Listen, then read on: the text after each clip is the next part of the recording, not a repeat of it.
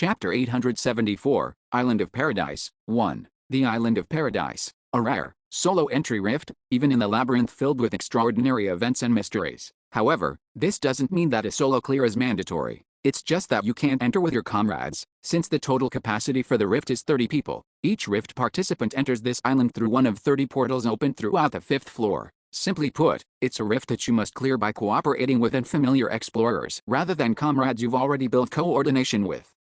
It really does feel like I've come to a resort. Maybe because the Canyon of Ghosts, where I was just moments ago, was such a gloomy place filled with the screams of vengeful spirits. The change in atmosphere upon entering the rift felt strange. The darkness of the labyrinth that had limited my visibility was long gone, without a trace. Warm sunlight shined down. The pure white sandy beach sparkled as if dancing while reflecting the sunlight. And that could be said for that crystal clear, emerald-colored sea over there. I wonder what kind of expressions they're making. Suddenly, I thought of my comrades I'd unintentionally left behind in the great demon realm. They must have been quite flustered when the portal closed after only I entered. Well, that fluster probably didn't last long. Since they're all experienced veterans, they must have quickly figured out why this happened. The Island of Paradise is quite famous, after all. Of course, not in a good way. Plop. Since there was nothing to do until the capacity was completely filled, I just lay down on the sandy beach and enjoyed sunbathing. And how much time passed? Excuse me. I opened my eyes and looked in the direction of the voice. I saw an explorer a short distance away, watching me with cautious eyes. Are you a person? What else would I be? Phew. Thank goodness. By any chance, do you know what's going on? For some reason, my comrades who were supposed to follow me in haven't arrived. From the looks of it, this guy doesn't know what kind of rift the Island of Paradise is. Seems like they haven't recognized who I am yet either. Don't worry, your comrades will be waiting for you to return safe and sound. Does that mean this is a rift that only one person can enter at a time? Fortunately, it seems he's just lacking knowledge, not intelligence. If you know anything, please tell me. I'll compensate you sufficiently. Forget the compensation, just sit down somewhere and wait for now. It'll take a while before things start, With those words, I closed my eyes again, and the man, after trying to talk to me a few times, seemingly tired of my completely ignoring attitude, simply shut his mouth and sat down nearby. And how much more time passed?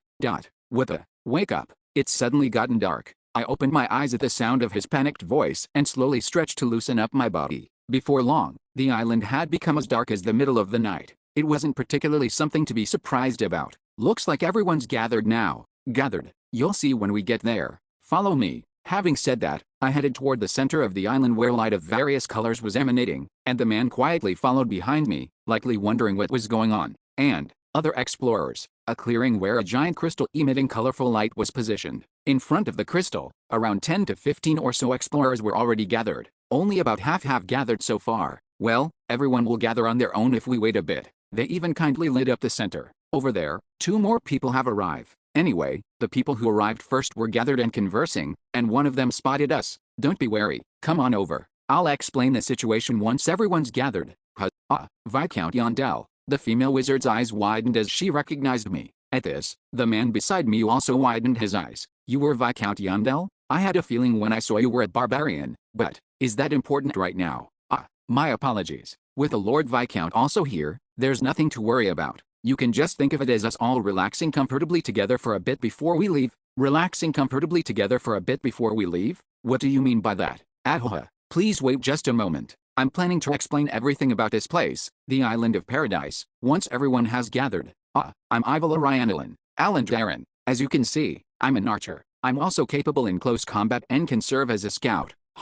You don't need to introduce yourself in detail like that. There's no real need to fight in this rift, The 2 briefly introduced themselves, and since I didn't particularly need to, I just found a spot a little away from the group and sat down. Alan, who had followed me here, glanced over at me briefly then joined the group. Well, it makes sense that being in the company of a kind-looking female wizard would be more appealing than an unfriendly barbarian. Everyone, could I have your attention for a moment? After a bit more time had passed, nearly all the explorers across the island, drawn by the light, had gathered.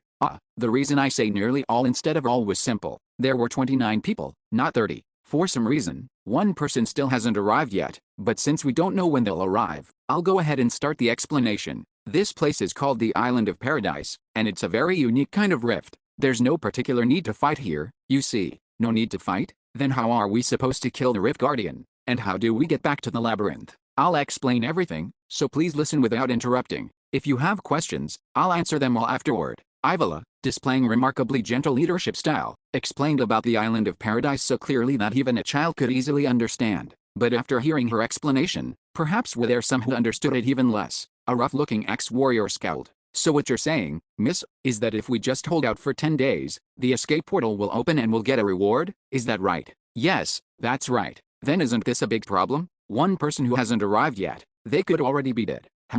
I don't think that's the case, but even if that were, it wouldn't be a big problem. No, to put it bluntly, it would be to our benefit.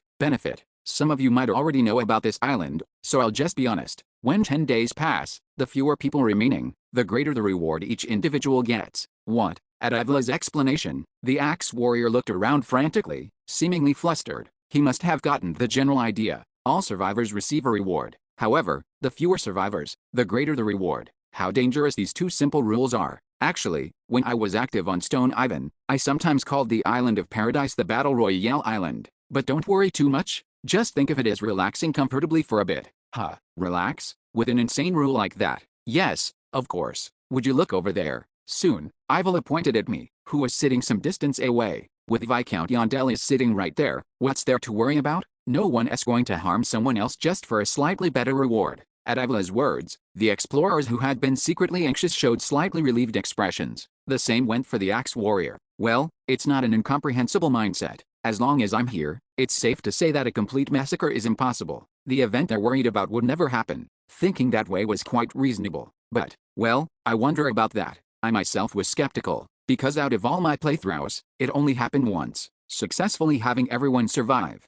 Perhaps it was difficult to feel completely at ease despite Ivala's explanation. The explorers gathered in front of the crystal kept glancing at me with strange looks. I could roughly guess what they're thinking. Up to this point, it was all just Ivala's words. They probably want me to state my position more clearly. Well, it wasn't a difficult request. The only good plunderer is a dead plunderer, and if you commit murder for a reward, you're no different from a plunderer. Did clearly stating my position help? Only then did the explorers who had been watching me nod their heads, seemingly relieved. Thank goodness. After he said that much, I doubt anyone would get any funny ideas. Yet, when we get a reward just for staying put, who would do something like that? We're not like those Nork dogs. Even from a distance, I could see the atmosphere had softened. Within it, the explorers started chatting amongst each other, befriending unfamiliar explorers, and as time passed, groups naturally formed. The first group consisted of 5 men. They were all characterized by their belligerent and rough appearances. You all, where are you going? We can't just sit around like this for 10 days, can we? We're going to explore the surroundings first. A rift is bound to have something valuable hidden away.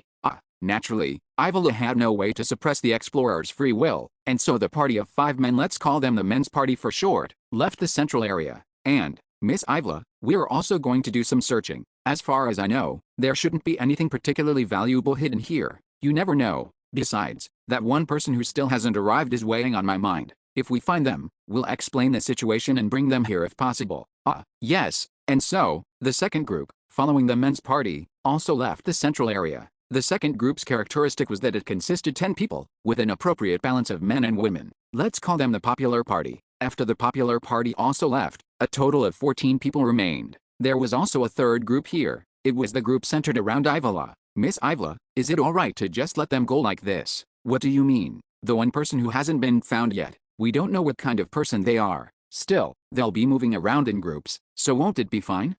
Perhaps you all also. No, we plan to stay here until the rift ends. As you said, Miss Ivala, this place is the safest. We don't want to invite unnecessary suspicion either. Suspicion. I'm worried that those who left might do something. And when that happens, we'll have to punish them. If even the minimum amount order disappears, the next 10 days will be hell. You're right, Mr. Tan. Although it seemed centered around Ivala, if you looked closely, you could see that a man named John Tan also had considerable influence and presence. Let's call them the vigilante group. Anyway, if they're the third group, the fourth is me. To be precise, it's the type of people who, like me, don't belong to any group and maintain their individualism. And the number is only 4, the fewest.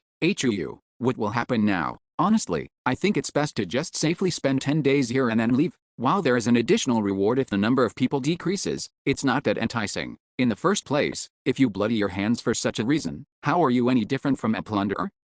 Maybe I should have just locked everyone up in the central so they wouldn't even dare try anything else. Such thoughts came to me belatedly, but I let go of my regrets. Yet, this level of persuasion is enough. I've already given the minimum warning, haven't I? If someone ignores even that and causes trouble, they're likely the type who does similar things on a regular basis. It would be better to nip them in the bud here. Besides, I didn't have enough justification for complete control. If something were to happen, I'll then have the justification to intervene from that point on. Of course, it would be best if nothing happens. Did you have any success in your search? As time passed, the groups that had gone out to search returned one by one. The first to return was the men's party. They didn't reveal whether they had any success or not, but at least all of them were safe. Miss Ivala. The second to return was the popular party. They returned to the central area not long after the men's party, and they too had no one injured or dead among them. No, is that statement a bit misleading? Who's that person on your back? Unlike the men's party, they had a noticeable result from their exploration. It's someone we found during our search, probably the 30th explorer we were looking for, but he's already dead. Yes, please gather everyone. We need to find the culprit. As expected, a full survival was a failure. I didn't expect it to happen on the very first day, though. Chapter 875, Island of Paradise, 2. The Island of Paradise. For the 30 explorers who set foot on this island, there is only one given objective: survival. Even without doing anything in particular, if they just succeed in surviving for 10 days, that's enough to clear this rift. The explorers who participated in the rift could collect their personal reward and return to their respective locations. But what's surprising about this place is that there isn't anything. On this island where survival is the only objective, there are absolutely no monsters or traps that might threaten the explorers' lives. Strictly speaking, it's not that there are none at all, but it would be more accurate to say there effectively aren't any. Because as long as you don't do anything foolish and simply relax on this island, you'll never encounter them. They don't affect survival, you could say. Furthermore, this island, living up to its name, has clean water and delicious fruits scattered everywhere, so there's no need to worry about hunger. Simply put, it could be called an island that's literally like paradise on Earth, where you can relax comfortably for 10 days and when the time comes, collect a decent reward and return. As if such a place would exist in the labyrinth. This island is far from a paradise. I don't even need to mention my experiences playing the game to prove that fact. I mean, you can tell just by looking at the situation right now, can't you? It's not even the end of day one. One person is already dead, and as a result, the survivors have grown suspicious of each other and are ready to defend themselves. Just like this. For now, there are 15 suspects. The rest of us can all vouch for each other that we haven't taken a single step away from this spot. John Tan, a man who had established a position similar to vice captain of the vigilante group, scanned the popular party and the men's party, the ones who had gone exploring, with a sharp gaze. Naturally, those receiving such a look wouldn't just remain still. The same goes for us. When we discovered this man's dead body, all 10 of us were in one together. No one left the group before that. That's your claim. Please understand that we cannot rule out the possibility that all 10 of you have conspired together. By that logic, your claim is no different. Viscount Yondell was also here as well. Surely you don't think the Lord Viscount would participate in such a criminal act, do you? Atayan's words that dragged me into this. The leader of the popular party couldn't offer any rebuttal. However, the absence of a rebuttal didn't mean the absence of self-defense. They say the best defense is a good offense, right? The leader of the popular party was a seasoned explorer. Ahem. In that case, it would be more reasonable to be suspicious of them rather than us. After all, there are only 5 of them. If an arrow can't be broken, a wise explorer would redirect it instead. What are you saying? Why are you suddenly dragging us into this? Wouldn't it be much easier for 5 people to come to an agreement than 10 people who've just met for the first time today? Furthermore, about half of our group are women. Certainly, that's a reasonable argument. Fuck. What kind of bullshit is that? What difference does it make whether it's 10 or 5 people? And what does being women have to do with anything?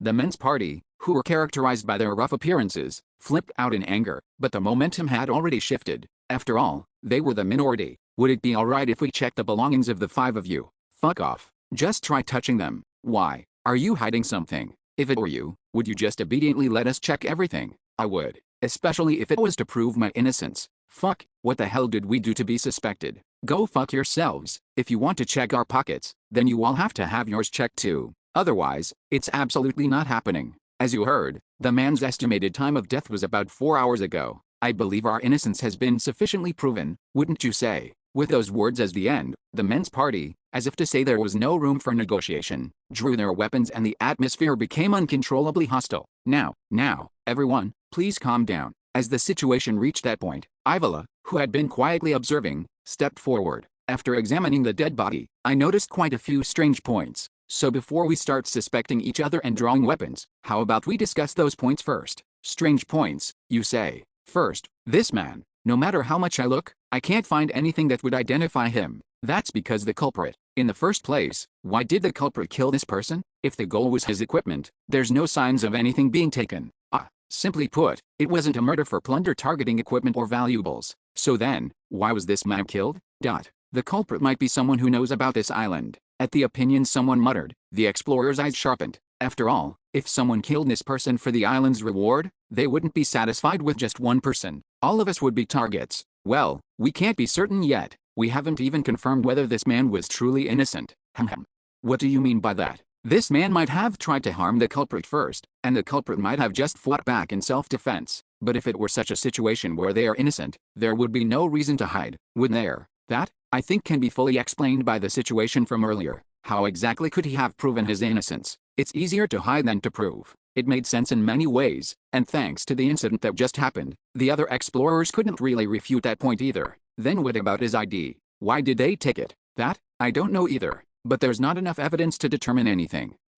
Definitively. Ivala seemed to be about to say that, but I cut her words off mid-sentence. Behell, I was starting to get bored, you see. Silence descended after my sudden shout. However, no one pointed out my abrupt behavior.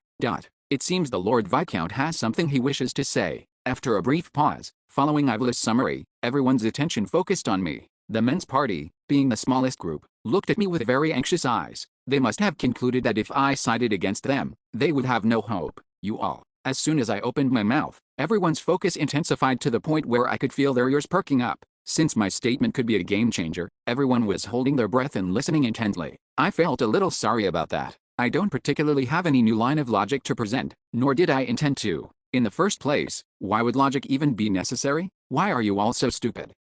Pardon, can't we just check everyone's belongings? But it's proper procedure to check the suspicious ones first. Proper procedure, my ass. That's the kind of thing only weaklings bother with. Did you just call me stupid? What? No, that's not what I meant. What do you mean no? Didn't you just say I wasn't being proper? No, that absolutely doesn't mean stupid. So now you're lying. I absolutely couldn't believe it. Only trash like plunderers would deceive a barbarian. That's it. So you're the culprit. As I strode forward with my hammer in hand, the man backed away in shock. What are you talking about? It's not me. I was here the whole time. Plunderers always claim innocence. My belongings. Then please check my belongings. It'll prove my innocence. If I were the culprit, wouldn't I have his ID? Oh, is that okay? Yes, please check. And please put down that hammer for now. If you insist that much, I suppose I can do it. And so, very peacefully, the first search and seizure member was decided. His name was Matt Grail. The explorer rank written on their ID that came from his inner beast pocket was 5. He voluntarily laid out everything he had in front of everyone, but nothing particularly suspicious was found. And, you, why are you looking at me like that? The next person's turn was a member of the popular party whose eyes happened to meet mine. What kind of look did I give you? A suspicious one. I think I'll need to search you, what's with a dissatisfied expression? Don't tell me you're the culprit. However, from the second person onward, there was no need to raise my hammer of peace. This was thanks to Ivala, who had roughly understood the situation and took it upon herself to handle directing traffic for me. I know this is uncomfortable for everyone, but let's cooperate. It seems the Lord Viscount intends to check everyone. This actually might be better. Since everyone's belongings are being inspected, it doesn't go against fairness. Understood. But those who are remaining should keep a close watch on each other. Someone might try to hide something while this is happening. After that, things proceeded smoothly. The explorers came forward one by one to have their belongings inspected, while the rest kept an eye on each other to prevent any funny business. And, second, third, fourth, the belongings inspections proceeded quickly.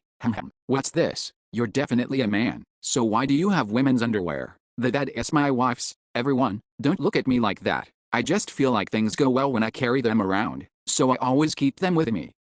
A little suspicious, but I'll let it pass for now. The explorer industry has a particularly weak spot for superstitions and jinxes. Even in modern times, there were quite a few athletes with bizarre routines because of such jinxes. This is a firefly ring. During the 7th search and seizure, I flinched. Yes, but is there some kind of problem? Of course there's a problem. For safety reasons, I'll hold on to this for now.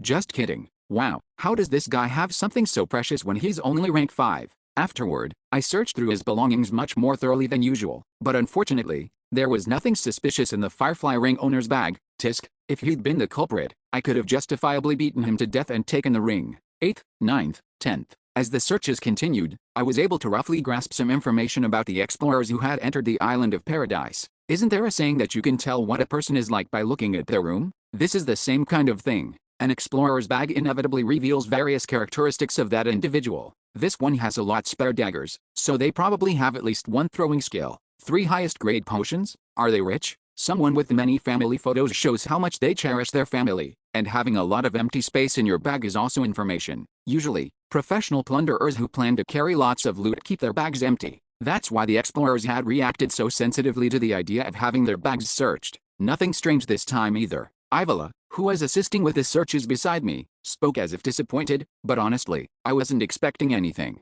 After all, I didn't believe an ID or a murder weapon would turn up just by doing this. Unless they were an idiot, they would have already gotten rid of it by now. Of course that doesn't mean what I'm doing right now is meaningless. The purpose was to get a read on each person through their belongings. Since I've already found a few somewhat suspicious individuals, once the searches are over, the real deduction would begin.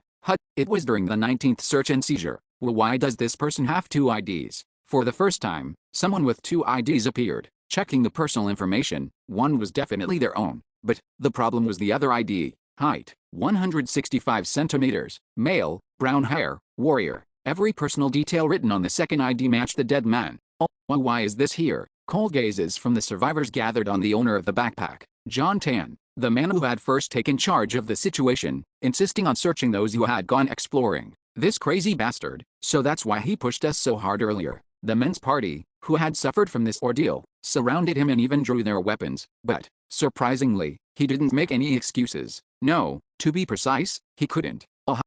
John Tan's face turned a deathly blue color, and in an instant, his entire body melted away. Sizzle. At the horrific scene that occurred without warning, everyone watching was rendered speechless.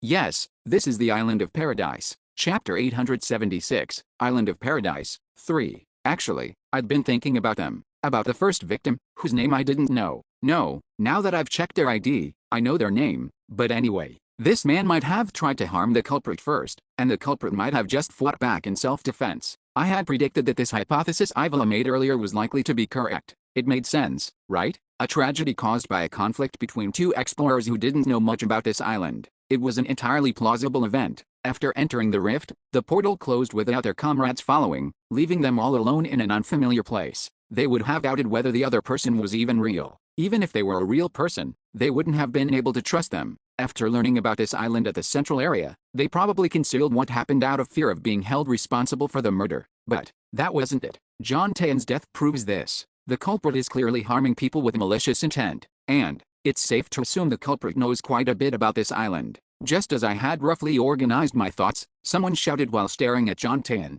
who had turned into a puddle of blood. King's blood, it's King's blood, King's blood, the name of a suicide poison supposedly used mainly by the Order of the Rose or some secret royal group whose name isn't well known. But the surprising thing is that this poison doesn't actually exist. It's kind of like America's Area 51, where they supposedly torture aliens. The public's fear and imagination about a secret group belonging to the royal family created the urban legend of the King's blood. King's blood? Don't tell me this man was the King's lackey. Watch your words. There might be other agents nearby. These ignorant explorers. That's not King's blood or anything like it. Well, I suppose the Raftonian royal family might have at least one similar kind of poison, but not one that turns someone into a puddle of blood in an instant like that. In the first place, if such an absurdly potent poison existed, why would they use it for suicide? They'd use it for assassination. And to begin with, everyone, calm down. Why is everyone so sure that man committed suicide? Yet, not all explorers are complete idiots. Well, since he was being cornered as the culprit, he had no choice but to conceal the truth with his own death, right?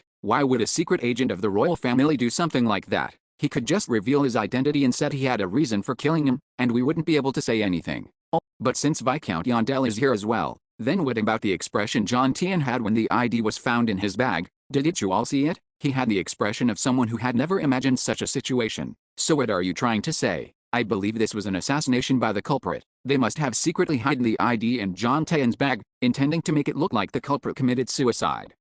At the man's logical words, the explorers nodded, finding his reasoning plausible. Well, I had no intention of refuting it either. It probably was exactly as that man said. The only problem is, a poison so potent that it resembles the rumored King's blood. Who could the culprit be? What item, what essence, what magic did they use to make that happen? A few candidates came to mind, but it was too early to say for certain what it is. However, there's one thing that's certain. Until now, it didn't feel like I was in any particular danger, so I was just treating this as a kind of fun game, but, thump, something felt ominous. John Tayan's death. While it caused a commotion, there was nothing that could be immediately ascertained, so the bag search, that had been interrupted, resumed. Of course, nothing of note was found. If I had to point out one peculiar thing, it would be a single book found in a bag belonging to a member of the men's party. It's a book written in the ancient language. At those words, the book's owner hastily confessed without even being asked, "It's a book I found while searching the island. It was hidden under a tree." Is that so? Was there such a book on this island? I don't think there was one in the game. If it was just hidden under a tree, the difficulty to obtain it wouldn't be particularly high. By any chance, do you know what kind of book it is? Though briefly flustered when the book's existence was revealed, the man's face was soon filled with intense anticipation about the book. How? Just as you'd expect from an explorer. Well, let me take a look first. I quickly flipped through the book and checked it, but many parts of it were too damaged to make out the contents. Only a very small portion was readable. I returned to the first page and quickly checked only the parts that could be read. This book was someone's diary. Day 14, the Empire's pursuit team didn't come for us today either. As said, they must no longer have the resources. Now we can live at ease. Day 28, it was as said, the anxiety is gone. There is no more pain either. Everyone's faces are filled with joy and happiness. Day 44, everyone agreed. While this act is meaningless, it is also more meaningful than anything else. We have decided to call this island Paradise. Day, the atmosphere on the island hasn't been good ever since Henry and Guile had a huge fight. They're going to be spending the rest of their lives together, so I hope they make up as soon as possible. Day 219, Henry is dead. I still don't understand. Why on earth did this happen? Poor Henry. If I catch and kill that damn bastard Guile, will your soul find peace? Day, while searching the island to find Guile, we discovered a mysterious cave. There were traces of Guile at the entrance. Since it's late, we decided to search inside the cave together tomorrow morning. After the entry about entering the cave to search it, the damage was so severe that there was virtually no readable parts, and this continued until the last page. Day, this is not paradise. That was about all I could interpret from the last page. Still, it was quite an interesting diary, a kind of guidebook, you could say. This diary, with its stories about a cave and internal conflict, felt like a device meant to reveal hidden elements of the island of paradise. You know what I mean? How games naturally reveal the story or world building through someone's journal or something similar. In fact, you can easily find such devices when playing Dungeons & Stone. The only problem is, this book wasn't in the game. Looking at this diary, I felt a very strong sense of déjà vu. That diary I saw in the cabin, that diary was just like this as well. Come to think of it, there are more similarities besides just the diary format. The fact that it's in the ancient language with many damaged parts. The fact that I never saw it when playing the game. The fact that the location is on the 5th floor, Great Demon Realm. Of course, there were differences too. The cabin diary was waiting for the Empire's rescue team, while this diary here was wary of the Empire's pursuit team. Is it a story about deserters who fled to an island or something like that? It was when I found myself frowning without realizing it, deeply lost in thought. What in the world does it say? The book owner's words snapped me out of my thoughts. Please tell me, what in the world is written in that book? He asked as if dying of curiosity, and I answered, I don't know. What? But you were clearly reading it so intently. Well, that's true, but I can't be bothered to translate it for him. The diary itself doesn't really contain what he's hoping for anyway. I said I'd take a look, so I did. It's written in the ancient language. How would I know what it says? Try showing it to a wizard or something. Not a barbarian like me. When I casually tossed a book back to him, he caught it with a noticeably brighter expression. It seemed he was worried he might not get it back. Tisk, just what does he take me, the hero Bjorn Yandel, for? Once the search and seizure was completely finished, a female explorer approached me and asked carefully with a slightly flushed face, what are you planning to do with a dead explorer's equipment? It doesn't seem like there's anyone here to claim ownership. They don't have comrades nearby either. Simply put, she was asking about dividing the first and second victims' belongings among everyone. From a modern person's perspective, it's a very psychopathic thing to say, but this is actually just a normal explorer's way of thinking. Of course, according to standard principle, the right thing to do would be to deliver their equipment to their families in the city and receive the standard 50% reward, but who in the labyrinth would actually do that? 99% of explorers see the corpse of a fellow explorer as a treasure chest. Even the guild just accepts it if you say you found it on a corpse. When they ask about where you got something from, it's just a recommendation that's too vague to even be called a principle to in the first place. There's no punishment for breaking it. They're no different from hyenas. Is it because of their desire for extra income? A glint of greed gleamed from the eyes of the remaining survivors. This made me feel somewhat disillusioned with the explorer profession, but I decided to just think of it as them being true to their desires. Just like me, I will take their belongings back to the city and deliver them to their families through the guild. What? Is there a problem? At my question, the explorer's gazes toward me turned slightly hostile. Well, even a dog will bare its teeth when you touch its food bowl.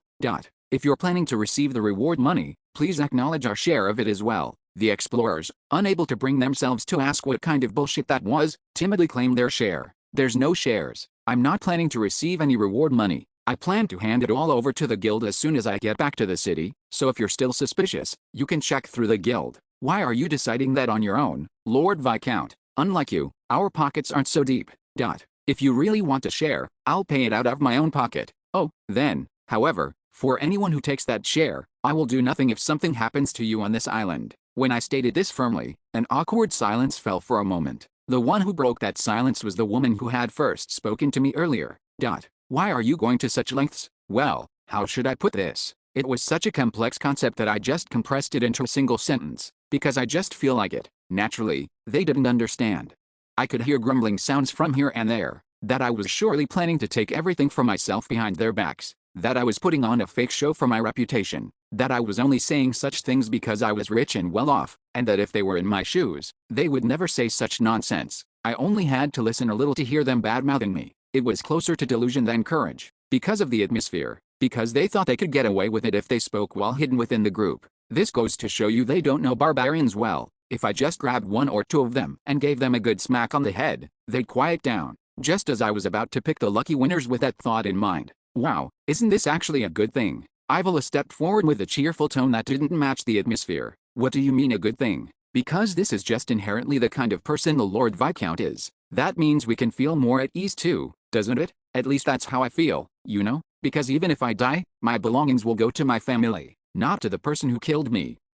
Well, that is true, but, now then, Lord Viscount, may I ask what you plan to do now? Seeing you step forward like this, you must have some valuable insight. At Ivala's question, I looked at her silently. Contrary to her appearance, she seems to enjoy putting herself forward. Well, it's convenient for me if there's someone to handle the grunt work. Now that two people have died, I can no longer just stand by and watch the situation. Therefore, I will root out the culprit right now. What? Do you perhaps know who the culprit is? Of course. When I nodded without any hesitation, Ivala's eyes widened in surprise. Who exactly is the culprit? Before answering, I smirked and glanced around. And, the culprit is among us. What?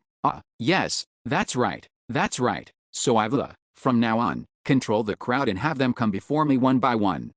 What exactly are you planning to do? We need to catch the culprit.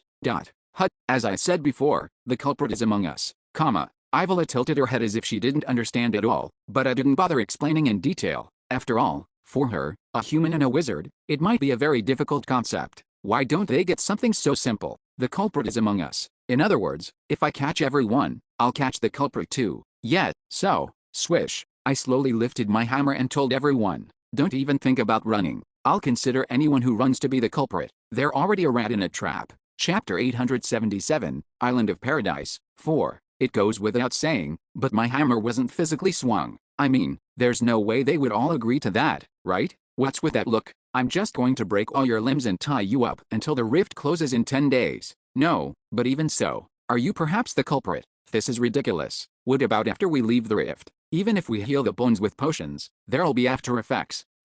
Hearing my method for dealing with the culprit, the explorers looked as if they were ready to abandon everything and run away if things actually proceeded that way. Somehow, it was a little disheartening. Do they really think I'm a savage? Of course, this was a situation I had guided them into. This is how negotiations work, right? This is the most certain method, but with such strong opposition, I suppose it can't be helped. In the end, I brought out a more moderate plan, as if I had no other option. I'll leave your limbs intact. I also won't tie you up for 10 days. Just 3 days, live tied up for only 3 days. They were conditions that, while very uncomfortable and humiliating, were not impossible to endure if you really needed to do it. At this, the explorers were relieved to have avoided the worst, but cautiously expressed their doubts. But if we just endure for 3 days, will things be resolved? Of course.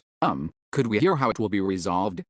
If the culprit shouldn't hear it, then never mind. They looked anxious, as if wondering if it might be another barbaric and ridiculous solution like the last one. There's nothing particularly wrong with the culprit hearing it, but, well, it's a bit bothersome to explain. Please, I beg you. If you're begging, I suppose I have no choice. I briefly explained my plan. That there's a hidden area on the island of paradise, and that it would become accessible after the third day had passed. That if we just succeed in conquering that place, the rift would be cleared without having to wait the full 10 days. And, once it opens, I can go in alone, wipe out everything including the Guardian, and be back out within a day. It was a truly arrogant statement, but not a single explorer doubted its authenticity. They must have thought that with my reputation and achievements, a fifth-floor rift wouldn't be too difficult, and in reality, they weren't wrong. Now that I've eaten the essence of tears and my damage has been massively boosted, I can easily solo a fifth-floor rift, if that's the case. But then we won't be able to catch the culprit, will we? While most of them were convinced, someone raised this question, and I didn't deny it. That's right. But there won't be any more victims. Yes, that's right. Once the rift is conquered, there's no reason to harm more people. I'll follow Lord Viscount's plan. It will be hard being tied up for 3 days, but we won't die or get hurt, will we? For conquering a fifth-floor rift, that's not much of a hardship at all. Indeed, the reward might be smaller, but we can get out that much earlier. All the explorers agreed to my plan, and with their cooperation, I finished tying up all the explorers. 26 explorers with their hands and feet tightly bound. I wondered what would happen if I now picked up the hammer saying I'd begin identifying the culprit. I became slightly curious, but decided to leave my curiosity as just curiosity. There was no reason to needlessly create fear by giving their imaginations room to run wild. All right then, I'll be counting on you. I patted the shoulder of the only man among them who wasn't bound. He was the one I had assigned the role of guard. If anyone tries to undo their bindings and escape, kill them immediately. There's no need to even talk to them. Understood? Yes. Answer with an exclamation mark. Understood? Yes. His timid appearance wasn't very reassuring, but I had no other choice. Plunderers weren't easy opponents after all. Professional plunderers, who enter the labyrinth to hunt people rather than monsters, naturally prepare a fake identity as well. And, Mihail X. Surprisingly, this guy was the person here with the most certain identity. You see, I'd seen him in the city before. It was back when I was going around to various drinking gatherings with Mr. Bear to expand my connections. Even then, this guy was an explorer active on the 5th floor. Stay sharp. If someone else dies here, I'll assume you're the culprit. Yes, but where are you going? I need to find exactly where the hidden entrance is. Don't worry, I'll come back and help guard during mealtimes when their hands need to be untied. Understood. I'll guard this place well. Yes, adding an exclamation mark to the end of every sentence makes him seem so much better and reliable. I patted Mihail on the shoulder a couple of times and left. And, Russell, I settled down in a suitable spot where I couldn't be seen from the clearing. After all, I already knew where the cave entrance was. There was no need to go searching for it. Seriously, this feels like I'm on a stakeout on something. When will that rat bastard take the bait, I wonder? Day 1, Day 2. Time flew by, and before I knew it, only a few hours remained until Day 3 began. During this time, I'd been making periodic outings under the pretext of searching for the cave entrance, but unfortunately, the culprit didn't make a move. Are they being cautious because everyone's gathered together, or have they given up now? To be honest, although I had tied them up, by the standards of explorers progressing through the 5th floor and above, it wasn't an unbreakable binding. Physical types could likely break free with pure strength alone, and special ability or magic types could probably escape as well. Of course, the presence of the guard was meant to be the countermeasure for this, but, although I chose him, he's not exactly reliable. Mihail has somewhat scatterbrained side to him. He was better on the first day, but on the second day, perhaps his tension had eased, as he even dozed off. And yet, the culprit still hadn't made a move. They might be thinking it's not the right time yet. That's why today is the starting point. In a way, it's also the culprit's last chance to make a move. Day 3 on the island of paradise. The moment when the surroundings suddenly darkened and the crystal at the central area began to emit a brilliant light. Well then, I'm heading out. It won't take long, so stay sharp and keep a close watch until then. Understood? Yes, don't worry, Lord Viscount. I quickly left the clearing, and, instead of heading to the cave, I went to my hiding spot and waited in silence. Everyone, just hang in there a little longer. Lord Viscount will finish everything quickly and return soon. Now somewhat accustomed to his guard role, Mihail comforted the explorers suffering from being tied up. And, 1 hour, 2 hours, 3 hours. Time passed by painfully slowly. I watched diligently, fighting off sleep, but no one showed any strange behavior. Is it really over? If so, it might be more productive to just go to the cave and clear the rift instead of wasting time like this. As time passed, I could feel my motivation gradually chipping away. In a way, it was to be expected. I didn't have any particular reason why I absolutely had to catch the culprit. If I had to pick a motivation, it would be my belief that plunderers should always be killed whenever the opportunity presents itself. No, let's watch just a little longer. Still, I decided to continue my stakeout for now. To be honest, even I don't understand why I'm trying so hard to catch them. Thump. I keep getting this strange, unsettling feeling. I don't know exactly what's causing it. It was like a feeling that if I carelessly let this pass, I'd deeply regret it. My intuition has helped me out far too many times to simply write it off as just a feeling. 1 hour, 2 hours, 3 hours. More time passed as I remained crouched there, and now, in just 2 more hours, nighttime would end and daytime would arrive. Was it just my baseless worry after all? Yeah, that's probably for the best. Now I can go clear the rift with peace of mind. Hut. Suddenly, I saw a figure moving in the darkness. Because I was focused on observing the central area where the explorers were tied up, I was late to notice. He was surprisingly approaching from the outside in, and surprisingly, it was a familiar face. John Tan? Wasn't that bastard dead? Faced with this unexpected situation, my mind began to race, quickly forming a hypothesis about the current situation. He didn't die. It was a movement skill. Seeing him now, it wasn't that he melted into a puddle of blood. We simply mistook the teleportation effect for that. Is it human sacrifice? A rare essence that is a whopping rank 2. Furthermore, because I'd never directly seen the skill being cast, I didn't recognize it immediately. Anyway, that's not what's important. The moment I spotted him, I dashed toward the clearing, and Mihail the guard, sensing someone's presence, woke from his dozing, and, shunk, a dagger plunged into Mihail's lower abdomen. Had he still been dozing, it probably would have hit a vital spot. At Mihail's death rattle-like groan, the explorers who had been resting while tied up all opened their eyes at once and checked the scene. John Tan, so he didn't kill himself, that fucking bastard. Having grasped the situation, the explorers expressed their fury, but them being tied up caused them to be slightly delayed, and John Tan took this chance to flee without even looking back. He's running away. Damn it. Why did you tie us so tightly? Tisk. I'm not confident in a chase. For now, I ran hard in the direction John Tan had disappeared, even activating giantization, but, fuck. Before I had even run for a few minutes, signs of his escape already appeared in the undergrowth. A bloodstain spread wildly on the ground, just like before. Now that it's come to this, trying to chase him further would be pointless.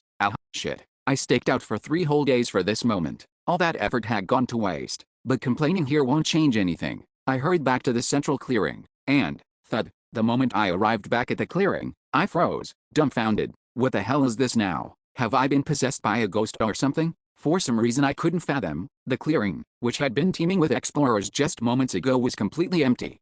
What is this? Some kind of funny hidden camera prank? Or did they all just scramble to catch John Tan? With such thoughts, I waited in a daze. But no matter how much time passed, the disappeared explorers didn't show up. There's no such event on the island of Paradise, though. Could there be such an event that I don't know about? That thought suddenly crossed my mind, but I shook my head. This makes much more sense than assuming the cause of this phenomenon is a hidden event on the island. A person. The cause of this phenomenon was a person. No, to be more precise, I should say people. No matter how you look at it, the current situation was clearly a planned event. John Tan drew attention, and during that, someone else kidnapped them. At least one thing's for sure, it's not just one person. Tisk. Since it's a rift that can only enter solo, I didn't anticipate this. Thump. There were bastards pulling some kind of scheme. Maybe it's not just 1 or 2 people. No, given that 26 explorers disappeared in just a matter of minutes, it's likely to be even more. And if that assumption is correct, this isn't a coincidence. It's nearly impossible for a group to enter this rift through randomly generated portals that suddenly appear across the entire 5th floor. So, if it isn't a coincidence, that must mean it's artificial. Drool. Suddenly feeling wetness around my mouth, I roughly wiped away the drool with the back of my hand. Even as I did, there was only one thought in my head. The only item in Dungeon and Stone that makes such an artificial event possible. No. 18 Rift Generator. Yeah, you have that, don't you? Chapter 878, Island of Paradise, 5. The Canyon of Ghosts. Among the 4 routes leading to the 6th floor, it has the shortest path, but due to its demanding difficulty, it was a place avoided by mid-ranking explorers. Camping in this dreadful place, I just can't get used to it. Hoda Jackson, the navigator hired by Viscount Yondell to join this expedition, shivered his shoulders and sat up from his sleeping bag. It wasn't particularly cold, but every time he heard the screams of those vengeful spirits, goosebumps ran down his back. But he couldn't let it show. Why is everyone acting like it's no big deal? Everyone except him was unbothered by the screams of those vengeful spirits. No, beyond being unbothered, they were relaxed as if they were on a picnic. For example, oh, this smell. Meat. Is it meat stew? Wait, hold on, Naya. I need to sprinkle in some pepper and let it sit for another 15 minutes. A wise warrior knows how to be patient too. You mean you understand, right? That's right. Cooking. They were actually cooking. and not in an enclosed space like the tower in the sky on the 4th floor, but right on top of a wide-open canyon. Fwoosh! They had built a large fire and placed a big pot on top of it that was boiling with a bubbling sound. Whenever a gentle breeze blew through, an appetizing aroma wafted through the air, and naturally, it attracted monsters. And, tisk, what do these things with nothing but souls left think they were going to eat? Get lost already. This is our food. Do you think the monsters will listen to you? I'll take care of them this time. The monsters were immediately eliminated by magic and various ranged attacks as soon as they approached, as expected of Viscount Yandel's comrades. Truly extraordinary. Then again, for those who have explored areas beyond the 7th floor, the 5th floor wouldn't pose any threat whatsoever. Alright, everyone gather around. It's ready now. Baal. No, you stay back. I'll serve it for you. Anyway, that was how mealtime began. It felt a bit strange to be having such a proper meal in the Great Demon Realm, but aside from that, it was still an excellent meal. At least during mealtime, it was as if I couldn't hear the irritating screams of those vengeful spirits. It was excellent today as well. Thank you as always, Miss Karlstein. Oh, it's nothing. If someone knows how to do it, then it's only right that they do it. Coo. I've missed the taste of this stew. Everything about that Golden Ghost Bastards clan was terrible, even their food tasted bad. Miss Shaw, thanks for another delicious meal today. Miss Shaw Carlston, the explorer who had taken charge of the cooking, scratched her cheek awkwardly as if embarrassed. However, a hint of pride that she couldn't hide showed on her face. Seeing her like this, she seems like just an ordinary woman, but, if she wanted to, she could probably take my life in a single second. After finishing his meal, Jackson tactfully approached Miss Shaw and helped with the dishes. Oh, you really don't have to do that. I should earn my keep. Please allow me. I always do this at home too. Oh, really? You're a great husband. Well, the downside is I'm not home very often.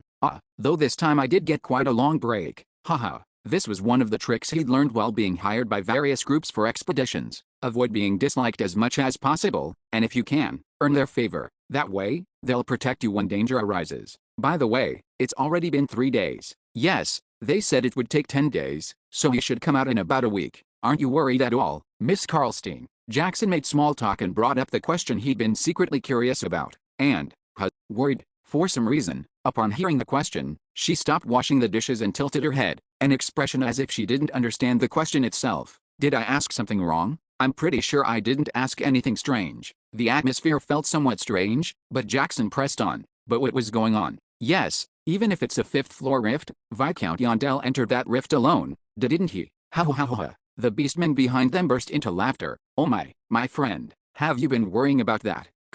It was a completely incomprehensible reaction, so he looked at Miss Shaw beside him again, but she was no different. Haha, Abman's right, Naya. You don't need to worry, so don't be concerned. Honestly, if you're going to worry about anyone, it should be the other explorers who are in there with him. Pardon. Hoda Jackson still didn't understand. It was a 5th floor rift, after all, and he had entered alone without his comrades. Even if it was Viscount Yandel, wasn't it natural to be at least a little concerned? Of course, having read the room, he didn't voice such doubts any further. This kind of reminds me of the Biffin incident, you know, Miss Shaw. You were incredibly worried back then, weren't you? Oh, not really that much, Naya. It was quite a sight when we later heard what happened there. Something about becoming the boss or whatever. Something like that happened? I'd like to hear more about it. Soon, Armin, who seemed to be Yandel's right-hand man, approached and joined the conversation, and Abman eagerly started telling the old story, filling the air with boisterous chatter. Hoda Jackson also became interested and settled down in nearby to listen to the story, but part of him wondered if this was really okay. When it was time, they ate delicious meals. In their spare time, they laid down and rested. They laughed and chatted to pass the time, and not a single one worried about the captain, as if they had all agreed not to. Does they all have a bad relationship with the captain? For him, it was utterly incomprehensible. Well, at least for now. No. 18 Riftmaker, a double-digit numbered item with the ability to open a rift on the current floor by putting rift stones into it. If I think about it, assuming they have this item, the picture becomes somewhat clearer. Put yourself in their shoes. As a general rule, for things like this, you have to thoroughly think about it from the opponent's perspective. 10 rank 5 rift stones. That's the cost needed to open a 5th floor rift. Well, if you put in 10 times that amount, it's possible to open a desired rift, but it's probably safe to assume that didn't happen. No matter how I think about it, there's no reason to pay that cost to specifically target the Island of Paradise, unless it were the unique rift, Fortress of Souls. It's more cost-effective to simply open a random rift 10 times, though it would take some time and effort. Besides, in 10 tries, the Island of Paradise would likely appear at least once. Anyway, they were trying to clear a 5th floor rift, but what opened happened to be the Island of Paradise. To summarize, this was their situation, and if I add a few more lines, the island of paradise opened, but of all people, Bjorn Yondell came in with us. Bjorn Yondell said the only good plunderer is a dead plunderer. We managed to kill one person we ran into before gathering at the central area, but there are too many still alive. Bjorn Yondell left saying he would clear the rift early using a special method. At this rate, we'll be taking a loss. Yes, that's about it. They use 10 rank 5 rift stones to open a rift, but if it just ended like this, they'd take a big loss. When you factor in the rift maker's cooldown time, the loss becomes even greater. So, they had to do something. Yes, this is the natural flow of thought. Heh, everything's ruined because of Bjorn Yondell, so let's just accept it and take the loss. How many explorers would have a mindset like that? 100 out of 100 would try to find a way to minimize their losses as much as possible, and the current situation is likely a result of that. I looked around the empty clearing and laughed. It was a laugh tinged with a bit of self-mockery. They probably knew I'd been hiding around the area this whole time. I had only been keeping watch on the 28 people tied up in the central area. I hadn't suspected an external presence. John Tan, who had escaped by faking his suicide, must have discovered me lying in wait long ago and discussed it with his comrades through some means. And, fate in the east, attack in the west. While I was distracted by him, his remaining comrades kidnapped the other explorers. The kidnapping method was likely mass teleportation.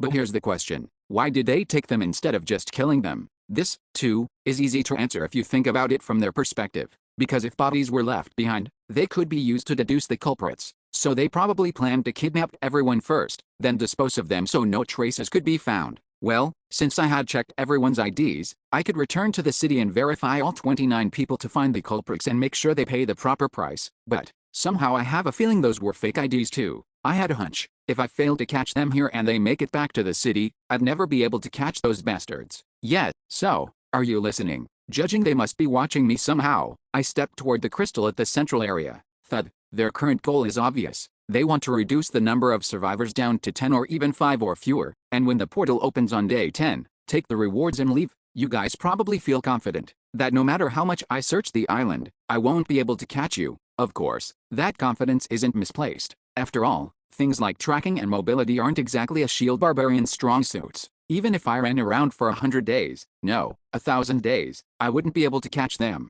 But, wake up from your dream. I can say this with certainty. No such future exists for them, because I'm no ordinary barbarian. I'm a K-barbarian skilled in both literary and martial arts, with the mind of a gamer who knows almost everything about Dungeon and Stone. And I, Bjorn Yondell, say this, no one will escape. Of course, if they were listening to this, they're probably scoffing. They'd think I was just spouting empty threats out of frustration. Well, one with good instincts might have felt something ominous. Anyway, that's not what's important. Swish. I raised my hammer, that has crushed countless enemies' skulls, high, and, button. I began striking the crystal at the island's center. It didn't budge after one hit, so I struck it twice, 3 times, 4 times, bung, 5 times, 6 times, 7 times. As I kept swinging my hammer without rest to the point where counting became meaningless, it reminded me of the time when I dug a tunnel under the magic tower. That memory gave me certainty. Bang, bang, bang. No matter how dark and long the tunnel, it eventually ends. And, bung, at the end, there will be light. Crack. A crack formed on the massive crystal. Thud. A piece at the edge shattered. With the heart of a seeker following the light, I broke through the crystal piece by piece, making my way deeper inside it. And at its end, shwa, there was a small mass of light hidden within the hard crystal, scattering intense light. Crack. The moment my hammer finally reached that mass of light, the deserter's wish has been destroyed. Soon after, the light flowing from the crystal disappeared, and pitch-black darkness descended across the entire island. What that meant was all too clear. Special condition, Path of the Traitor has been deactivated. Now even when day 10 arrives, the portal those bastards were waiting for won't appear. So, to put it simply, see you soon, you bastards. They'll come to me on their own. Smirk. And with a rift maker too, of course. Chapter 879, Island of Paradise. 6. Salmon swim upstream when it's time for them to lay eggs. And to turn those bastards into salmon, there are preparations that need to be made in advance. So, tat-it. I dashed northward, leaving the central area where nothing except for the shattered fragments of the crystal remained, because that's where the cave I originally said I'd go to is. First, I need to get there. Wait a minute. Running quickly through the bushes with even giantization activated, I hastily hit the brakes. Rustle. When I pushed aside a suspicious-looking bush, I saw marks on the ground beneath it that looked like something had been covered with dirt. As I gently dug with my hands, a corpse buried beneath was revealed. Well, I'm not sure if you could even call this a corpse. What I dug up was a single head. Fuck. Even brushing off the dirt from the face was pointless. The entire face was already charred black. Naturally, I couldn't tell if they were a man or a woman. Judging by the bone structure, they seemed to be a man. But why only the head? That question that suddenly arose didn't last long. It was just that what I found happened to be the head. The rest of the body parts were likely scattered and buried here and there, chopped up to the point where you couldn't tell if they were a man or a woman without assembling them like a puzzle. No, they might still be in the middle of burying them right now. Clench. For the first time in a long while, I truly felt human malice. To be honest, living as an explorer, such malice isn't particularly unfamiliar, but perhaps ever since I gained great fame, I've become something like a flower in a greenhouse. There were few who could show their malice so openly in front of me. Soon, I let out a shout, releasing the emotions welling up from the pit of my stomach. Behell, it didn't matter whether they're actively watching me or not. If they're on this island, they would have heard that, even if only faintly. Thud. I resumed my interrupted sprint and headed for the northern end of the island. The northern part of the island was a highland area where sheer cliffs met the coastline. Thanks to this, the sea also appeared much wider and to stretch farther than when looking from the sandy beach, but the sea, which had been clear and clean enough to be called a paradise on earth, was now dyed black. It's difficult to see from here, but monsters should be start to come ashore soon. Since I personally smashed the path of a traitor event, there's no peaceful way out now. To leave this island, I have to face not only the monsters but also the Rift Guardian at the end. And, swish, the cave, located somewhere below this cliff. That cave is the Rift Guardian's location. But, tisk, I clicked my tongue as I looked at the narrow path that ran along the cliff like a side trail. A somewhat large man might manage to pass if he hugged the wall and crab walked, but even that is only a story for non-barbarians. It's been a very long time since I've seen such blatant discrimination against barbarians. The path was far too narrow for an adult male barbarian to pass through, so I had no choice but to move downward along the path as if I were rock climbing. And how much time passed? Splash, splash. When I descended low enough that the rough waves hitting the rock splashed water on my cheeks, the narrow trail ended and my destination revealed itself. Geez, discrimination right to the very end. The cave entrance was extremely narrow, and in the end I had to temporarily take off my equipment, put it in my subspace, and barely crawl my way inside. Still, only the entrance was narrow. The interior was fairly spacious, although I did have to duck my head slightly at the entrance. You have entered a special area. Field effect, suspicious cave, 1, is applied. All communication actions are restricted. I'm tired of mind games now, so how about I start clearing the rift? Unlike a typical rift, the Island of Paradise has 3 different clear routes. 1. Survive for 10 days and exit through the portal that opens in the central area. The key feature here is that the fewer survivors there are, the greater your reward. Of course, this method can't be used now. I deactivated that condition when I smashed the central crystal. 2. The last one standing. If 29 explorers die and you alone survive, a portal immediately opens in front of the crystal, without the 10-day waiting period. Of course, this can't be used now either. 3. Conquering the suspicious cave. This is actually the standard method for clearing a rift. A typical conquest approach where you explore the cave, defeat the monsters inside as you progress and finally finish by defeating the Guardian. But the truly ironic part is, Route 3 has the worst rewards. It's a route where you have to even defeat the Guardian, but the rewards are actually the smallest. Route 2, where you become the sole survivor, goes without saying, but even Route 1 becomes quite rewarding if the number of survivors drops to just 15 or fewer. Of course, if you only look at individual rewards, Route 3 might be better, but since those rewards apply equally to 15 people, the total amount is incomparable. Plus there's also the fact that you might get a better reward if you're lucky. On the other hand, with the Guardian route, you have to share the rewards, and there's a possibility that an essence or numbered item won't drop. When you think about it, the labyrinth has many mechanisms designed to encourage explorers to kill each other. Well, there aren't that many places as blatant as the Island of Paradise though. Crack. I pushed forward, smashing monster heads with my hammer. For now, only one type of monster appeared. You have killed a humanite. EXP plus 5. You have killed a humanite. You have killed a humanite. You have killed a humanite. A rank 5 humanoid monster. Their characteristic is that each individual differs in equipment, physique, and even the skills they use. In a way, they feels like a downgraded version of the rank 3 monster, by Yuan. Crack. Individually, they aren't that strong, but their sheer numbers are significant, so for a 5th floor explorer, it would take a considerable amount of time to get through this chapter. However, new Shield Barbarian is an overpowered class that combines both damage dealing and tanking. 50% of the damage dealt is converted to true damage. With 2 hits from swing, a humanite's head would burst and it would disappear into light. Of course, proportionally, the pain when getting hit back also increased several times over. Arg, is this for real? How can getting hit by a rank 5 monster hurt this much? That thought suddenly crossed my mind. but I quickly shook my head and pulled myself together. There's a world-famous saying for this, isn't there? No pain, no gain. Without pain, there's nothing gained. Just like this, you have used Dragon Plate of Aegis. As I took hits while pushing my way forward, once I accumulated a certain number of stacks, I would strategically use the Dragon Plate to quickly clear the path, and as a result, field effect, Suspicious Cave, 2, is applied. All communication actions are restricted. Damage dealt to non-monster targets is increased by 1,500%. In half a day, I broke through Chapter 1 and successfully entered the next section. An inner space appeared as the natural cave ended. The floor, ceiling, and walls were smooth as if artificially shaped by human hands. Whoosh, torches mounted on the walls flickered, illuminating the interior. My immediate impression was that it looked like an underground sewer. Well, to be more precise, it was closer to a passageway leading to Nork hidden beneath it. It felt like an aqueduct of an ancient city. Thud, an interior space so expansive that even if I used giantization, it wouldn't feel cramped. With every step I took, the sound echoed widely. Is it because I'm alone? It's definitely a bit eerie. It was the kind of atmosphere where it feels like the moment you turn a corner, a plunderer who is hiding behind it might jump out.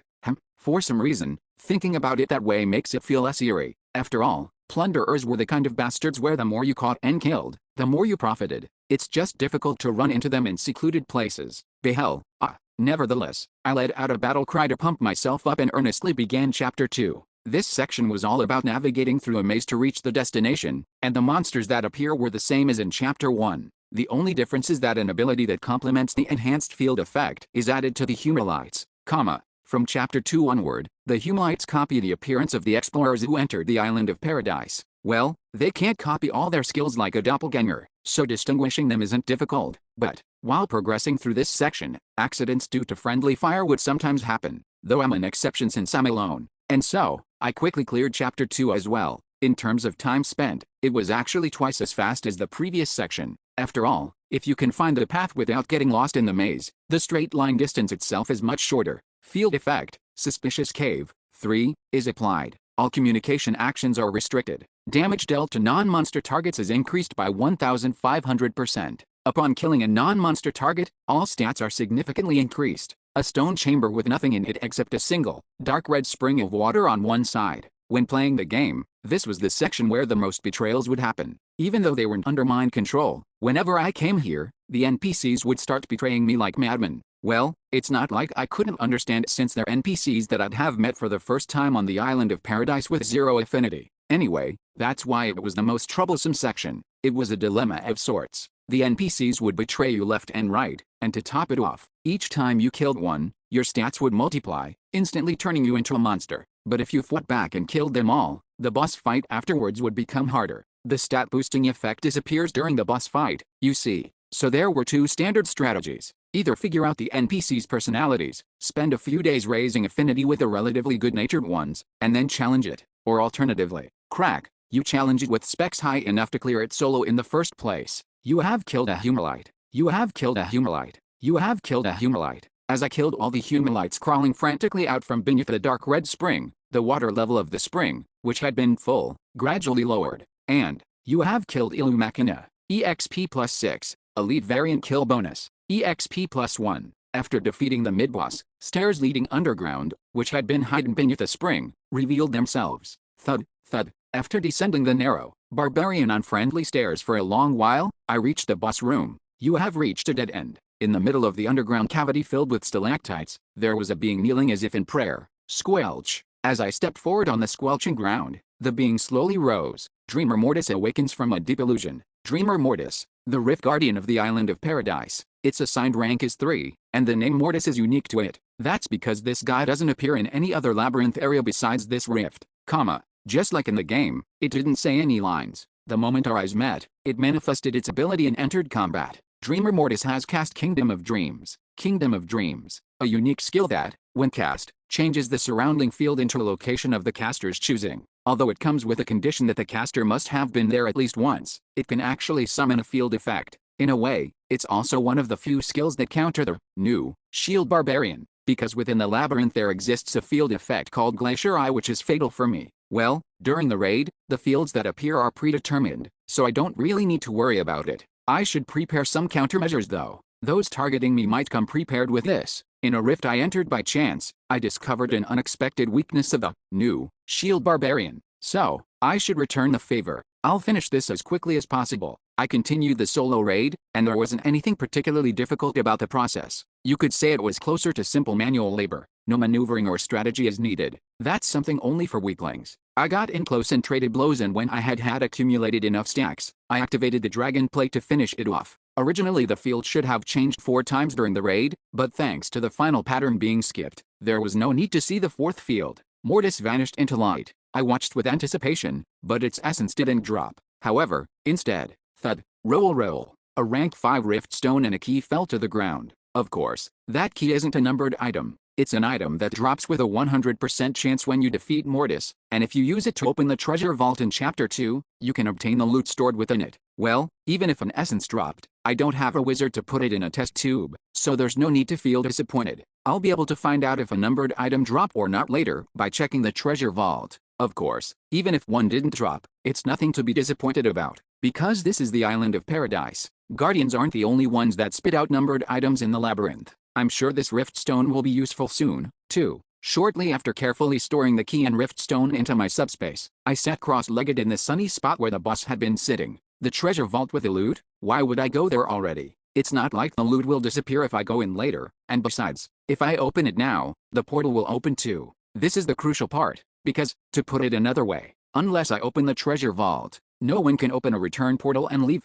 So, to put it simply, Barbarian Guardian mode, on. The only way those bastards can escape this island is by killing me and taking the key. Chapter 880, Island of Paradise, 7. What? He's still just sitting in that same spot. To be precise, he's lying down. He's been snoring for hours, so it seems like he's actually fallen asleep. Huh. The man sighed as if he couldn't believe it. Is that guy really planning to see this through to the end with us? The man's voice, as he clenched his fist, was steeped with deep anger, and his comrades felt the same way. The only difference was that their anger wasn't directed solely at him who had ruined all their plans. What the hell is this? Didn't you say we could get out on day 10 if we followed your plan? That would have been the case originally. If we just keep hiding like this, he would have no way of catching us. But things didn't go the way you said they would. How was I supposed to know? Who knew he would suddenly smash the crystal? The woman protested in self-defense against her comrade's reprimands, but the cold gazes directed at her did not easily waver. You didn't tell us beforehand that the return portal wouldn't be generated if the crystal was destroyed. Well, even you guys who studied the 5th floor rift so diligently didn't know either. Isn't it even more absurd that that barbarian knew? Damn it, you should have anticipated it. That barbarian bastard knew about the cave too. I was against it from the beginning. That's why I initially tried to steer the situation in that direction. And why the hell did you have that ID in the first place? And not in your subspace, but in your backpack. Didn't I say it was a mistake? I was sure I had put it in my subspace. Again.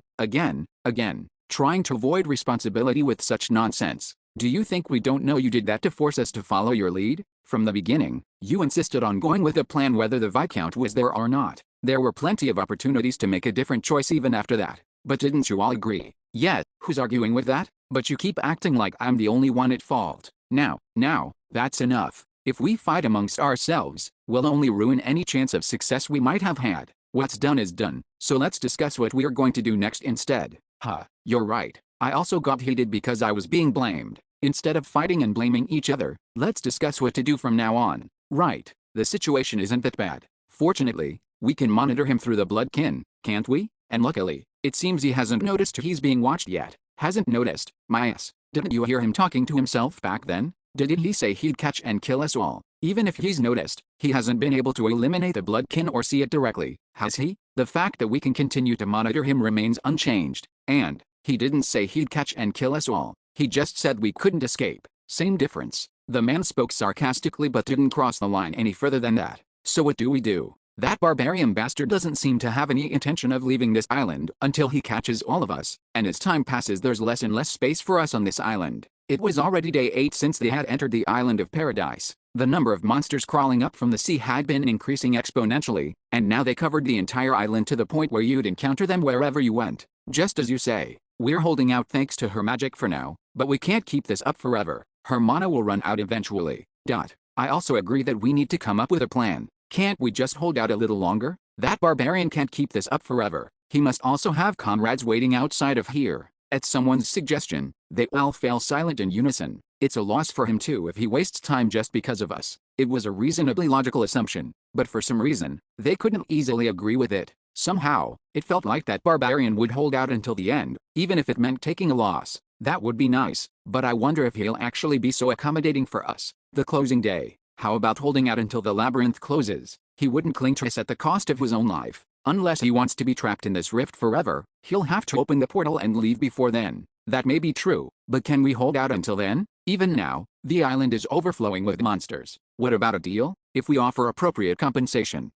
Forget I said that. It won't work, It was then, as a heavy silence fell upon them, the oldest man among them opened his mouth. In the end, it seems we have no choice but to kill him. If even half the rumors about him are true, we'll definitely lose in a direct confrontation. Then we just won't confront him directly. Let's all think together about a way to take down Bjorn.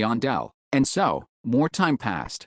Day 11 of the Island of Paradise. A full day had passed since the time they would have already left through the return portal if they had progressed through the Island of Paradise via the path of the traitor. Munch.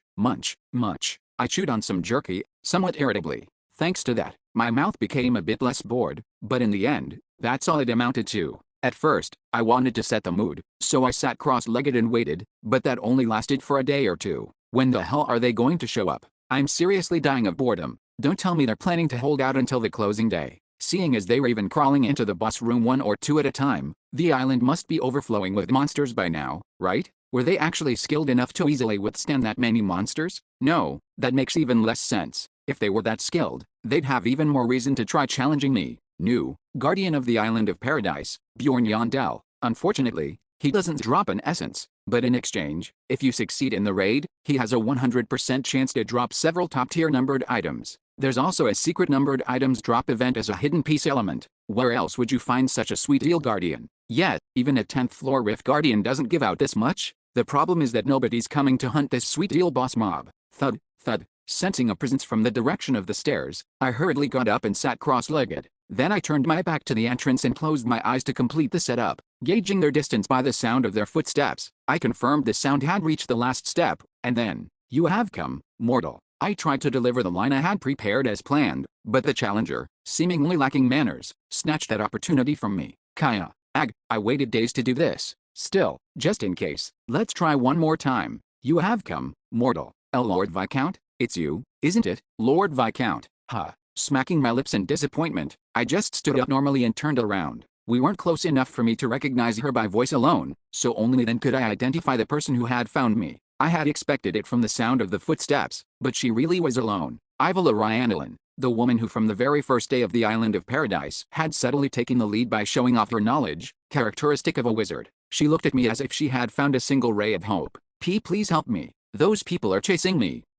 What kind of act is this now? At first, I was momentarily stunned by this situation that I had never anticipated, but having consumed countless forms of media in Korea, I quickly understood the situation. So that's the setup. Seriously, even after things have calmed to this point, they still think barbarians are idiots. I was more indignant than ever. What? Is that really true? They chased you all the way here after you barely escaped the clutches of those criminals. Where are they? I'll smash their heads right now. Was that too over the top? Seeing her confused expression, she seemed to realize something was amiss, but Ivala quickly regained her composure and resumed her role. Up there. They should be up there. Oh, is that so? Good, let's go together. Don't worry, I'll protect you. As I said that, I grabbed Ivala and pulled her as if to bring her behind me, and, crack, using the momentum, I drove my fist squarely into the center of Ivala's face. Thud. With a single punch, Ivala collapsed on the spot like a puppet with its strings cut. However, it seemed some of her consciousness still remained, as she looked up at me with glazed eyes, a gaze that seemed to have a lot to say. I quickly apologized. Sorry, there was a bug, again, another bug, eek, crack. I slammed my fist down once more, and with that, the bug was dead. Maybe dead isn't quite right. Shwa. The corpse turned into particles of light and disappeared, just like when a monster is defeated, so it was magic. Well, I guess they wouldn't be that retarded. From the looks of it, they gave it a shot with it'd be nice if it works, but if it doesn't then oh well kind attitude. Though, judging by her final expression, she probably didn't expect me to smash her head in without even asking questions. I recalled the information Ivala had given to me. Up there. They should be up there. Interpreting this, it meant those bastards had set a trap and were waiting for me up those stairs. I seriously contemplated, should I go up there or not? The image of me going to them first isn't quite right, tisk, but I can't just leave my comrades waiting forever. Thoom. I slowly climbed the stairs, making sure those bastards up there would know I was coming up, even putting extra force into my steps. Thoom. Thoom. Yet, a boss mob should at least make the ground shake when making an entrance. Thoom. As I nearly reached the top of the stairs, 2 men and a woman came into view. They were watching me warily from a considerable distance. I thought there'd be 3 people. Are the other 2 hiding? Since it didn't matter much, I decided to slightly modify the line I had prepared. So, you were here, mortals. Before I could even finish my line, a sword sliced through my neck. Slice. Right, so one was hiding after all. My head spun through the air, my vision whirling around and around. And at the same time, I felt pain. Wait, my head got cut off, so why does it hurt? I didn't understand the reason, but the pain, amplified several times over by the essence of tears, still hurt like hell. And watching me like this, the man holding the sword said something, but the sound didn't reach me. I belatedly realized the reason why. Field effect, suspicious cave, 3, is applied. All communication actions are restricted. Damage dealt to non-monster targets is increased by 1,500%. Upon killing a non-monster target, all stats are significantly increased. The field effect activated again as we came up to the Chapter 3 area. Even if I had finished my line, they wouldn't have heard it anyway. Of course, communication being cut off is a very minor effect. The reason they tried to lure me here must be because of the damage increasing effect, since it's common knowledge that Bjorn Yandel is tough.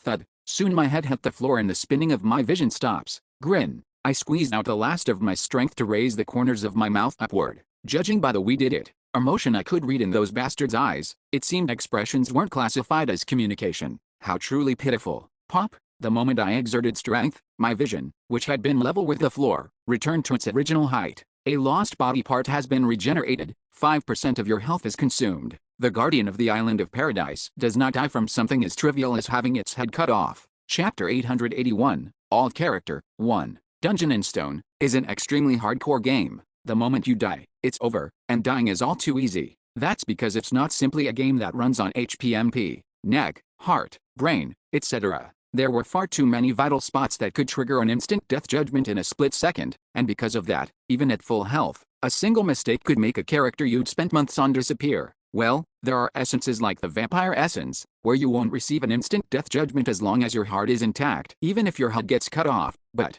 those are definitely not common. That's probably why they had such ecstatic looks in their eyes the moment they cut off my head, because normally, getting your head cut off means it's over. Yes, normally that is. Your natural regeneration stat is 5,000 or higher. Super regeneration bonus. The super regeneration bonus that even characters who originally invested everything into natural regeneration would struggle to activate. Even I had barely been able to conditionally activate super regeneration after falling in the Great Demon Realm, getting my head shattered and dropping my health to 0%, triggering my passive skill denial. But you have cast stake. Now I can receive the super regeneration bonus all day long if I want to. Though, it does feel like an unexpected gift, the exact cause of which I don't fully understand. Your physical resistance stat is decreased by 50%, and your natural regeneration is increased in proportion to the total value. Your magic resistance stat is decreased by 50%, and your natural regeneration is increased in proportion to the decreased value. Your soul power is decreased by 50%, and your natural regeneration is increased in proportion to the decreased value.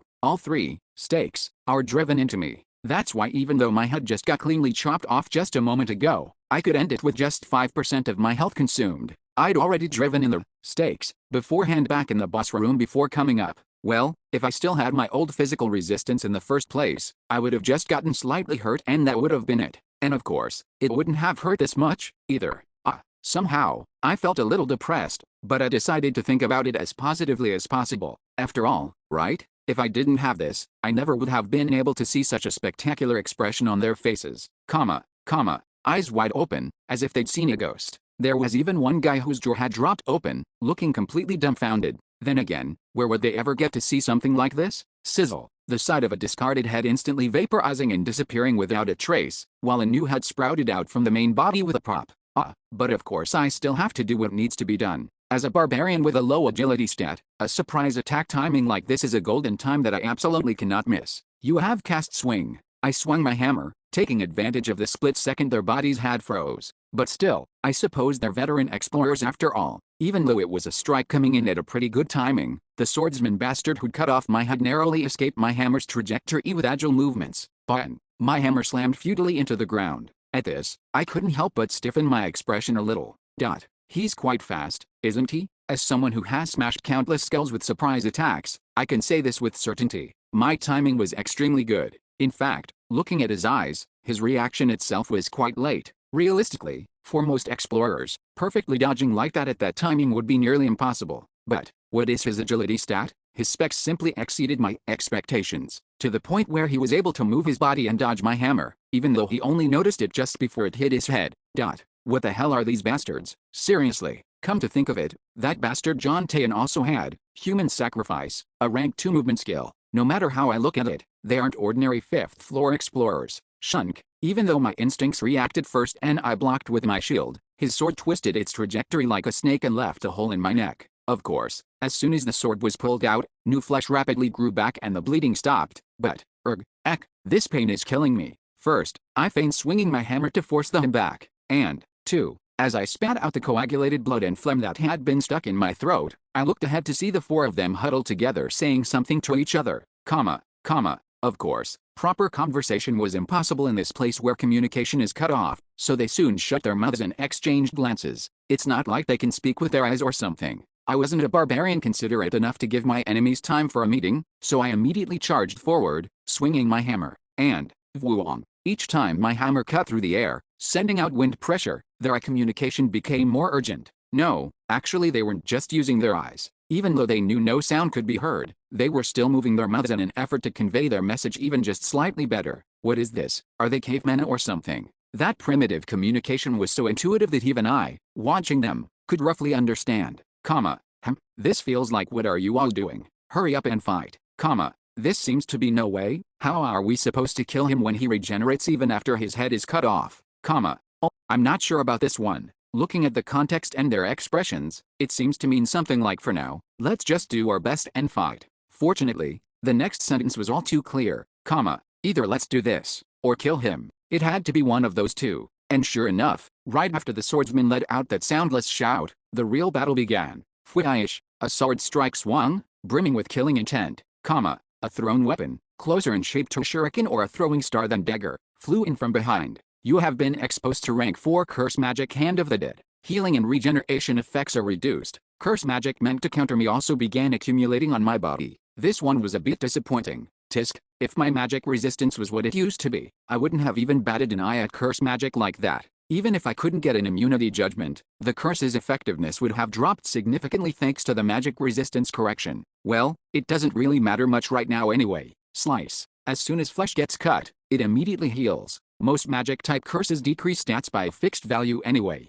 Judging by the effect, the curse I just got hit with is Hand of the Dead, which falls under rank 4. Though its performance varies depending on the caster's magic power stat, at most the maximum value that magic can reduce the natural regeneration stat by is about 500. Plus since my magic resistance isn't 0, a certain portion would have been reduced from that value. Okay, at least the super regeneration bonus hasn't turned off. Of course, that doesn't mean I can just relax and watch. Hand of the Dead gradually grows stronger the longer the battle drags on, and furthermore, if something like wound aggravation from abilities or equipment gets stacked on top of this and the super regeneration bonus turns off, even I would be in trouble.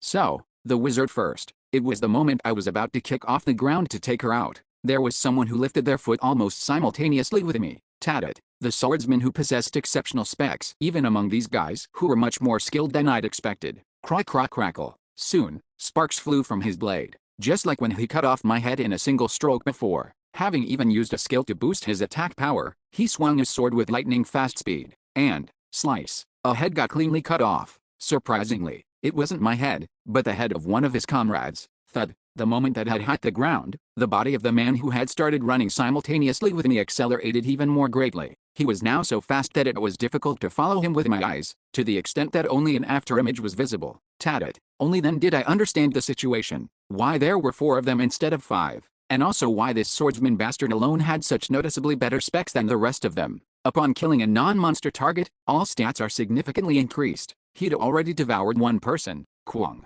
As my hammer that was about to smash down on the wizard's head, it was blocked midway with a thunderous sound. You're an interesting bastard. The scrawny swordsman was boldly blocking my hammer with his sword. Chapter 3 is a truly troublesome chapter. It goes without saying, but mishaps frequently occurred here, not only when progressing through it, but even after it was cleared. Because once one person decides to turn traitor, it becomes incredibly difficult to stop them. Each time you killed someone, all your stats are increased by 1.5 times. Moreover, the calculation formula was compound interest, not simple interest, a miraculous calculation formula where if you killed one person, then killed another in succession, you'd become 1.5 times stronger on top of already being 1.5 times stronger. Thanks to that, even after killing the boss, there were quite a few NPCs who would turn traitor to monopolize the rewards. But, even so, it seems his strength is still below mine. At first, it seemed like he blocked me impressively, but looking at his expression, he doesn't look comfortable. Although he blocked my hammer, the veins in his neck were bulging and he was clearly being pushed back in the contest of strength.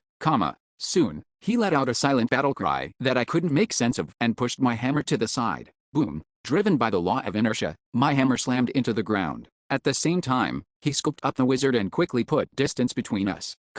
The wizard and their remaining comrade, John Tan, belatedly grasping the situation, widened their eyes and stared at the swordsman. There was no need to ponder if there was some other meaning. It meant, what the hell are you doing, suddenly killing another comrade? They were probably also anxious about whether they'll be next. But the swordsman was shameless.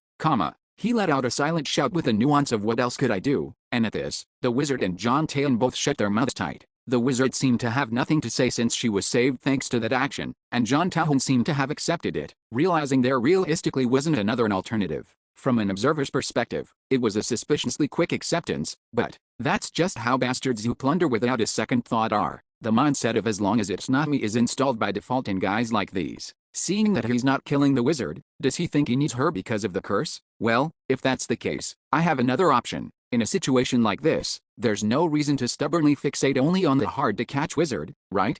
Boom. As soon as I finished my judgment, I turned toward John Tan. There was quite a bit of distance between him and that swordsman bastard, who was far away, holding the wizard. The man who suddenly became the target seemed flustered but quickly regained his composure. He calmly ducked to dodge my hammer. Shunk. He even succeeded in counterattacking by stabbing his sword into my shoulder. Actually, this is better. Boom. As I swung my hammer while gripping the blade with one hand, he turned into a puddle of blood and vanished from my sight. And of course, it wasn't because he was hit by my hammer. The rank 2 movement skill, human sacrifice. Of course, I expected this, so there was no problem. The casting time was practically non-existent and maximum movement distance is on par with teleportation magic. It even doesn't have a cooldown. It is an undeniable fact that human sacrifice is a top-tier survival skill, but that doesn't mean it's invincible. First of all, the MP consumption is high. Even that skill will eventually reach its limit. So, I changed direction again and charged like a tank towards the man who had reappeared at the opposite end of the space. One hit, just one swing, is enough. After all, he isn't a tank, right? Damage dealt to non-monster targets is increased by 1,500%. This field effect that applies to me as well, plus the 50% true damage added from the essence of tears. I have absolute confidence that just one hit is enough to finish them, and if that happens, their raid will also end in a game over, because then, I'll be able to receive a stat buff like that bastard. Bong. With that in mind, my hammer once again cut through the air and slammed into the ground. This time too, only sticky blood remained where the hammer struck. How many more times do I have to do this before his MP runs out? However, looking at John Tayan's expression, he seems to have caught on to my strategy. So he's not bothering with pointless counterattacks and was focusing solely on running away from me.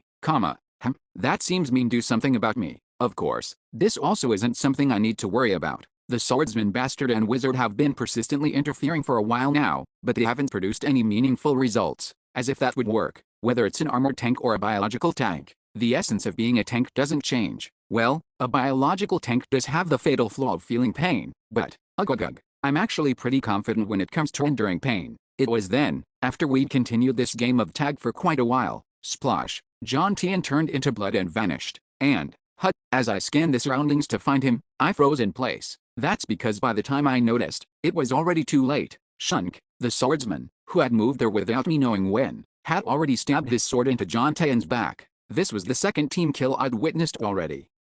John Tian's eyes widened. Was it from the pain, or the betrayal? Probably the latter. Although the angle prevented him from seeing the face of the one who stabbed him, he probably knew the moment he was stabbed. He at least knew enough to know who would stab him in this situation. So it turned out like this after all. Since I had this situation in the back of mind, I wasn't that surprised, but the next situation was something even I couldn't have predicted at all.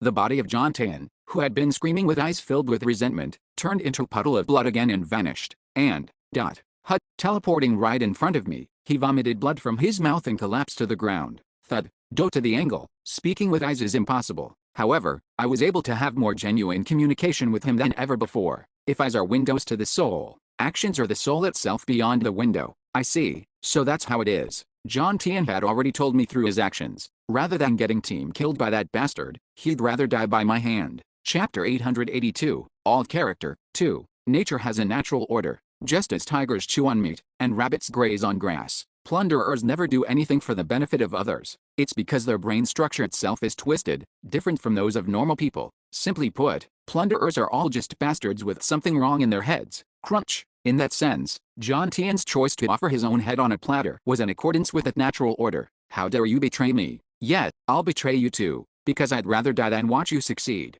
It was, in a way, the most natural course of events. If I were to tell this story at an orc tavern, no one would question its plausibility. No, rather, if I said John Tian quietly accepted being a sacrifice, nobody would believe me and would ask how that makes any sense. Of course, if I think rationally, the one they should resent most is me for ruining all their plans and creating this situation. But isn't there a saying that the sister-in-law who feigns stopping a fight is more detestable than the mother-in-law who does the beating? This proverb illustrates human nature better than anything. And plunderers are nothing more than beasts with something wrong in their heads, their primal nature oozing through their cerebral fluids. Just like this, the moment John Tian's head was smashed, the swordsman bastard shouted something with the veins on his forehead bulging. His expression and eyes were filled with rage. No, looking more closely, it seems a sense of betrayal is mixed in as well. It was an emotion a normal person like me could never comprehend. He's the one who stabbed him in the gut first, and now he's the one that feels betrayed? How can you even call him a human? He's a beast. A harmful beast that preys on people, at that. And a good barbarian has no choice but to put down such a beast on sight. So, boom. Without giving him another second, I kicked off the ground and shot forward. Although it felt like I exerted the same amount of force I normally did, the speed at which my heavy body moved was much faster than before. It was a miracle created by the will of John Tian, who put into practice the saying to love your enemies. You have killed a non-monster target. All stats are significantly increased. All my stats increased by 1.5 times. However, only 2 stats mattered in this battle. Tatit, agility, which lets me move faster, and sizzle, natural regeneration, which now rendered wound aggravation curses meaningless. Boom. However, the swordsman bastard desperately tried to protect the wizard. Geez, he mercilessly sacrificed those other guys though. Has he still not accepted that such curses are meaningless?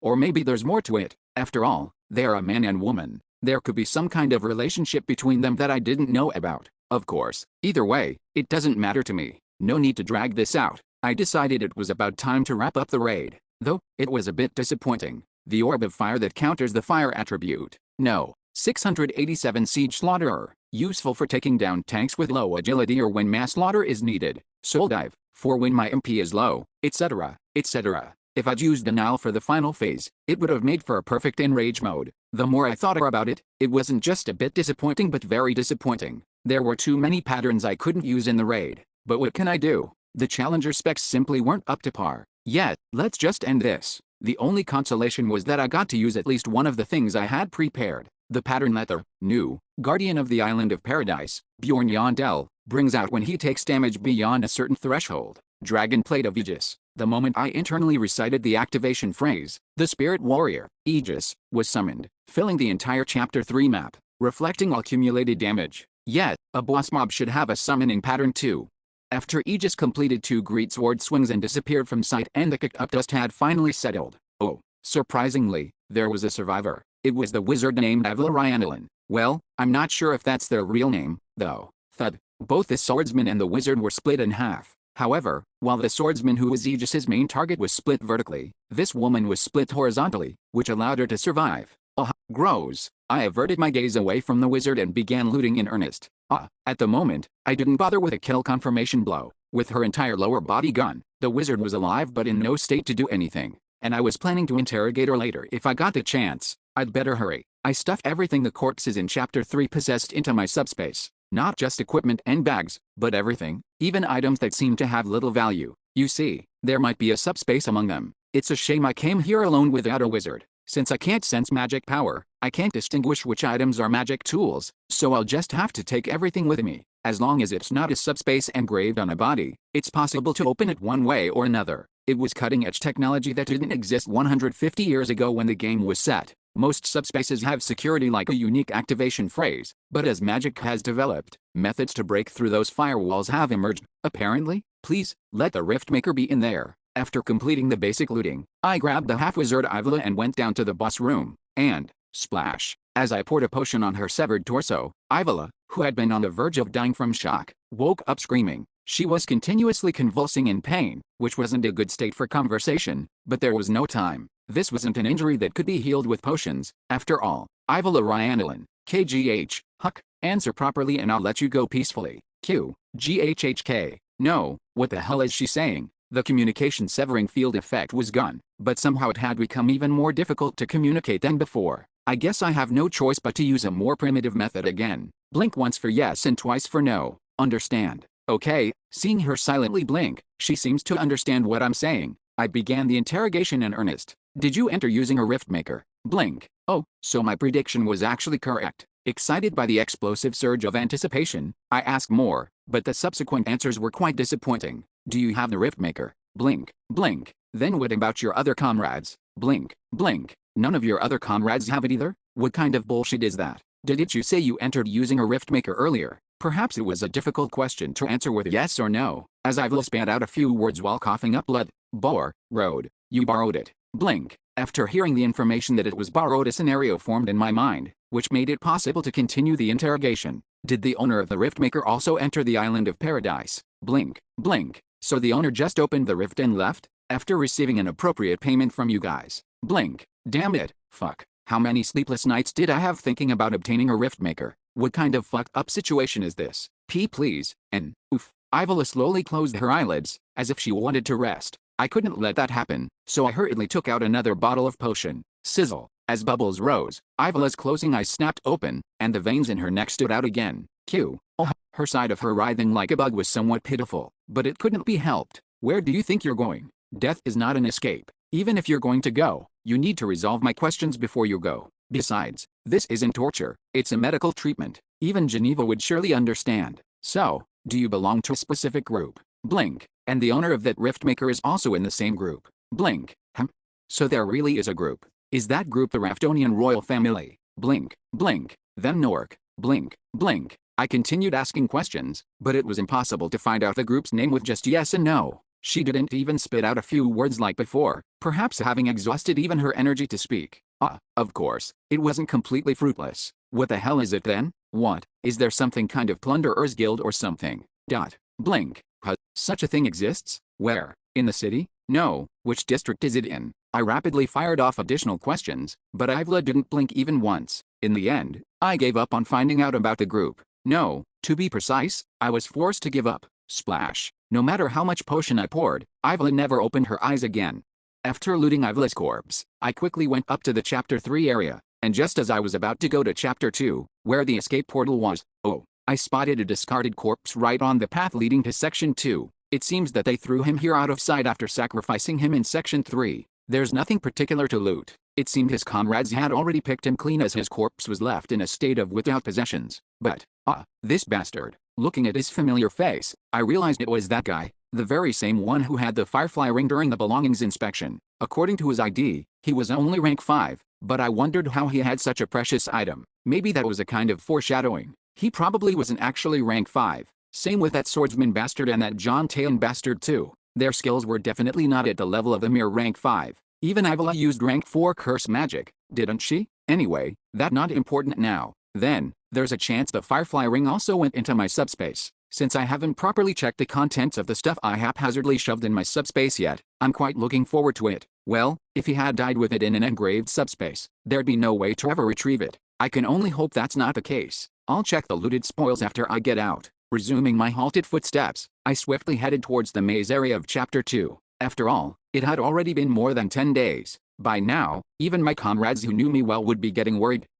Wouldn't they? Nah, they would be, surely. Surely they'd be at least a little worried when their captain entered a rift alone, right? Foom. I'd already checked the location of Treasure Vault in Chapter 2 beforehand, so I had no problem finding it, and as I ran while thinking about my comrades, I arrived even earlier than I expected. Click. After using the key I obtained from defeating Mortis to unlock the door, the first thing I saw upon entering was the portal. Shwa. If I go through that, I'll return to the location where I first entered. Of course, I had no intention of leaving immediately. Swish. I carefully approached the treasure chest located in front of the portal. What will come out? The rewards from the Island of Paradise treasure chest are incredibly wide-ranging. Numbered items, rare materials like dragonhide or mystium, experience potions. There were even cases where old test tubes containing essences would come out. Kriak. Soon after fully opening the chest and checking its contents, I froze in place. A numbered item. First off, a numbered item came out. It was even an extremely rare and quite useful triple-digit numbered item. But,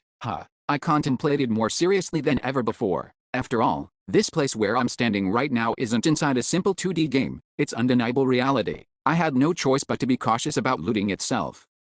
Should I pick this up or not? Recalling the number and name of the numbered item that had dropped as loot, I let out a long sigh. No. 666 Hans Ferret's outing doll. Right, there was this item too. Chapter 882, All Character, 2. Nature has a natural order. Just as tigers chew on meat, and rabbits graze on grass, plunderers never do anything for the benefit of others. It's because their brain structure itself is twisted, different from those of normal people. Simply put, plunderers are all just bastards with something wrong in their heads. Crunch. In that sense, John Tian's choice to offer his own head on a platter was in accordance with that natural order. How dare you betray me? Yet, I'll betray you too, because I'd rather die than watch you succeed. It was, in a way, the most natural course of events. If I were to tell this story at an orc tavern, no one would question its plausibility. No, rather, if I said John Tian quietly accepted being a sacrifice, nobody would believe me and would ask how that makes any sense. Of course, if I think rationally, the one they should resent most is me for ruining all their plans and creating this situation. But isn't there a saying that the sister-in-law who feigns stopping a fight is more detestable than the mother-in-law who does the beating? This proverb illustrates human nature better than anything.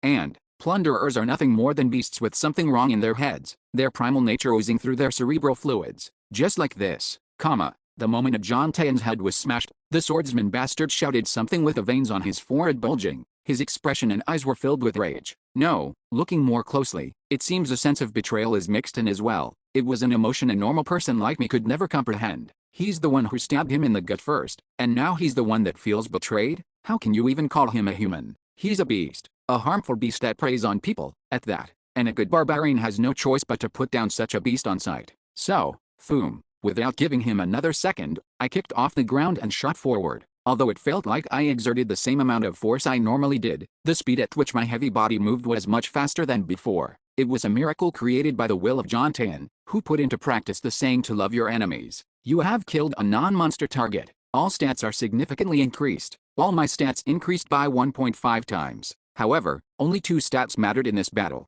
Tatit, agility, which lets me move faster, and sizzle, natural regeneration, which now rendered wound aggravation curses meaningless. Boom. However, the swordsman bastard desperately tried to protect the wizard. Geez, he mercilessly sacrificed those others guys though. Has he still not accepted that such curses are meaningless?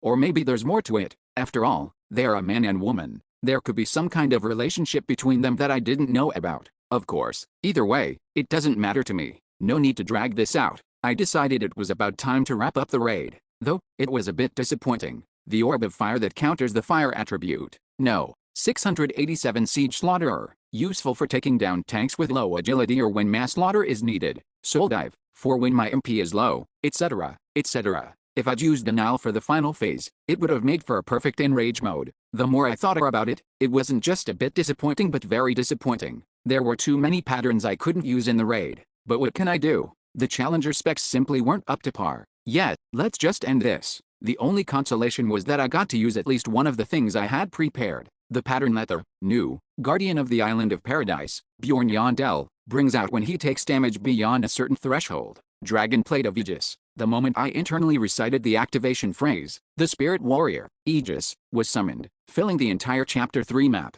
reflecting all accumulated damage. Yet, a boss mob should have a summoning pattern too. After Aegis completed 2 great sword swings and disappeared from sight and the kicked up dust had finally settled. Oh, surprisingly, there was a survivor. It was the wizard named Avila. Well, I'm not sure if that's their real name, though. Thud. Both the swordsman and the wizard were split in half. However, while the swordsman who was Aegis's main target was split vertically, this woman was split horizontally, which allowed her to survive. Gross. I averted my gaze away from the wizard and began looting in earnest.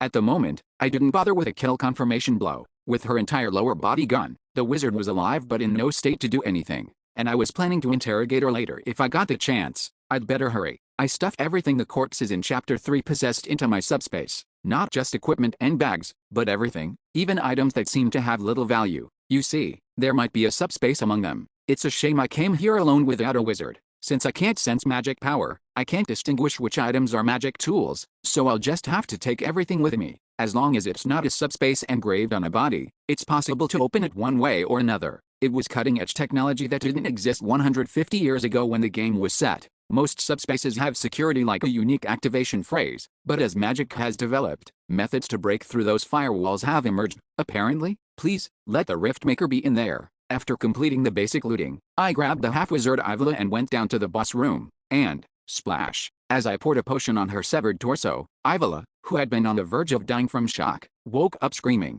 She was continuously convulsing in pain, which wasn't a good state for conversation, but there was no time. This wasn't an injury that could be healed with potions. After all, Ivala Ryanalin, KGH, Huck, answer properly and I'll let you go peacefully. Q, GHHK, no, what the hell is she saying? The communication severing field effect was gone, but somehow it had become even more difficult to communicate than before. I guess I have no choice but to use a more primitive method again. Blink once for yes and twice for no. Understand? Okay, seeing her silently blink, she seems to understand what I'm saying. I began the interrogation in earnest. Did you enter using a Riftmaker? Blink. Oh, so my prediction was actually correct. Excited by the explosive surge of anticipation, I asked more, but the subsequent answers were quite disappointing. Do you have the Riftmaker? Blink. Blink. Then what about your other comrades? Blink. Blink. None of your other comrades have it either? What kind of bullshit is that? Didn't you say you entered using a Riftmaker earlier? Perhaps it was a difficult question to answer with yes or no, as Ivala spat out a few words while coughing up blood. Road. You borrowed it. Blink. After hearing the information that it was borrowed, a scenario formed in my mind, which made it possible to continue the interrogation. Did the owner of the Riftmaker also enter the island of paradise? Blink. Blink. So the owner just opened the rift and left, after receiving an appropriate payment from you guys. Blink. Damn it. Fuck. How many sleepless nights did I have thinking about obtaining a Riftmaker? What kind of fucked up situation is this? Please. And, oof. Ivala slowly closed her eyelids, as if she wanted to rest. I couldn't let that happen, so I hurriedly took out another bottle of potion. Sizzle. As bubbles rose, Ivala's closing eyes snapped open, and the veins in her neck stood out again. Q. Her side of her writhing like a bug was somewhat pitiful, but it couldn't be helped. Where do you think you're going? Death is not an escape. Even if you're going to go, you need to resolve my questions before you go. Besides, this isn't torture, it's a medical treatment. Even Geneva would surely understand. So, do you belong to a specific group? Blink. And the owner of that Riftmaker is also in the same group. Blink. So there really is a group. Is that group the Raftonian royal family? Blink. Blink. Then Nork. Blink. Blink. I continued asking questions, but it was impossible to find out the group's name with just yes and no. She didn't even spit out a few words like before, perhaps having exhausted even her energy to speak.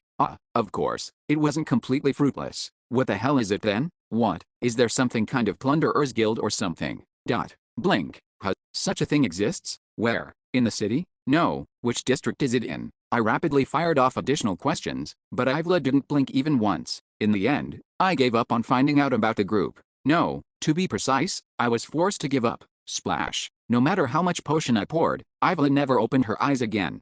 After looting Ivala's corpse, I quickly went up to the Chapter 3 area, and just as I was about to go to Chapter 2, where the escape portal was, I spotted a discarded corpse right on the path leading to Section 2. It seems that they threw him here out of sight after sacrificing him in Section 3. There's nothing particular to loot. It seemed his comrades had already picked him clean as his corpse was left in a state of without possessions. But, this bastard. Looking at his familiar face, I realized it was that guy, the very same one who had the Firefly ring during the belongings inspection. According to his ID, he was only rank 5, but I wondered how he had such a precious item. Maybe that was a kind of foreshadowing. He probably wasn't actually rank 5. Same with that swordsman bastard and that John Taylor bastard too. Their skills were definitely not at the level of the mere rank 5. Even Ivala used rank 4 curse magic, didn't she? Anyway, that's not important now. Then, there's a chance the Firefly ring also went into my subspace. Since I haven't properly checked the contents of the stuff I haphazardly shoved in my subspace yet, I'm quite looking forward to it. Well, if he had died with it in an engraved subspace, there'd be no way to ever retrieve it. I can only hope that's not the case. I'll check the looted spoils after I get out.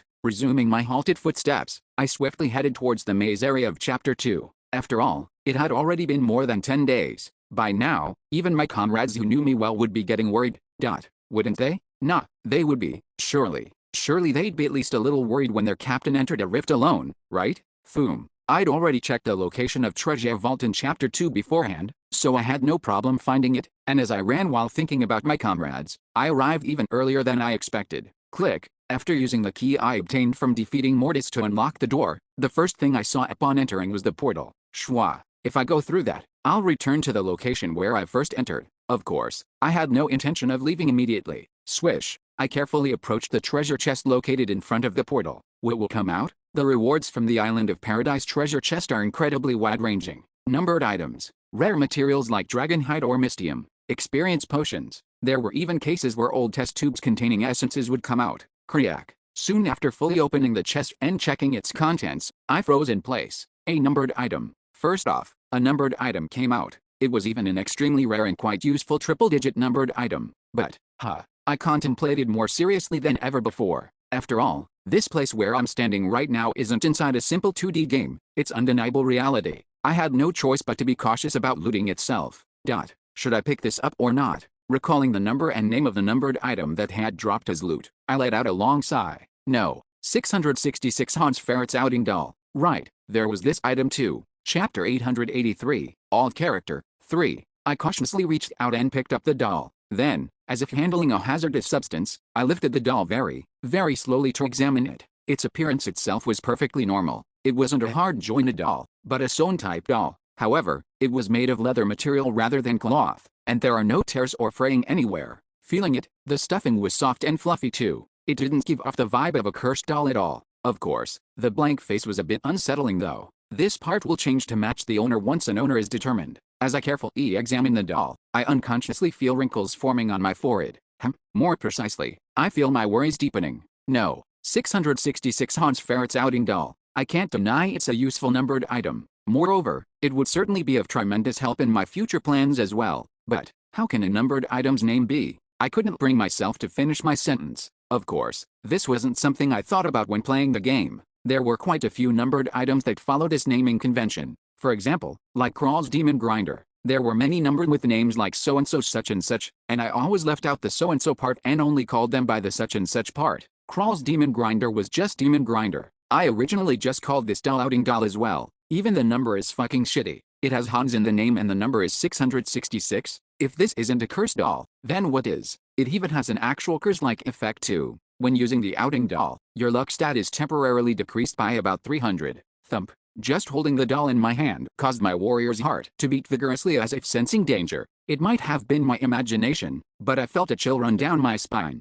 An urge to immediately throw the doll on the floor welled up inside. But the more I felt that way, the more I regained my sense of reason. I need it. The item's performance was too attractive to give up over something like a jinx. As I reminded myself of this item's abilities, I realized it could become the core of my plan. Fuck. My hesitation didn't last long. I immediately grabbed the ring on the doll's back and pulled the string. You have used Hans Ferret's outing doll, but perhaps because this was my first time casting it, it didn't activate immediately. There was a brief casting time. Threads began to stitch themselves into the doll's blank face like embroidery, forming new facial features. The doll has been bound to the user, a face that subtly resembled mine. Soon, the doll looked at me and brightly smiled, revealing its teeth, and before I knew it, I nearly slammed the doll onto the floor. I let my guard down. No, it's embroidery, so why the fuck is it moving? Just as my thought reached that point, swoosh, suddenly, my point of view lowered, and the shimmering portal felt a bit closer. It meant the outing doll had been used successfully. As I adapted to the sensations of this unfamiliar new body and slowly turned around, my original body stood frozen still as if its soul had left it.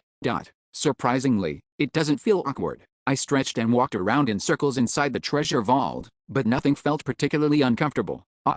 What's with this voice? I'm not a big fan of this part. It was too high-pitched, unbefitting of a barbarian. Well, there might be times when I need to move around while concealing my identity in this state, so it's not bad for disguise purposes, right? Clench. I repeatedly clenched and unclenched my fists. However, I didn't feel power surging through my body like I did when I was Bjorn Yandel, a pure LV1 ordinary person state. This is both an advantage and disadvantage of the outing doll. The doll couldn't copy and carry over the capabilities of the main body, but in exchange, it has a high degree of freedom. First of all, there's no distance limit. In other words, no matter how far you go from my main body, the summon won't be cancelled, and there's no set time limit either. As long as you accept the risk that the cooldown time increases proportionally to the usage time, you can use it continuously for days on end. And crucially, level up. This outing doll can level up and can also eat essences. Simply put, it means you can use it like an alt character. Well, it's difficult to use for combat though. The outing doll can't erase an essence once it has eaten it. In addition, it has the critical flaw of only receiving 50% of stat bonuses from essences. But,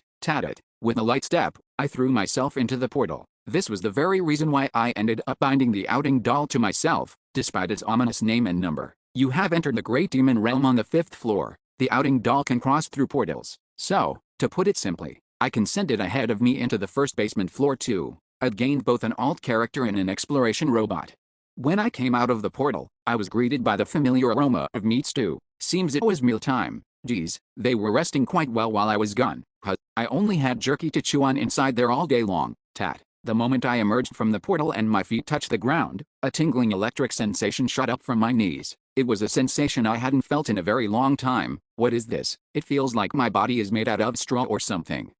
When I came to my senses, a short sword emanating cold air was pressed against my neck. It was none other than Miss Sha. Who are you? How did you come out of that portal? Honestly, it felt a bit unfamiliar. She's never spoken to me so coldly with such hostile eyes before. Maybe she's in serious mode since she wasn't even slipping into her usual speech habits. Answer me, were you also inside the rift? By the way, is it because my stats are those of an ordinary person? I couldn't even see an afterimage of Miss Sha moving. Just a moment ago, she was definitely sitting over there holding a bowl eating. Did I tell you to answer? Simultaneously with those words, I felt something liquid flowing down my neck. Like how lightning strikes and thunder comes a few seconds after, I only registered the stinging pain afterwards. I hadn't realized, because the pain was so small, I didn't even realize I was hurt. Is this what normal pain feels like? I was genuinely moved. So then, that means in this alt character state, even if I stub my toe on a threshold, I'll just feel regular pain, right?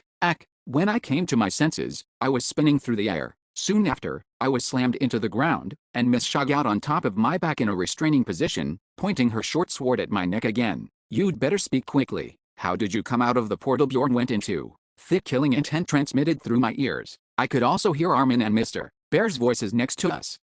Miss Karlstein, be careful. Yes, suddenly appearing here naked like this, he's no ordinary suspicious fellow. If he makes even the slightest wrong move, slit his throat immediately. Only then did I realize one more thing. Setting aside the chilling words about slitting my throat. Naked.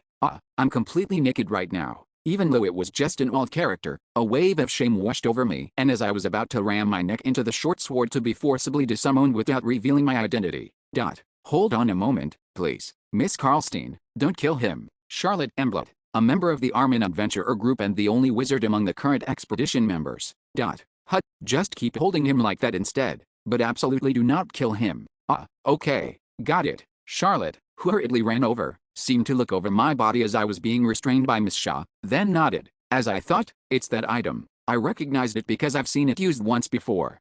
That item? Could you explain so I can understand? If you look on his back, there's something like a pull ring, right? It's the effect of a numbered item that creates a clone-type summon. And the reason that clone could come out of the rift Viscount Yandel entered is. Charlotte then looked down at me pinned under Miss Sha and winked, as if she had figured out my prank. You're Viscount Yandel, correct? Ahem, you noticed.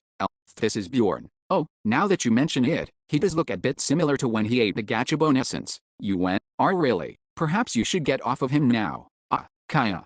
Sorry, Naya. It didn't hurt too much, did it? Miss Sha, startled by Charlotte's forced outing of me, got off of me. However, I didn't get up. I just stayed lying face down on the ground and made a request to Miss Sha. The ring. Please, don't ask anything and just pull the ring. No, but still, you should at least tell me why you're suddenly acting like this. Miss Sha didn't immediately grant my request as she seemed to not understand, and at this, Mr. Bear burst into laughter. Hurry up and do it, Miss Sha. From the looks of it, he seems to be acting that way because he's embarrassed. Only then did Miss Sha seem to realize as well, and then yanked the ring on my back hard in surprise. And with that, the naked show of shame was over. Your connection with the character has been disconnected. When I opened my eyes again, my consciousness had returned to my main body in the Island of Paradise treasure vault. I was standing in the same position holding the doll. Why did I cross the portal buck naked without even putting clothes on? I'm not usually so scatterbrained. Could it be the Hans effect? Somehow that rational suspicion arose, but for now, I just prepared to leave. After all, in situations like this, showing embarrassment only makes things more embarrassing. Yet, I mean, it's not like I showed my real body. Without wasting any more time, I confidently entered the portal once again and exited to the great demon realm where my comrades were. And, looks like you were all eating. Anyway, sorry for making you wait so long. I greeted them naturally, as if nothing had happened.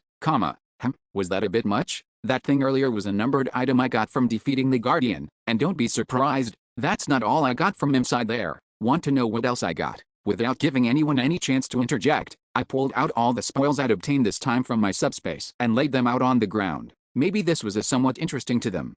What is all this? Bags? Why are there so many bags? Lord Viscount, what exactly did you do inside? Don't tell me. The incident from earlier is erased from everyone's minds as attention focuses on the new topic. Don't worry, these are things I got from catching plunderers who were messing around inside. 2. As expected, Bjorn is a great warrior. No, but still, what in the world happened for you to get all this? Simply saying I got this stuff from catching plunderers didn't seem to make sense to them, as they all showed curious expressions, and without breaking that atmosphere, I shared the story of what had happened inside. Haha, Yandel, a rift where you appeared as the Guardian. Even if they were plunderers, I almost feel sorry for them. So the reason there's so much stuff is because the plunderers harmed others and took their belongings. You made a good decision to return the victims' belongings to their bereaved families in the city. Then we should start by sorting everything first. I'll check to see if there are any subspaces then. After the Island of Paradise story was over, we all gathered together to sort through the spoils. And so, I thought the outing doll incident had been forgotten from everyone's memory. Yes, it certainly seemed that way.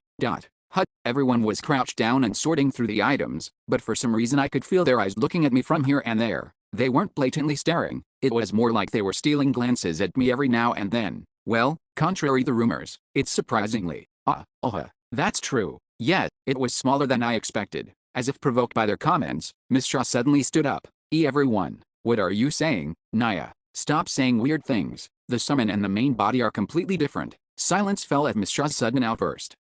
How would Miss Karlstein know that? A sharp observation from Garten Kultner, a special ability user from the Armin Adventurer group.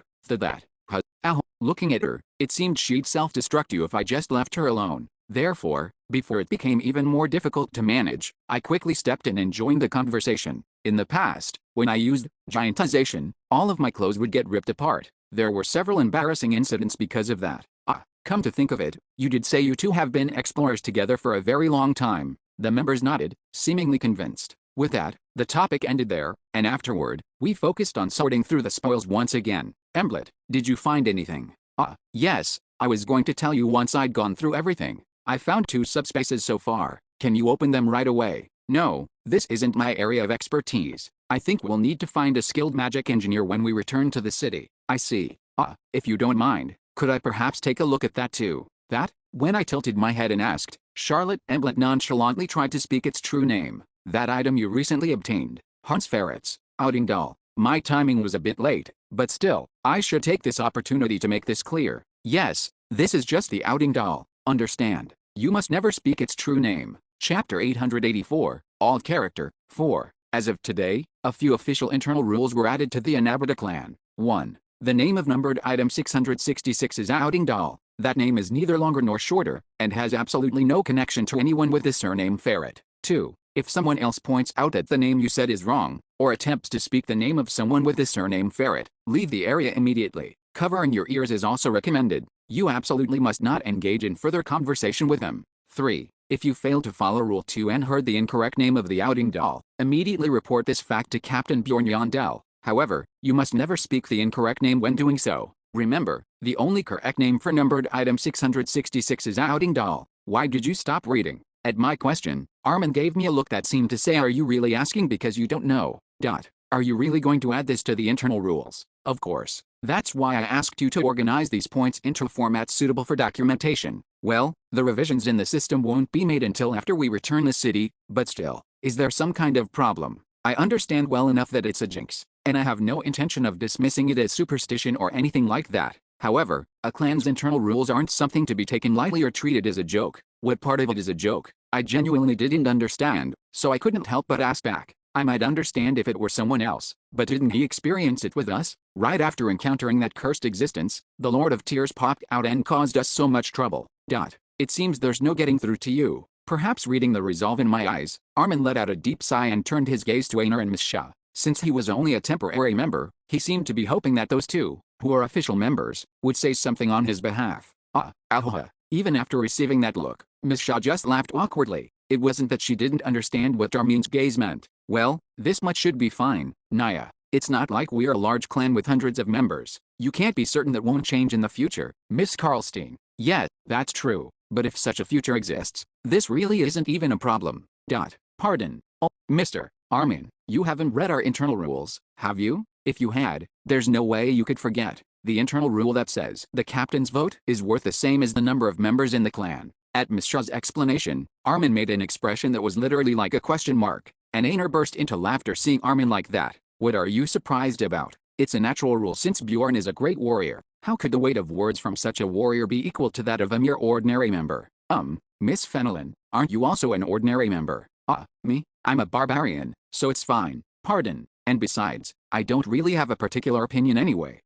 I see. And so, the internal rule matter came to an end with Armin and the Armin Adventurer group members who followed him wearing expressions seriously contemplating whether they should really commit themselves to this clan. Since the loot sorting, excluding the items inside the subspaces, was also finished, we resumed the journey that had paused while I was inside the rift. Crunch, crunch. Nothing particular eventful happened on our journey through the 5th floor, because with our specs, we wouldn't struggle in a place like this. In the first place, that was why when I entered the rift, these guys were able to relax like they were on vacation, cooking soup, playing card games, and so on. Kwang. We just had to smash any monsters that got in the way of our exploration as we moved. In reality, 99% of our 5th floor exploration was idle chatter rather than combat. Armin, do you happen to know anything about a plunderer's guild or a group like that? A plunderer's guild, you say? Armin seemed to know absolutely nothing about it, but thinking something might come to mind if he heard more, I shared the information I had obtained inside the rift, that I'd learned of the existence of a group like a plunderer's guild while interrogating one of the plunderers, that they'd paid someone belonging to that group to use their rift maker, and so on.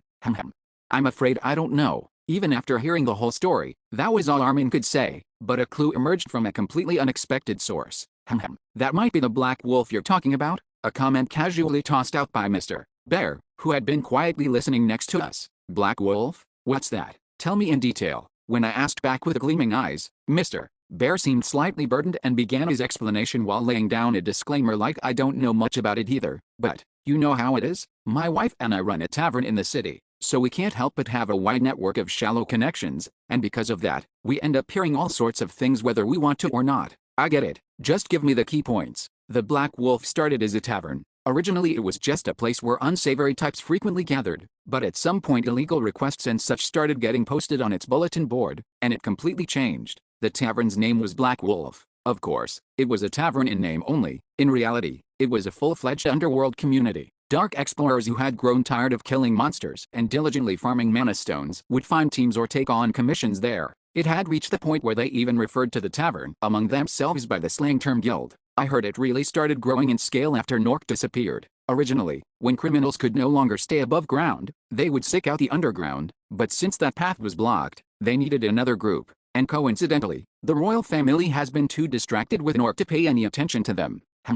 That's strange. That period would have overlapped with the time when the labyrinth was closed. Actually, that made it even better for them. It was a time when the way for explorers to make money was completely blocked. Even I ended up buried in debt during that period. Mr. Bear continued with a bitter tone. What wouldn't an explorer do when they need money? Historically speaking, no one could deny Mr. Bear's words. Just look at Earth's Middle Ages. Wasn't it the age of barbarism where mercenaries who were paid to subjugate bandit groups would turn to banditry themselves when there was no work for them? Of course, Raftonia was a far more convenient and developed world than the primitive Middle Ages, but it was still barbaric enough, and you are largely to blame for things becoming like this. Bjorn Yondell.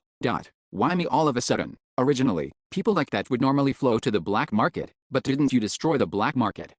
Anyway. And so, the tavern called Black Wolf grew beyond being a symbolic location into a massive group. Using the power of explorers, they gradually took control of the back alleys, and with the money they raked in, they built hundreds of branches throughout the city. Apparently, who's the owner of the Black Wolf? There's a lot of speculation about that, and for good reason, because everyone who knew the guy who originally ran that tavern all say the same thing, that he absolutely didn't have the capability for something like this. Plus, at some point he disappeared without a trace and hasn't been seen since. The prevailing theory is that he died a long time ago. I see. Master, manager, dog owner. There are many titles for him, but almost no one knows exactly who he is. There's nothing but wild speculation. The most plausible one is that the Shadow Organization is behind the Black Wolf. The Shadow Organization? They're the big shot that controlled the black market. Is that really true? Haha, as I said earlier, it's just speculation, but the method is certainly similar. I heard the black market also had hundreds of entrances spread throughout the city. Perhaps it was because the topic Mr. Bear had brought up was quite interesting. After that, all sorts of speculations emerged from among the other comrades, bringing liveliness to the otherwise tedious exploration. However, I stepped back from the boisterous atmosphere and took some time to think quietly. Mel Osmond, the owner of the Shadow Organization that ran the black market, he didn't sharpen a blade of revenge against me for recklessly charging into the black market and smashing everything. He simply handed over everything I wanted without resistance. Of course, that doesn't mean he came across as a pushover. Heroes are always short-lived. There's no reason for us to be on the end of a falling blade. You could say he was a brutally realistic man. I haven't had any business with him since, but he was quite an impressive guy. Perhaps I'll have a reason to see him again soon. For explorers, the 6th floor holds tremendous significance. It's the first floor where you can taste natural light after living with strained eyes, relying on torches and such in the dark labyrinth. And the fresh air is a bonus too. The sunlight pouring down, the blowing winds, and even the peaceful sound of waves. I feel like I'm alive again. We did stay on the 5th floor for quite a long time, after all. Day 30 since entering the labyrinth. With only about 20 hours remaining until the 5th floor closed, we finally reached the 6th floor. It was because I had spent far too much time in the island of paradise. Despite being on the 6th floor, which was more pleasant than any other floor, a sigh escaped me due to an inexplicable stifling feeling in my heart. As you said, we will continue with the original exploration plan, correct? Yes. For now, the exploration plan was the same as when we made it in the city. Of course, the problem was that while the basic framework was the same, we hadn't been able to keep to a single part of the originally planned schedule. The plan has really gone awry. The time wasted farming nameless fragments on the 3rd floor was within a recoverable range, but the time lost in the island of paradise was decisive. According to the original plan, we should have arrived on this island by day 20 at the latest. The period we can be active in the Great Sea from now is exactly 30 days. I wonder what and how much we can accomplish during that time? Bjorn, cheer up. We still got a good item this time, didn't we? Naya. Perhaps reading my gloomy mood, Miss Shaw approached and encouraged me. I appreciated the comfort, but the content was a bit ambiguous. A good item? To be honest, it's an item with too many ominous aspects to simply be happy about. Setting aside the number, the name itself was the problem to begin with. Well, setting aside the ominous parts, I couldn't deny that this item would be a great help to my goal of reaching the first basement floor. Bjorn, so where are we going now? Hey, don't bother Bjorn. You're just going to forget even if he tells you anyway. But I'm curious right now. As I was taking a moment to organize my thoughts, Miss Shaw and Aner started bickering next to me. Tell me already. I have the right to know. The right? Where on in the world did you learn a phrase like that? I quickly intervened before it got any noisier. Stop it, Miss Shaw. But she keeps bothering you. That's why I'm telling you to stop. Tisk, how long has Miss Shaw been together with us? And yet she still doesn't know how to handle Aner. When she's like this, just telling her the answer she wants to hear is the secret to making things the least bothersome. Aner, we're going to find a hidden island on the 6th floor. Ooh, is that really true? That's amazing. But where is that hidden island? We have to start looking for it now. It's literally a hidden island, after all. Oh, that makes sense too. As expected, Bjorn is a wise warrior. Gently ignoring Aner's exclamation, I headed toward the shore where we could launch our ship.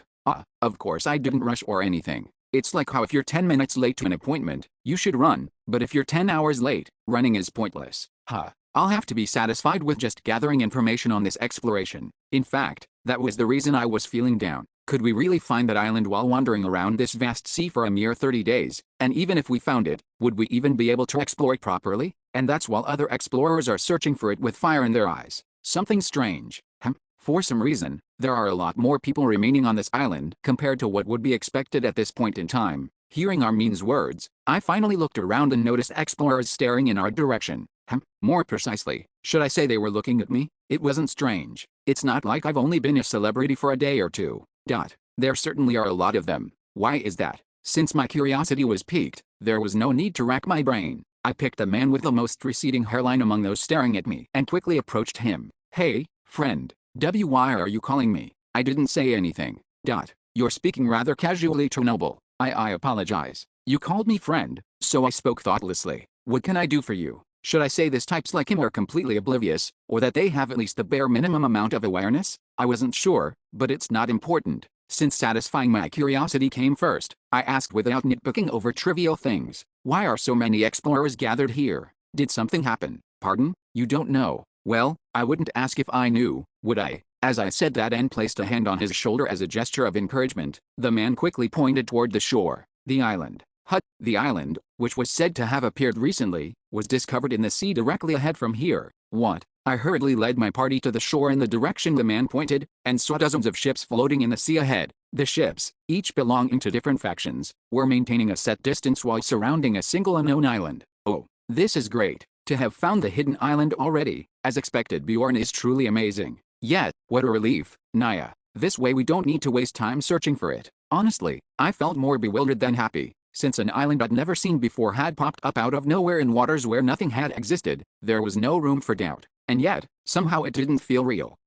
Is that seriously the hidden island? What kind of half-assed patch is this? Chapter 885, All Character, 5. Lead runners and latecomers. If asked to choose between the two, I would unconditionally choose the former, but that doesn't mean the latter has no advantages. Therefore, having arrived late to the 6th floor, instead of rushing to catch up with the lead group, we enjoyed the advantages of being in the late group.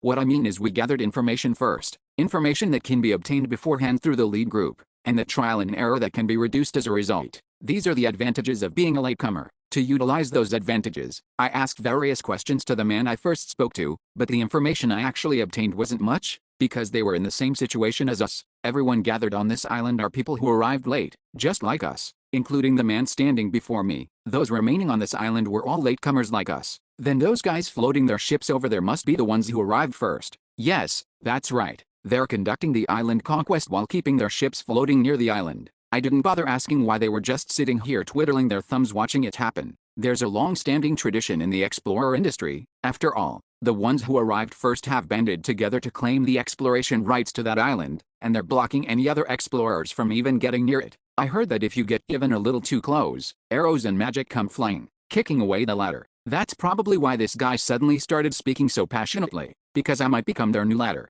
Just like this. Aren't those bastards truly ridiculous? In the first place, the reason that island appeared in the Great Sea is all due to your achievement, Lord Viscount. Yet who do these nobodies think they are to dare talk about exploration rights? This was like a rabbit calling a tiger to chase away a fox. That's enough, just tell me the rest of what you know. At my question, the man confessed everything he knew down to the smallest detail, hoping some crumbs might fall his way. There's a semi-transparent barrier around the newly appeared island. The moment you cross beyond it, you become invisible from the outside. From observing here from this island, many have crossed beyond it, but not a single one has returned yet. That's why those bastards only have their ships floating out front. Sure, they're blocking us, but it's also because not a single person from the advance party they've sent in has returned. His explanation was long, but unfortunately there wasn't much useful information. It wasn't hard to understand. What could you expect from a latecomer who'd only watched from afar while twiddling their thumbs? I see. Thanks for telling me. Haha, no need to thank me. Just knowing I was of help to you, Lord Viscount, is an honor for my family. Oh, that's good then. We'll be going now. Pardon. When I moved toward the shore to launch our ship, the man who'd played the role of my exposition fairy made a dumbfounded expression. It was a little funny. What exactly did he expect? I'm also a proper explorer myself. Did he think I'd take the lead and reform that unfair system or something? If so, I'm sorry but I have no intention of doing that. I don't even think it's an unfair system in the first place, and if they're still sticking around here at this point, there's a high chance they just die a dog's death even if they went. They need to understand, even if it appeared at the 6th floor's starting point, that island had clearly appeared as part of an event connected to the Lord of Tears. Naturally, the difficulty is also likely to be considerable. Swoosh. Soon after, I headed to the shore, summoned our ship, then handed the helm over to our navigator. Since I'd hired him solely for this purpose, the time had finally come for him to earn his keep. But now with things turned out this way, it felt somewhat anticlimactic. I didn't hire him to sail out into offshore waters less than 3 kilometers away. Oh, this is an incredibly fine ship. With a ship like this, there's nowhere in the Great Sea we couldn't go. The navigator marveled at the high-quality ship, and after seeming to take a moment to grasp its structure, he quickly began steering the ship with practiced ease. As he did so, I suddenly thought of our previous navigator, Aryan, and various thoughts crossed my mind.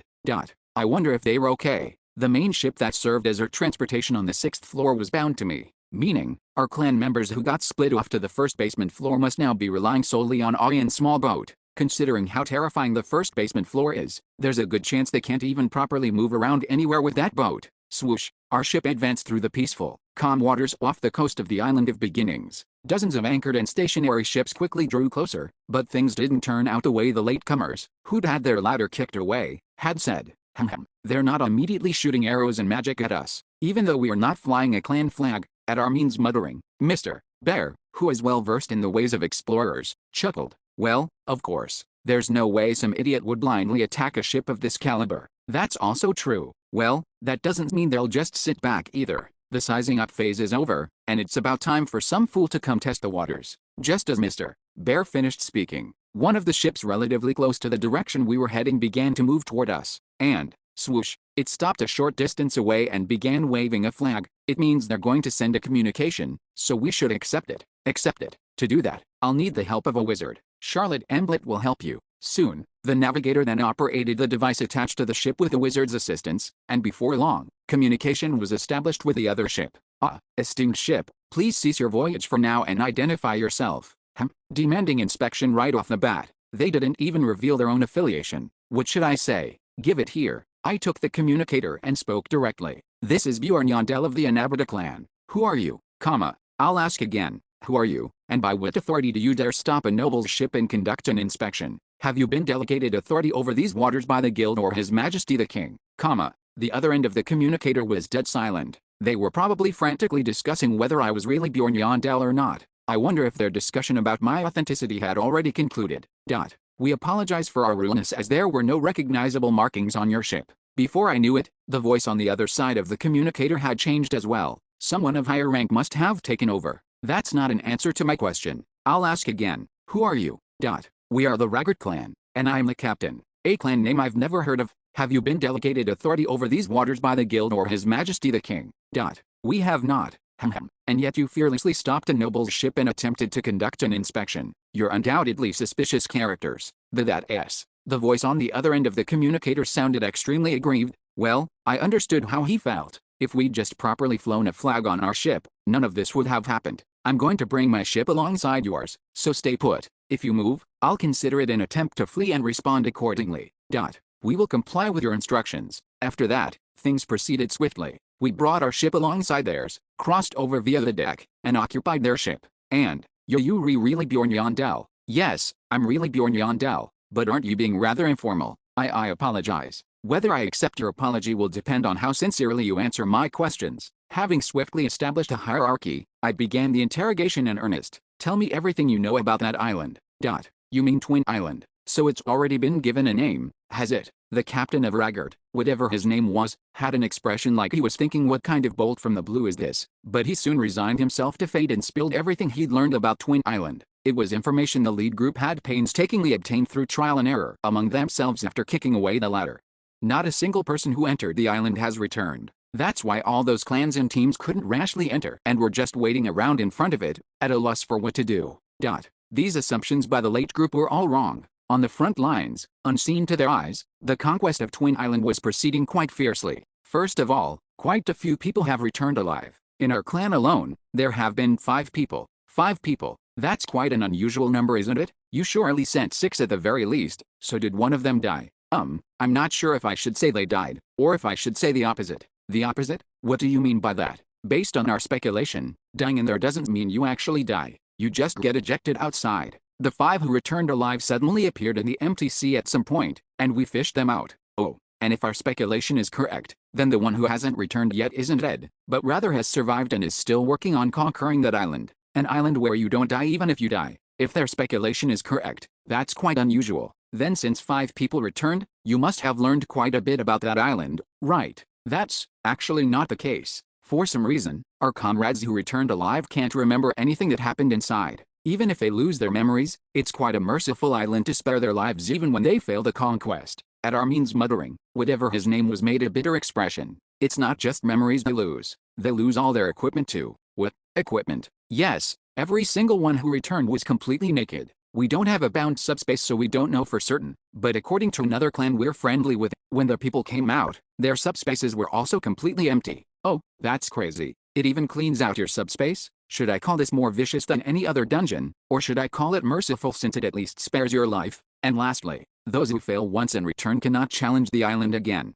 Not only can they not pass through that transparent barrier, they can't even see the island beyond it anymore, apparently. Opinions are divided on whether it will be possible during the next exploration period. To summarize, the risks upon failure were the loss of memories of the conquest process, possessions, and the opportunity to retry. Not losing your life was a merit, but that didn't mean it was a place to challenge thoughtlessly. You don't lose your life even if you fail. Interpreting this in Dungeon and Stone terms, it meant the island had gimmicks and difficulty so unreasonable that an advantage like that is necessary. I don't know about other clans, but this all we've learned up to this point. Is this enough as an apology for our earlier rudeness? It's not enough.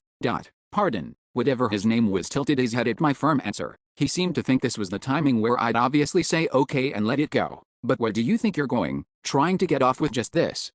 Don't you know something more? I spoke as if I knew there was something, but in truth I knew nothing. It was more like testing the waters one last time, But surprisingly, this approach had a pretty good batting average. Well, it doesn't seem like this approach was going to work this time though. Pardon, a miss is it? I really told you everything I know. Alright, you can go now. Oh, this is our ship though. Right. At that point, I ended the conversation with whatever his name was and returned to my ship. It seemed like I'd gained more than expected, but when you actually break it down piece by piece, it was rather ambiguous. It felt like being full on an empty stomach, so to speak. I'd only heard about what happens when you fail. There was absolutely nothing that would help with succeeding. Well, given the situation, that's probably why these guys are just waiting around out here. From what we heard, it doesn't seem like an ordinary island. What's the plan? Will we send in an advance party like they did? If we're going in anyway, wouldn't it be better if we all went together? Nah, someone needs to stay behind. We should carry as few possessions as possible in case of failure, and someone needs to guard the ship. Right after returning to the ship, the members each offered their opinions, but ultimately the decision was mine. We'll do it by sending an advance party. Oh, then the advance party composition will be Bjorn Yandel. So the captain is going as part of the advance party. Then who goes to assist you will be important. Assist? What assist? That's it. Pardon, I'm entering the island alone. As I said that, I pulled out the doll I'd stored deep in my subspace to avoid skin contact as much as possible. Things are working out quite well. I never thought a moment to use my alt character would come so soon. Chapter 886, Twin, 1. Slide. I put on my armor. Not the sturdy plate armor that made me feel reassured just by wearing it, but light leather armor. This feels unfamiliar. I slung a bag over my back. A sturdy bag made of high-quality leather. An ordinary bag, without any enchantments, so it could only hold as much as its physical capacity allowed. I filled the bag with consumables that would be fairly useful, but didn't put anything particularly expensive inside it. Exactly the kind of load out a well-prepared third-floor explorer would pack. Leather boots on my feet, 3 medium-grade potions on my belt, and, I don't like swords. I'll take this instead. Instead of the longsword my comrades recommended, I picked up a mace and stood up. Of course, though I called it a mace, it was nothing like the brutal and monstrous weapons wielded by blunt weapon warriors of the upper floors. It was shaped more like a club, with just a slightly blunted end. Whoosh, whoosh. Swinging it a few times through the air, the feel wasn't bad at all. How is it? Any discomfort moving around? It's perfect. The leather armor is pretty good too. Soon after also grabbing a wooden round shield chosen as a compromise for weight considerations, I stood in front of the mirror and saw that I looked quite capable. Literally the embodiment of a LV1 warrior, you could say. I felt like I could smash a goblin skull the moment I struck down on it. Though of course, anything from a death fiend onwards would be difficult. Preparations are complete. Thanks. Following Armin out to the deck, I saw a small rowboat hanging from a pulley. I climb aboard and the pulley rope moved, lowering the rowboat toward the sea. Once it fully touched the water's surface, I untied the rope and began to row. And, splash, splash, as I left my comrades behind and rowed the rowboat alone toward the dangerous area, I felt somewhat tense. I had spoken confidently, but trying to move in a body where just rowing made my shoulders stiff was diminishing that confidence. How well could actually I perform the role of the advance party with this body? Captain, take care and come back safely. Don't worry, we'll take good care of Bjorn. At the cheers of my comrades coming from the distance, I couldn't help but chuckle. Right, what's with this lack of confidence before I've even started? After all, The most I stood to lose was the outing doll going on cooldown and a few pieces of cheap gear I'd obtained from the Island of Paradise. Splash, splash. The small rowboat carrying the LV-1 warrior cut through the waters of the 6th floor's Great Sea. It'd be a bit much to cry out the ancestral god's name with this body. Recalling the backstory I gave my alt character, I slowly made the sign of the cross. May the blessing of the Twilight Star guide us. Was it? Well, I'll get used to this too if I use this alt character often enough. After all, our LV-1 human warrior, Peter, is also a devout believer raised at the Reactless orphanage. He entered the labyrinth with a grand ambition of gaining the strength to eradicate all plunderers and heretics. It was as I was rowing while reminding myself once more of my backstory. Swoosh. Just then, I felt an inexplicable chilling sensation, as if I'd passed through a portal. You have entered a special area. Field effect. Twin C is applied. For some reason, the island that was before my eyes disappeared. My destination was Twin Island, but at some point, the island had vanished like a mirage. No, it wasn't just Twin Island that had disappeared. All the ships that were around are gone too. Although it was very different from what I had expected initially, I maintained my composure as much as possible and calmly analyzed the situation. After all, just because I'm in the body of the LV-1 warrior didn't mean the veteran player Hanson Lee's judgment has disappeared. Of course, even then, my heart beat fiercely. Thump. An unknown space with no information. However, that was nothing new. Even though there are few things I don't know about Dungeon and Stone, now, it wasn't like that from the beginning. 7th floor, 8th floor, 9th floor, 10th floor. In that game, which had so few players that there was barely any proper information, each floor was an unknown place, and I cleared away the darkness of the unknown by banging my head against it myself. It's just that even then, there were still parts I hadn't uncovered yet. Yet, that's all there is to it. Judging by the fact that the other ships have disappeared, I've definitely crossed into the field, but the problem was that my destination, the island itself, had also disappeared. So then, what exactly is going on here? The island I saw from a distance probably isn't the main map itself. Perhaps the Twin Island seen from outside merely serves as an entrance. When you approach the island, you enter and then you must explore a vast space like a rift. First of all, it seems only Twin Island disappeared, and everything else is the same. Looking around, I could see an island in the distance, the Island of Beginnings, Lemia. However, before actually turning the boat's bow, I deliberated once more. After all, there were predecessors who came before me, predecessors with far better specs than the LV-1 human warrior, Peter. But would they have acted any differently? 100 out of 100 would have headed for Lemia first, and 99 out of 100 were kicked out, naked, with their memories wiped. In other words, there's something dangerous on that island. Thinking about it that way, it's truly a malicious gimmick. The original Lemia Island was a safe zone where no monsters appeared. The perception that that island is safe would be deeply ingrained in anyone's mind. Since I came here to learn by banging my head against it, it would be correct to move in a way that gathers as much information as possible. But, even so, my deliberation deepened. Of course, if Peter were even LV-5, I probably would have gone to Lemia, but as a LV-1, it felt a bit burdensome. The probability I'd meet a dead end on that island before finding anything out was high. Should I go anyway, or should I look for another route? Without wasting any more time, I made a quick decision. Let's look for another route first. Yet, this was definitely more efficient. It won't be too late to go to Lemia Island after that. Splash, splash. Having made my decision, I worked my oars and rowed out into the vast, open sea. My destination was Faroon Island, located to the west of Lemia Island. Since it was close enough to be seen with the naked eye from the summit of Lemia Island, it was fair to say it was the only other route I could currently choose. Other islands would take several days of rowing in this small rowboat to reach. Besides, it's questionable whether I could even successfully find my way to them with just a compass. Of course, that didn't mean Faroon Island was a walk in the park. Setting aside the monsters that appear there, it was also true that it was quite a long way to row to in this tiny rowboat. Still, I'll get there eventually. The first step is always the most daunting before you take it.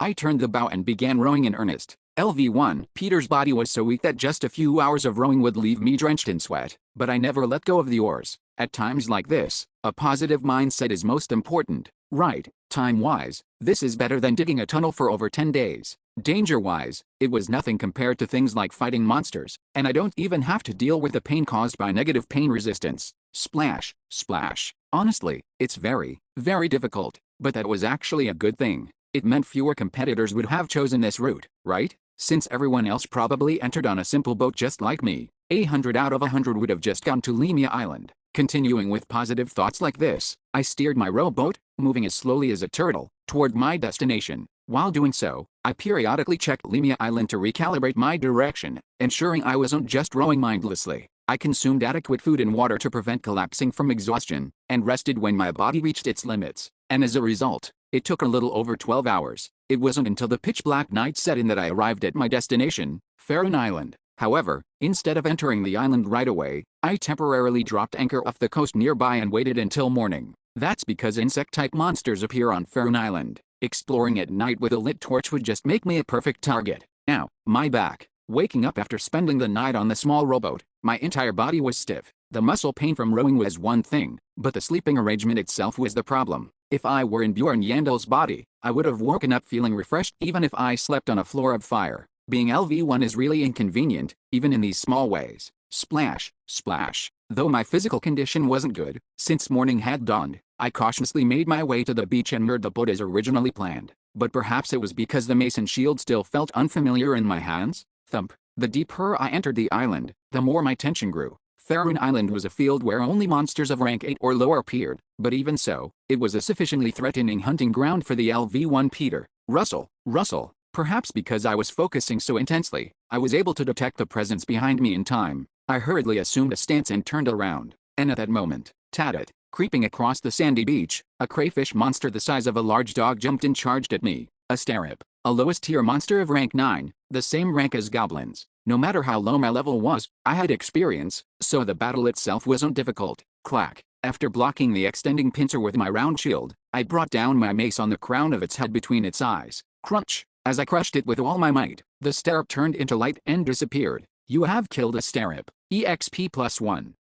Seriously, why does this feel so satisfying? I couldn't say, but surprisingly, an essence rose up from the spot where the starip had vanished into light. What is this? Some kind of newbie welcome event. I didn't expect an essence to drop from the very first monster I killed with my alt character, but I completely ignored it and only took them on a stone to commemorate the moment. Trying to turn me into some kind of dog shit character. I need to carefully choose which essences my alt character eats, because this body can't remove essences at the temple. For now, let's keep going. Though the afterglow of my first battle with my alt character lingered slightly, I had to explore as much as possible before nightfall, so I hurriedly resumed walking. Leaving the coast, I headed into jungle-like forest. As I continued walking forward, bugs the size of a human head flew at me. Crumpies, a rank 8 insect-type monster. However, these guys weren't a problem either. Peter might be level 1, but his equipment was at least 3rd floor level. Buzz, their venomous stingers can't pierce my leather armor, so the only place I need to watch out for is my face. Thud. I focused only on the ones aiming for my face and knocked them away with my shield. Whoosh. After applying a fire enchantment to my mace with a scroll I had prepared. Voon. I swung it around wildly with a mindset that I'll hit at least one. I did get stung by a few venomous stingers in the process, but, well, that was something I could handle by just taking an antidote after the battle ends. You have killed a Crumbie. EXP +2. You have killed a Crumbie. You have killed a Crumbie. You have killed a Crumbie. After about 15 minutes of such back and forth brawling, the swarm of Crumbies was wiped out. But what's this now? Voon. Among the Crumbies' corpses that turned into light and disappeared, a brilliantly colored orb rose up. Another essence dropped? Well, I did kill a lot of them this time. But still, could it be a blessed character? Of course, I didn't eat the essence, and this time I coolly passed on the mana stone as well. One commemorative mana stone is enough. If I unnecessarily increase to my luggage, it will just reduce space in my bag. Let's keep going. Having successfully finished my battle with the Crumbies, I resumed my exploration without any further hesitation. In the process, I encountered several more swarms of Crumbies, but you have killed a Crumbie. You have killed a Crumbie. You have killed a Crumbie. Contrary to my worries, it was more manageable than I expected. As I developed know-how, the battle time, which was initially 15 minutes, was gradually getting shorter. So even rank 8s are no match for me. It was around that time that I was gradually gaining confidence. Thud. Making my way through the jungle, I froze in place. Shit. I knew my luck seemed too good to be true. Siren has cast Coral Net. I didn't even have time to do anything. The moment I encountered the siren while walking through the jungle, a widely spread net was thrown at me, slamming me to the ground. I struggled to somehow escape, but it was futile. The more I struggled, the more tightly entangled the net binding my arms and legs became. The tough yet slippery coral net couldn't be escaped with a blunt club or anything like that, and even the dagger I hurriedly pulled from my waist couldn't even scratch it. Of course, that was only to be expected. Because sirens are rank 5 monsters, there was no way a level 1 warrior could break free from a rank 5 skill. Still, it felt a bit unfair. Sirens are monsters that are only supposed to appear on Faerun Island when you do the offering event. No, well, To be honest, I did think they could appear, but, even so, this timing sucks. It's just when I was starting to enjoy raising my alt character. I should have just gone to Lemia Island. Regret belatedly washed over me. I didn't row so hard just to meet an end like this. So in the end, it's game over without me learning a single useful thing. It left a bitter taste, but I decided to just accept reality. Right, at least I found out the islands disappear when you enter. For a level 1 warrior, that was more than enough. Well, there was still the fundamental question of whether this field's gimmick also applied to the outing doll and would erase memories. What in the world are you saying, Imperial? How dare you break the treaty and invade this island? Don't even think about dying a peaceful death until you've spilled all the evil plans you harbor within. What the hell is this? I was a bit bewildered. Why have there been so many talking monsters lately? To be honest, it wasn't something to be that shocked and surprised about anymore. Chapter 887, Twin, 2. Resistance was futile. It makes sense. There's a limit to what experience or equipment can compensate for. How could a level 1 possibly take down a rank 5? Well, if it had tried to kill me, no questions asked, like most monsters do, I would have at least tried to resist. But we can communicate. For some reason, the siren was speaking the ancient language, and I naturally understood it. I didn't know the language pack would apply even in my alt character state. Anyway, this is good. As long as it's not an entity that can't communicate, there's hope. Isn't there a saying that the tongue is mightier than the sword? Maybe I can resolve this through dialogue. Just as my thoughts reached that point, bam! The shaft of the siren's spear struck my temple, and at that instant, all strength drained from my body and my consciousness faded. Trashy Imperial bastard. The siren's murmur dripped with hatred. With that, I completely lost consciousness.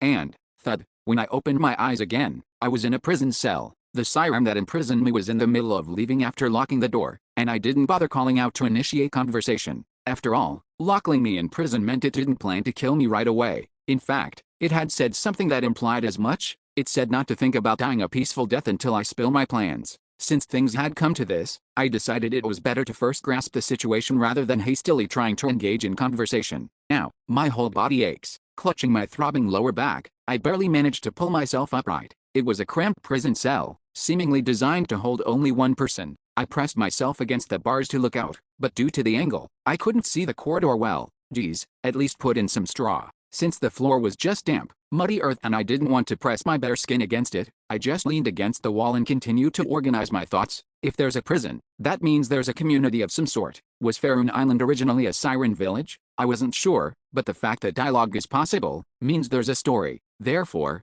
to clear this, I need to figure out the story first. First off, this isn't a good situation. Inferring from the few keywords I got before getting knocked out by the spear hit, that siren considers me an Imperial who broke a treaty and invaded this island. Furthermore, it won't stop its nasty business until I confess all my evil plans. And that's about it. Should I have just tried talking as soon as I woke up? There's too little information.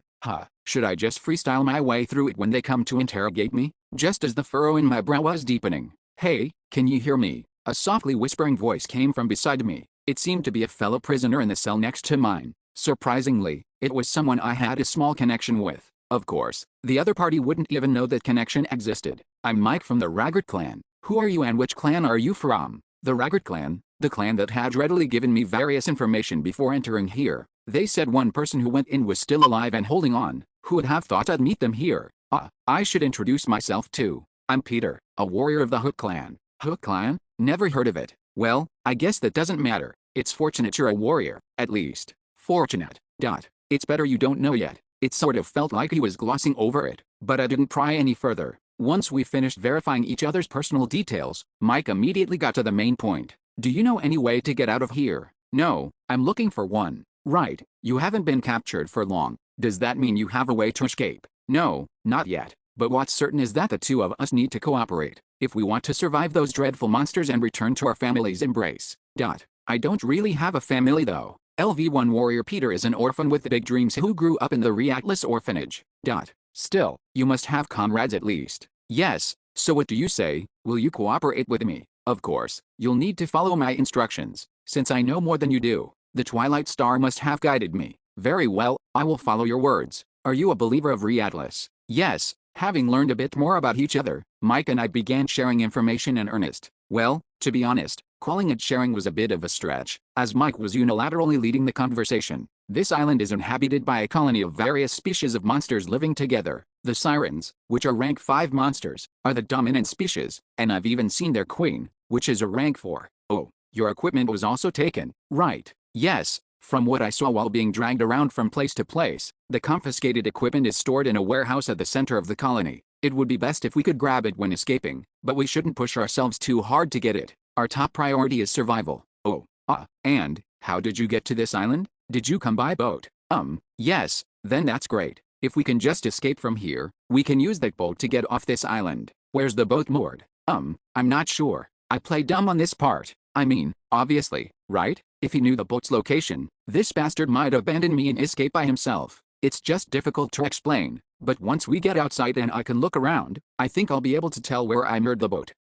That's a relief then. Mike paused as if organizing his thoughts, and now it was my turn to ask questions. It sounds like you don't have a boat, so how did you end up on this island? It's a long story, and I don't want to talk about it. Oh ho, withholding information here? Weren't we supposed to be in the same boat together? If you're hiding something from me, I can't cooperate with you either. When I stated this bluntly, he snapped like someone whose sore wound had been poked. Damn it, they're all dead, everyone except me.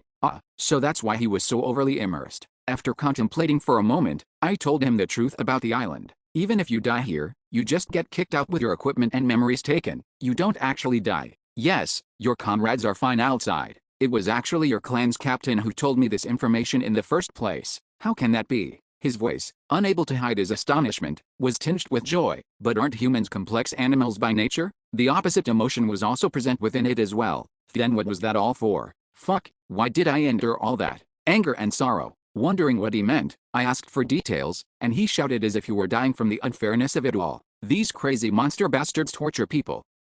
The conversation with Mike resumed only after some time had passed and he'd calmed his agitation. I asked questions to gather information, and he answered them diligently, though for some reason, his voice had lost its previous passion and sounded hollow, like someone who had let go of something important. Well, that didn't mean the information was lacking though. When we first entered this place, there were more than 10 teams of explorers in the sea. They naturally steered their boats toward Limia, and my team that I led followed them toward Limia as well. As I expected, the explorers who had been selected as the advance party and entered this area headed for Limia Island, which was immediately visible before their eyes. And that island, which should have had no monsters at all, was crawling with unidentified entities. Unidentified entities. In other words, monsters that had never been discovered in the world before were occupying Limia Island. They were all humanoid monsters. They spoke in a language we couldn't understand, just like the monsters on this island. And each and every one of them seemed to be a variant, possessing unique abilities. Some used magic-like abilities, others shot arrows infused with energy. There were even some that used aura.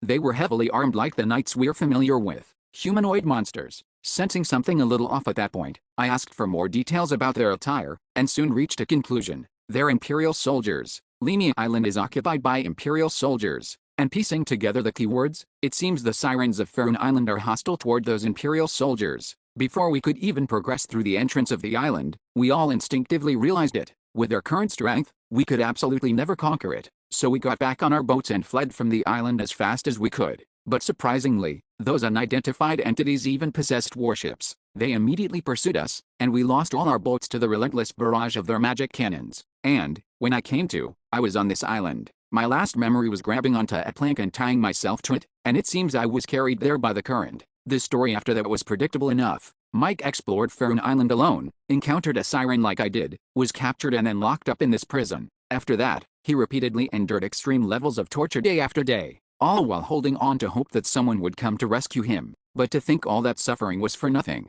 That if you just die, you only lose equipment and that's it. Oh, no, wait a minute. The way this bastard is talking is a bit strange. Mike, you seem very agitated. Please calm down for a moment. Don't worry, I'm more at peace now than I've ever been. Thanks for telling me this news. Well then, I'll be making my escape first. Along with those words, a chilling sound came from behind the wall where Mike was. Thud, thud, the sound of something being mashed against the wall. It didn't take long to figure out what was happening. Mike was slamming his head against the wall, and he kept doing it, without tiring. Thud, thud, thud. Seriously, why the hell is his mental state so weak? Mike, get a hold of yourself and listen to me. Dying like that is meaningless. If you die here, you'll lose not just your equipment but your memories too. Do you really want to throw away all the information you gained through that suffering? I tried to calmly and logically persuade him, but unfortunately, Mike wouldn't listen at all. No, to be precise, memories? Having shitty memories like these won't help me live. Fuck, my hands start trembling just at the sight of a siren now. Perhaps the fact that he could shake off the bad memories gave him even more strength.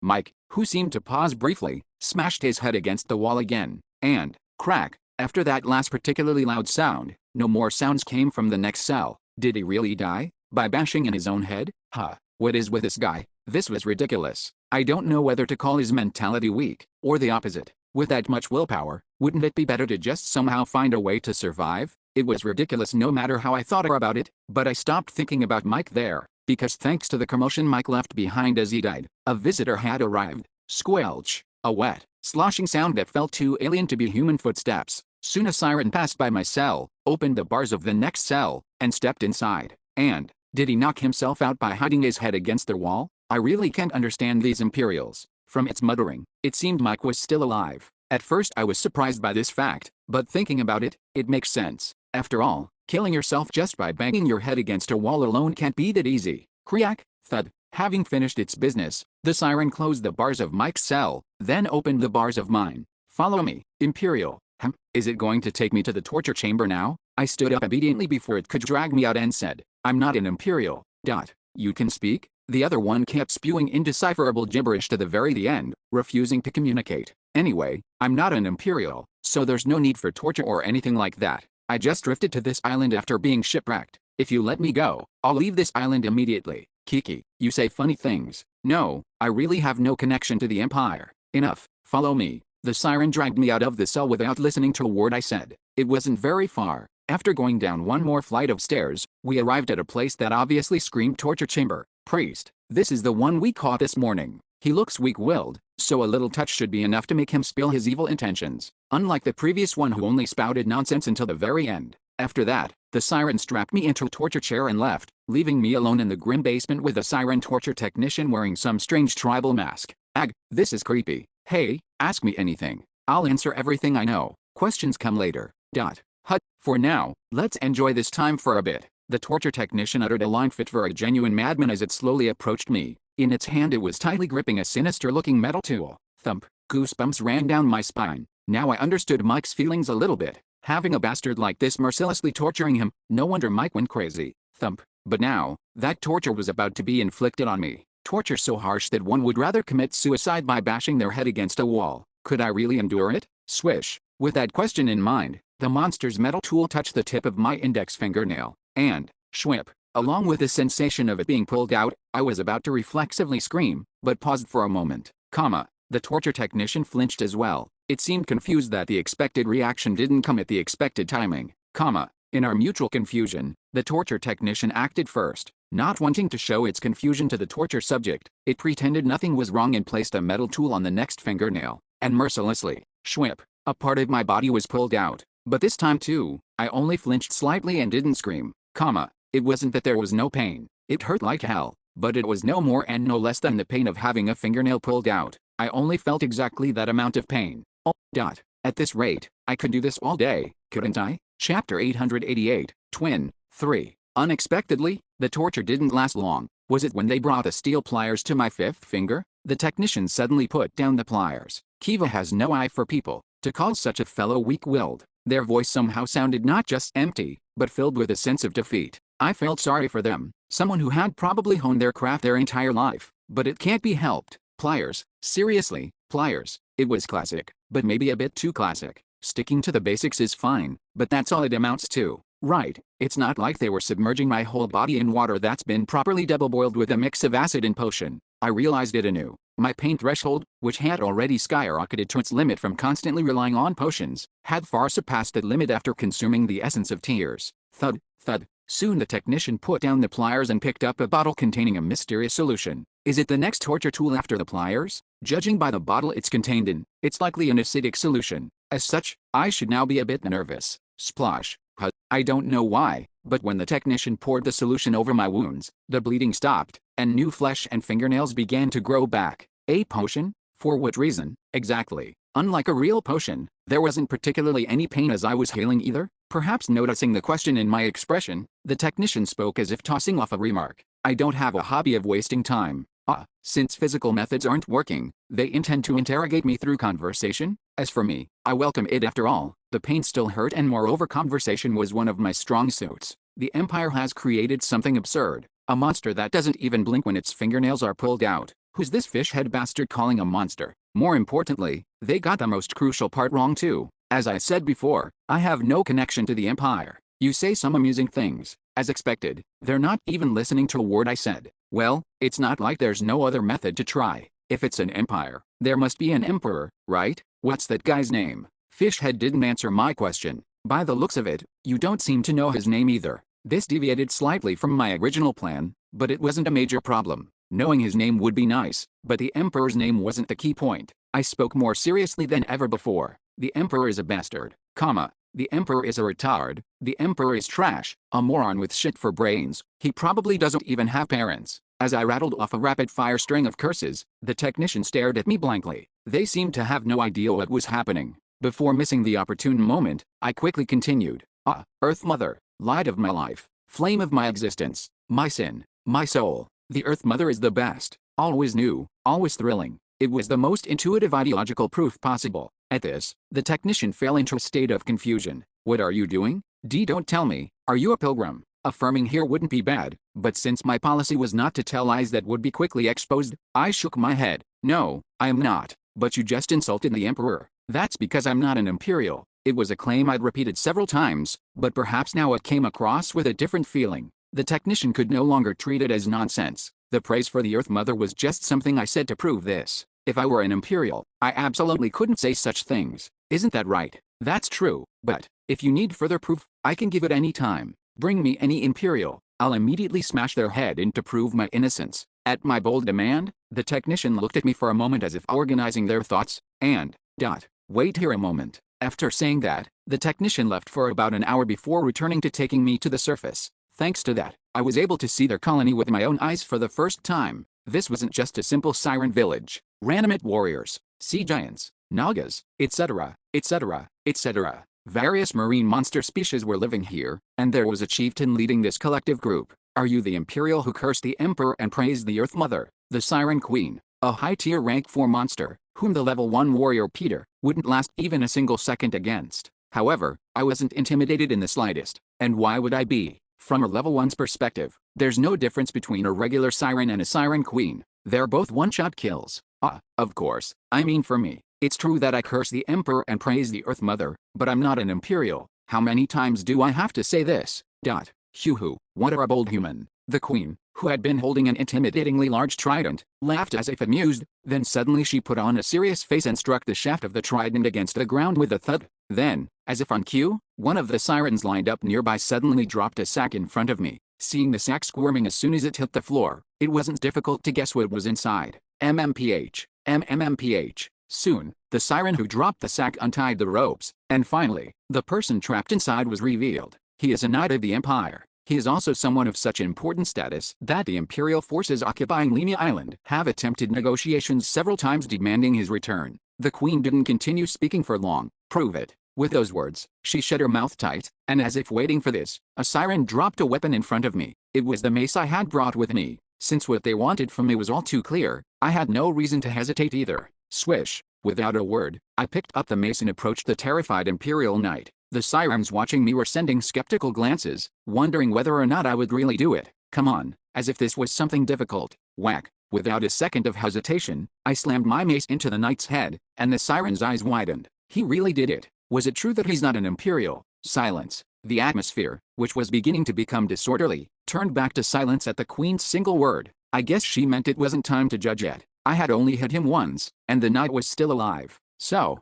whack, whack, whack. I brought the mace down again and again. Ordinary strikes without any modifiers from skills like swing. The Imperial Knight's durability stats must have been quite high, as even though I was targeting his vital point, his head, while he was incapacitated, it took quite a while to get the kill confirmation with just basic attacks. Crunch. Only after bringing the mace down more than 10 times did I feel that distinctive sensation in my hands. That alone was enough to intuitively know I had finished him, but even stronger proof unfolded before my eyes shortly after. Shwa. The Imperial Knight transformed into particles of light and disappeared. You have killed an Imperial Knight. EXP +6. At the same time, my heart vibrated and a familiar energy surged through my body. An explosive sense of fulfillment as if my blood vessels were expanding. You have leveled up. Soul power has increased by +10. The maximum number of essences you can absorb has increased by +1. They're even giving me experience points for proving I'm not an Imperial? This isn't enough. I frowned and shook my head. I'll prove it more, so bring more.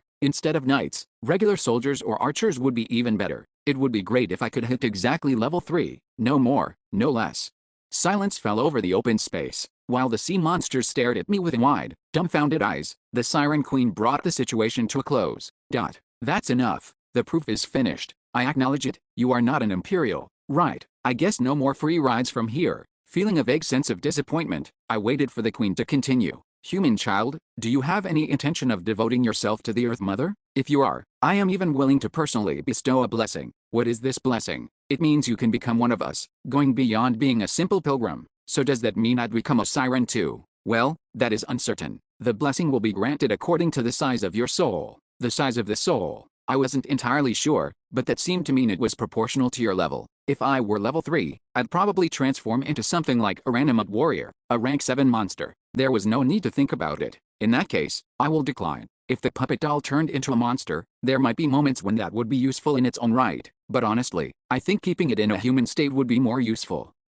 If that is your will, I will not insist further. Surprisingly, when I declined the offer, the Queen coolly accepted my refusal and didn't press further. And so, the proselytizing talk ended there. So, what happens to me now? I've proven I'm not an Imperial. Nothing. I'd appreciate it if you could say what you mean clearly. You are free. We are different from the Empire. We have no intention of harming those uninvolved in this war. Phew. So I've survived for now then. As I was breathing a sigh of relief internally, the Queen spoke. You can leave the island as is, or stay and observe our way of life. It would be even better if, in doing so, you find the will to devote yourself to the Earth Mother, So, what will you do, human child? Well, my decision was already as good as made.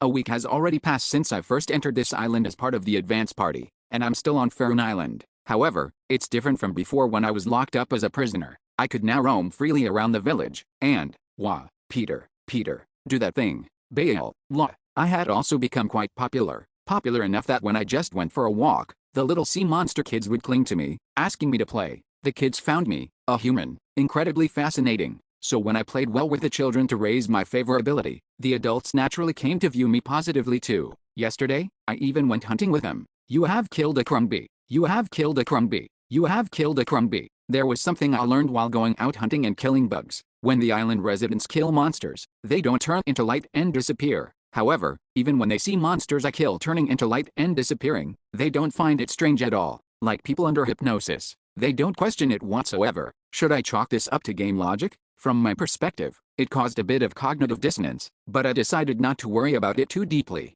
It's not as if there was only one or two phenomena in the labyrinth that can't be understood. Peter, aren't you lonely? You're the only human left on this island now. Not particularly. Mike, my former prison buddy, was it? Of course the island residents didn't execute him. Mike was released after I actively advocated for him once I became friendly with the village residents, but he actively wished for death himself. Something about wanting to erase his memories of being tortured? His will was so strong that eventually I, unable to watch any longer, cleanly sent him off with a hammer. By now he's probably laughing with his comrades, having forgotten everything. I didn't understand it at first, but now I think Mike's choice might have been quite wise. If it's a memory that would torment you for life, then forgetting it would be the path closer to happiness. Anyway, perhaps as a result of enjoying my Faerun Island life and working hard to raise my favorability with the residents, Peter, the Queen is calling for you. For the first time since the day I killed the Imperial Knight, the Queen summoned me. Moreover, it was even a private audience with all the surrounding retainers dismissed. Before we begin, let me say this first, human child. Today I will make a request of you, and whether or not you will grant this request depends entirely on your own will. I will not coerce you in any way, nor I will not give you any penalty such as expelling you from this island if you refuse. Those are things only the evil empire would do. In simple terms, she's going to give me a quest. But seeing her lay such lengthy groundwork before even stating the contents of the quest, I don't know how to interpret it. When someone emphasizes something that much, you start to wonder if it's reverse psychology. Does this mean she'll kick me off the island if I refuse? Such reasonable suspicion arose, but even so, I decided to hear out everything the Queen had to say first. Also, if you grant my request, I swear on the name of the Earth Mother that I will grant you an appropriate reward. I get it. So tell me, what is the request? Go to the island occupied by the Imperials and find a child, and grant that suffering child peace. An assassination quest given to a LV2 warrior. I wanted to ask if she had gotten my class wrong, but first, I'd like to know who the child is. I decided to confirm the rest of the quest contents first, and as a result, I heard a surprising name. Come to think of it, maybe it's not that surprising. Honestly, I'd somewhat expected that this island would be related to them. Tetrarchia, please grant that poor child peace. Chapter 889, Twin, 4. Tetrarchia. The moment I heard that name, I felt it instinctively. This quest the queen was giving me had a very close connection to clearing this hidden island. If I succeed in the assassination and grant them peace or whatever, does that clear it? I feel like that might be the case. But on the other hand, I wonder if it would really be that simple. It's not something I can consider certain just yet. It was unclear whether the correct progression was to go to Faerun Island instead of Lemia Island and build favorability to receive this quest in the first place. Even if I had gone to Lemia Island, as long as I knew how to speak the ancient language, I have a feeling it would have progressed somehow. It's a common trope in games. Choose a faction, and carry out quests suited for that faction. I'd like to hear more details before I decide. Anyway, since the name Tetrarchia has come up, I need to know more about the current situation. What are you curious about? Everything. Starting with what kind of situation Tetrarchia is in. Very well. Is it because she's in the position of giving me a quest? The queen diligently answered my questions, even though they were largely unrelated to the assassination mission itself. Do you know about the treaty we made with the Imperial Army? I heard from the residents. You promised not to invade each other's territories, right? There was a price for that treaty. We had to hand over the idol's bloodline to them. What did you receive in return? The daily lives of our residents. Hearing the story, that treaty didn't feel like a ceasefire agreement made between equals. It was more like a typical unequal treaty signed by a defeated nation. Faerun Island gave them what they wanted, and in return, they were promised survival. First off, the idol's bloodline seems to refer to Tetrarchia. What do you mean by idol? The master of this island, the one who controls storms. The one who controls storms. Considering I'm on Faerun Island, I think I have an idea. Someone above the queen? I've never seen them. They no longer resides on this island. That too was part of the treaty. I see. After asking a few more questions about the one who controls storms, I confirmed it was the same individual I had suspected. Storm Gush. In other words, Tetrarchia, the idol's bloodline, meant a baby Storm Gush, and once I had derived that interpretation, various other hypotheses arose. Specifically, the event that occurred during the battle with the Lord of Tears. I had only thought about the flower crown and such as the trigger condition, but maybe the Storm Gush essence had an influence too. Well, that's not important now. But in this situation, is it okay to kill the idol's bloodline, which was the price of the treaty, because you are human? Even if you kill him to grant him peace, the Imperial Army will not be able to link it to us. So that's why they were having me do it instead of doing it themselves. If I, someone with the appearance of a human, kill Tetrarchia, it's simply the Imperial Army's blunder. There would be no reason for Faerun Island to take responsibility. No, rather, they might be able to make various demands citing their negligent management. Do you know anything about the target's situation or whereabouts? I do not know, so that means I have to find out everything on my own. The queen said she would provide the uniform worn by the Imperial Army, and that wearing it would lower the risk of getting caught, but that remains to be seen. In reality, I feel this is a mission so dangerous that even several lives of the LV2 warrior Peter wouldn't be enough. So, in other words, the reward, you said you'd give me an appropriate reward? I'd like to hear about that. I need a reward substantial enough to be worth sacrificing several lives of LV2 warrior Peter. I didn't think I'd be doing this again. Splash, splash, I'm rowing. The destination is the Island of Beginnings, Lemia. It hasn't been long since I left Faerun Island, and my shoulders are already aching, but, splash, splash. For as strenuous as it was on my body, the rowboat I was riding on swiftly cut through the current and advanced forward. Well, this is the second time now. Having gained proficiency compared to when I first came here, the boat smoothly moved straight ahead without veering off course. At this rate, I think I can get there about 1.5 times faster than when I arrived here. Phew. As my body quickly grew fatigued from the strenuous rowing, I continued my thoughts, from the plan to infiltrate Lemia Island, which is crawling with Imperial soldiers, to the reward the Queen offered. The Queen's imprint. That was what the Queen offered as the quest reward. She had offered a few things before that, but when I maintained silence as if unsatisfied, she squeezed her eyes shut and offered this as if it were her absolute limit. So I accepted at that point, but I still don't know its exact use.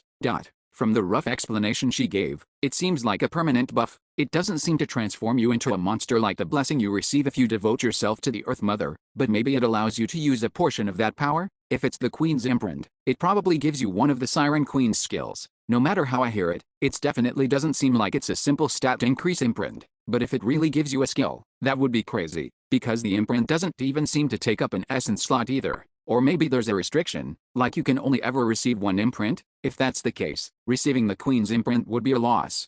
Then maybe I should have Peter receive that reward first. Or maybe I should let my comrades try receiving it first. After all, experimenting with my main character is a bit much. Oh. As I rode for a long time while thinking about this and that, before I knew it, Lemia Island came into view. At this point, I paused rowing for a moment, changed into the Imperial military uniform the Queen had prepared, and checked the ID. The ID was in a very simple format. Marine Special Forces Division, 217 Battalion. The top 2 lines are my unit affiliation. Private. This seems to be the rank. And at the very bottom was written the name I would be using during this assassination quest. Oh, the moment I checked the name, I froze like a stone. Hanzel fire. What the fuck? Fwing, splash. The moment I saw the name, I reflexively threw it into the sea. I screwed up. Without an ID, the plan falls apart. I belatedly felt a bit of regret, but no, it couldn't be helped. Right, the outing doll alone is overwhelming enough, but to be called by that name too? There's no way the quest would succeed. Yet, this is better. The plan to use an existing identity had plenty of shaky parts anyway. As a prime example, if I met someone who knew the original owner, I'd be done for right then and there. Well, the Queen asserted that since the unit had been wiped out, no one would recognize me, but still. Anyway, since the story about being a soldier who escaped from Faerun Island is off the table, after organizing my thoughts for a moment, I tore off all the insignias attached to my uniform. Since I don't have an ID anyway, I judged that having these would only be a hindrance. Since it's come to this, let's go with a classic approach. The rolling waves, the shoreline visible in the distance. The plan is simple. From here on out, I'm going to ditch this rowboat and swim through the sea to the shore. Then, I'll lie on the shore as if washed up by the waves, pretending to be unconscious, and when the Imperial soldiers find me, where am I? Who am I? I'll proceed with the setting of an Imperial soldier suffering from amnesia. It might seem like a very flimsy plan, but I know, sometimes, simple plans like this work much better. Besides, this seems much more likely to succeed than infiltrating using that cursed name. By the way, for this setting, it would be good to have a head injury too. Details are the lifeblood of acting. Once my thoughts reached that point, I struck my head with my club without any hesitation. But, crack, was the problem that I didn't hesitate at all? Or was the problem that I momentarily forgot this body is LV2? It was probably both. The Hans effect. My vision started spinning, and strength left my whole body. My legs gave out, my body swayed, and, splash, I fell into the sea, losing consciousness just like that. Someone kept slapping my cheek, so I slowly opened my eyes to find a man I'd never seen before looking down at me with an urgent expression. Hey, wake up. Hey, what the hell is this situation? My vision was blurry, my head is dizzy, and I can't breathe well, so it took quite a while to grasp the situation. Don't close your eyes. Think of the Empire. Think of your family. I couldn't care less about family, but after hearing the keyword Empire made my previous memories unfold before me like a panorama. I was trying to give myself a head injury, but I knocked myself out and fell into the water. But seeing an Imperial soldier waking me up, it seems I was lucky enough to wash up on the shore as planned. They say the pinnacle of acting is method acting. Due to my mistake, the most realistic performance possible was completed. Where? This is Lemia Island. Lemia Island. I asked back blankly and frowned while bringing my hand to my forehead, not pretending to be in pain, but because I genuinely felt pain. Yes, Lemia Island. How did you end up falling into the sea? What's your unit? I don't know. I can't remember. Is this a bit much? As I continued with a performance that even I felt was terrible acting, the Imperial soldier in front of me nodded in understanding. Tisk, looks like you've got a bad head injury. Come help support this man. We're ending patrol and returning to base. He wasn't alone? I soon turned my head to the side and saw other soldiers. Platoon leader, this is suspicious. What's suspicious? Haven't unidentified humans been constantly setting foot this island recently? Maybe this man is one of them too. He's just wearing a military uniform. There's no way to verify his identity, is there? At one soldier's suspicion, another soldier chimed in and nodded in agreement. Private Jake has a point. Amnesia? Is that even plausible?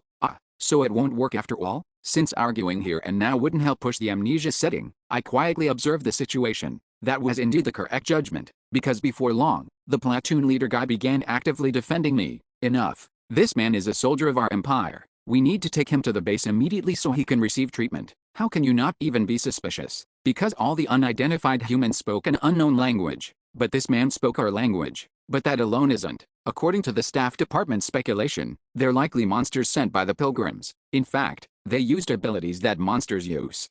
He seems to be talking about the power of essences. But what about this man? I don't sense any of the power of those monsters from him at all. In other words, he's one of the sons of our empire. It's dangerous to assume he's an ally just because he isn't a monster. We can't rule out the possibility that a pilgrim stole a military uniform to infiltrate. Certainly, as you say, we can't rule out that possibility, but, at the soldier's words, the platoon leader also looked at me with somewhat ambiguous eyes. He didn't seem to have any intention of killing me right now, but he appeared to be debating whether to treat me 100% as an ally or an unidentified human. Platoon leader, would you look at this? Rick here says he found this item while patrolling the shore. A soldier handed an item to the platoon leader. My vision was still blurry and out of focus, but even so, its shape was very familiar. Soon the platoon leader, who had been examining the item closely, looked at me and smirked. It seems this is your Imperial badge. Imperial badge? Yes, it seems it got caught in the current and washed up on shore, and we were lucky enough to find it. I couldn't help but make a bewildered expression. I wasn't acting. I truly didn't understand. If it's the 217 Battalion, that's the battalion that was annihilated in the last battle before the treaty was made. You did well to return alive, we'll only be able to hear the full story once your memory returns. But for now, let's go back so you can get some proper rest. Shortly after, the platoon leader smiled and patted my shoulder encouragingly. Private Hans Hellfire. I simply couldn't believe it. Chapter 890, Twin, 5. Lying on the bed, I stared blankly at my ID. No, according to them, it's an Imperial badge or something. Anyway, Private Hans Hellfire. What is this? It's like a cursed doll that keeps coming back no matter how many times you throw it away. Feeling like I'd go crazy if I looked at it any longer, I stuffed the Imperial badge in my military uniform jacket and irritably laid back down on the bed, an unfamiliar ceiling. Currently, I'm lying in a medical barracks within the Imperial Army garrison on Lemia Island. That's because, just a moment ago, I was being treated by a priest for amnesia. The diagnosis was memory impairment caused by a traumatic brain injury. Something like I must have hit my head on something while being swept to the island by waves. The wound on my head was very helpful in securing this diagnosis, and the prescription was a single shot of a healing spell. Thanks to that, my head injury was completely healed. However, I maintained my amnesia act, and the priest didn't find it strange, saying it's common for permanent after effects to remain if the treatment window is missed. Currently, you have no assigned unit. You'll be reassigned soon. Until then, get plenty of rest. It was a truly perfect undercover infiltration. It was safe to say I'd crossed the biggest hurdle in completing the quest I received on Faerun Island. Well, although there was still one problem remaining that was far too threatening to me to call it trivial. Do you understand? Hans Hellfire, please call me by my surname. Contrary to your appearance, you're quite a rigid fellow, aren't you? The middle-aged priest left, looking slightly offended that I was drawing a line between us, and with it I was left alone in the empty medical barracks. According to the priest, when a battle occurs, this place gets packed to the point of being cramped, but recently there haven't been any injured soldiers. Up until about a week ago, there were quite a few wounded due to monsters disguised as humans, but they've all been discharged now, apparently.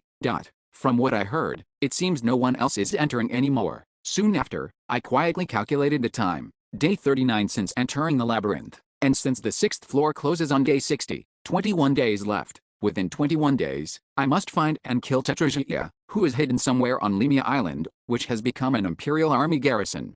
A 21-day time limit. Moreover, considering I need to kill Tetragea and return to Faerun Island to receive the reward, I'll need a buffer of a few extra days. In the first place, killing him and escaping this island as the LV2 Peter is probably impossible though. As such, I prioritize gathering information over completing the assassination quest. I'll roughly check the difficulty level of this island. Once I confirm where Tetragea is, I'll re-enter with my main character to finish things. That's my plan for now, but you never know. I might learn something new while gathering information on this island. Based on my speculation, Twin Island is a mission-type hidden field, and I still don't know exactly what that mission is. Simply assassinating the target and getting the reward might not be the end of it. Therefore, under the guise of taking a walk, I wandered around the medical barracks and gathered as much information as I could, and after 3 days, my assigned unit was decided. It was the result of actively appealing to the priest that I was fully recovered. From now on, you are a member of the 116 Battalion. Surprisingly, the unit I was assigned to was the one that had rescued me when I washed up on the shore.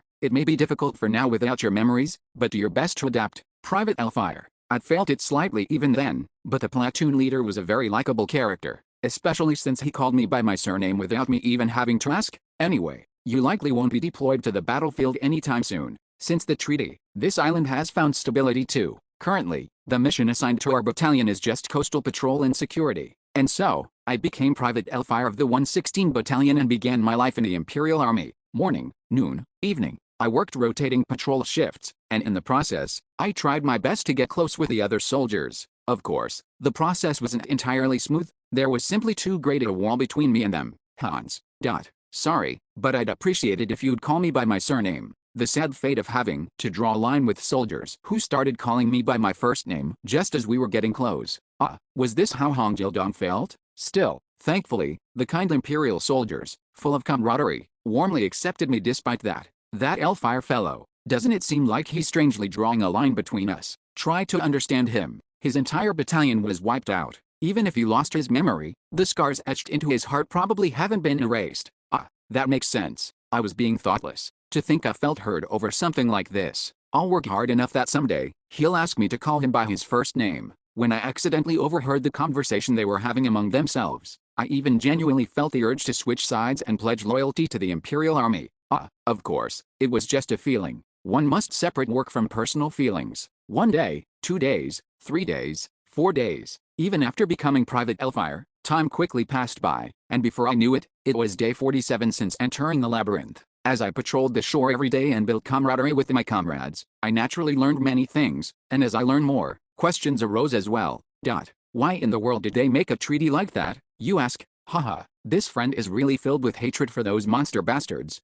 Well, it's not like those memories would truly disappear. They probably still remain in the deepest recesses of his mind. That aside, it seems certain he lost his memory, seeing as he's asking a question like that. The Imperial Army is incredibly strong. Strong enough to wipe out all of Faerun Island in a single day. Stormgush is only a rank 3 monster, after all. But why did the Imperial Army only make a treaty with them and let them live? It was a question that began from this doubt, but a name I hadn't expected in the slightest popped up. It's because they are under the protection of the Sea God. The Sea God, Leviathan, a rank 1 monster that can be encountered in the Great Sea on the 6th floor. If we were to go all the way, he would surely intervene, so we had to be careful not to cross the line. I see. Even so, we obtained the most important thing without significant losses, so it could be called a blessing for the Empire.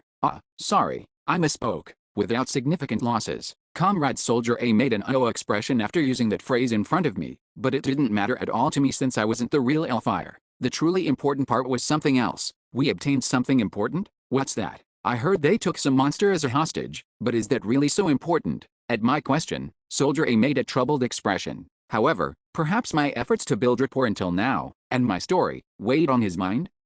Right, you deserve to know, but you must not tell anyone about this. Understood. I promise on my heart. I have a younger brother in the research department. Unlike me, his was very bright from a young age. I heard from him. The Empire is currently using that monster hostage to develop a new weapon of war. He said that if it's successful, it will be a monumental invention great enough to put an end to this tiresome war. What? Something like a nuclear bomb. So don't push yourself too hard. If you just wait patiently like this, the great Empire will fulfill your wishes. I had no idea what kind of weapon of war it could be, but I ended the conversation there. I judged that even if I probed deeper, it didn't seem like any proper clues would emerge, and I might just arouse unnecessary suspicion. Should I come back with my main character at this point? I succeeded in infiltrating as an Imperial soldier, but gathering information wasn't going as well as I expected. Perhaps it's the limitation of being a regular soldier. The warehouse where equipment from explorers who challenged Twin Island was collected, the Imperial Army's unit structure, patrol routes, etc., etc. That's about all I could find out. The information I just got was quite high level, but even that was a result I only obtained through sheer luck being on my side.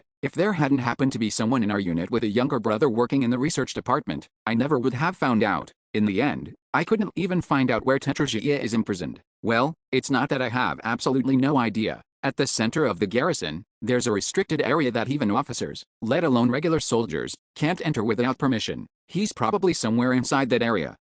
Imperial Knights are only about rank 4 at best. I can estimate the 3 Knight commanders on this island to be rank 3. Simply put, if I came back here with my main character, I could just go on a rampage and search the entire island. Maybe I was thinking too much about the worst case scenario. Is it because this is an event related to the Lord of Tears? Perhaps I was being overly cautious. After all, it's just an island on the 6th floor. This could be considered a perfectly appropriate level of difficulty. If I knew it would be like this, maybe I should have just come with my main character from the start? Just as I was thinking that and resolving that today would be my last day before returning, the platoon leader came looking for me during my evening patrol, and with a very stern expression, at that, Private Hans Elfire, as of today, you've been assigned to the research department. Follow me. It's an order from above. I don't understand it either, but it's an order, so what can we do but follow it? Come on, let's go now. You might hear an explanation when we get there. The platoon leader seemed confused as well, but like a proper soldier, he didn't question it deeply. And so, I followed the platoon leader into the restricted area at the center of the garrison. I'm getting in here like this? It felt somewhat anticlimactic. This was a place I'd given up on because there was absolutely no way to get in as a regular soldier. However, the situation is a little too peculiar to simply be happy and call it a lucky break. Why are these bastards assigning me here? And not even during the day, but at night? I felt somewhat uneasy about it, but I still followed along obediently. As LV2 Peter, I have no way to escape anyway. Besides, even in the worst case, what more could happen other than dying? I was planning to return to my main character after today anyway, so there was nothing more to worry about. Private Hans Elfire, correct? I'll take him from here, so you should return to your unit immediately. Hut, do I need to say it twice? No, sir. As soon as we crossed into the restricted area, I was handed over to a new person, a skinny guy with a sharp appearance wearing a white lab coat. Somehow I felt like even LV2 Peter could beat him, but since when did a person's power only mean physical strength? There are 3 escort knights around him, and seeing how the platoon leader couldn't even say a word, this skinny guy seems to have a very high status within the military. Once the platoon leader left, the skinny guy looked me up and down as if appraising me. This should be usable. A perfectly ordinary body that possesses no aura, no magic, and no faith in any god. And since you've even lost your memory, your brain should be clean too. I felt goosebumps rise all over at his gaze that was only interested in my body. The only consolation was that he didn't seem to be after a man's pure affection. Consider yourself lucky. Thanks to that perfect ordinariness, you've gained an opportunity that a soldier with the rank of private could never obtain.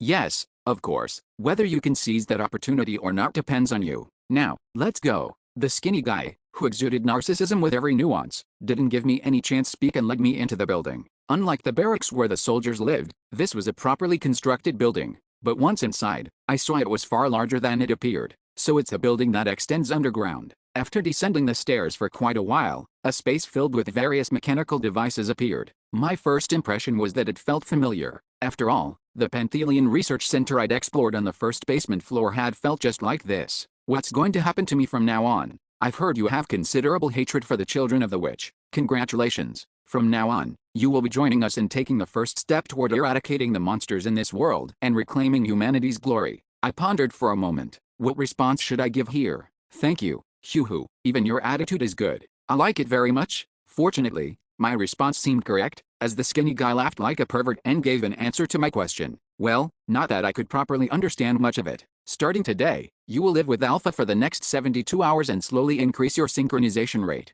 And if it reaches an adequate level, if it reaches, hoo-hoo, I'll tell you what comes next when the time comes. It's meaningless anyway if the synchronization rate doesn't increase. Now then, a level 2 researcher will explain the precautions, so make sure you understand them well. I will see you again tomorrow morning. With those words, the skinny guy left, and next I was led by skinny guy 2 who'd been stuck with a grunt work, and food. After quickly receiving only the precautions, I was locked inside another room. By the way, there was a person who was my senior in that room. Can I even call them a person? Drip, drip, water droplets drips down. As I slowly approached my senior who was collapsed limply on the floor, only then did they seem to notice my presence. Slide. The baby storm gush with 3 stakes driven into its chest lifted its head and looked at me. Who are you? The person who will to save you. Somehow, I'd located my target. Chapter 891, Twin, 6. The interior structure of the laboratory was incredibly simple. A square structure with a ceiling far too high for it to be considered a typical room. However, in the very center of the floor, there was a circular indentation carved out like a hot spring. It was filled with water. I see. The remaining traces of water revealed what purpose that circular indentation served. It was probably full until just moments ago. Of course, it wouldn't have been ordinary water. Well, it wouldn't have been incredibly special water either. As someone who knew the storm gush's abilities better than anyone, I immediately realized what it was the moment I saw it. Seawater. Storm gush's passive skill. Origin. This skill increases regeneration when in contact with seawater, and the rate of increase grows higher the longer the contact lasts.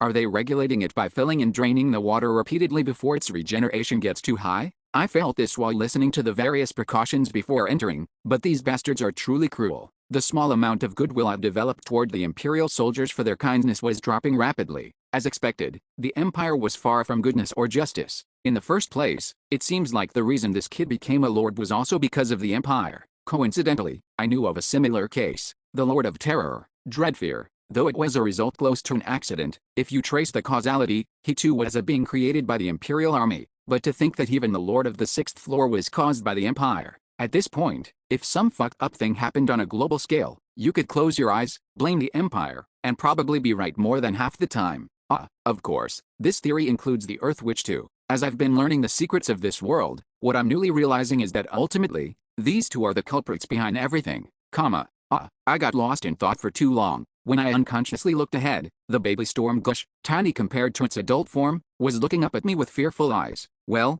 from its perspective, that was understandable. Every time it met humans, only terrible things must have happened. Even if a human he's never seen before suddenly comes along and says they're the one who will save him, there's no way he'd believe them. Glance. Before answering, I subtly glanced around and examined the laboratory interior. Aside from the entrance, the room was enclosed on all four sides. However, there was no such thing as privacy here. The researchers outside were probably watching everything happening inside here. You'll save me soon. The baby storm gush, Tetragea, looked at me and asked cautiously. His eyes were still filled with fear and wariness, but his curiosity seemed to have overcome his terror. No, in this case, would desperation be more appropriate than curiosity? I readily affirmed. Yes, I'll save you. Though I was openly stating my true objective, I didn't need to worry about the researchers' reactions regarding this part. After all, this was what they had requested to become someone Alpha can rely on. Why they made such a request is still a mystery. They said something about this being the most efficient method to raise the synchronization rate or whatever, but they never actually explain what happens when the synchronization rate increases.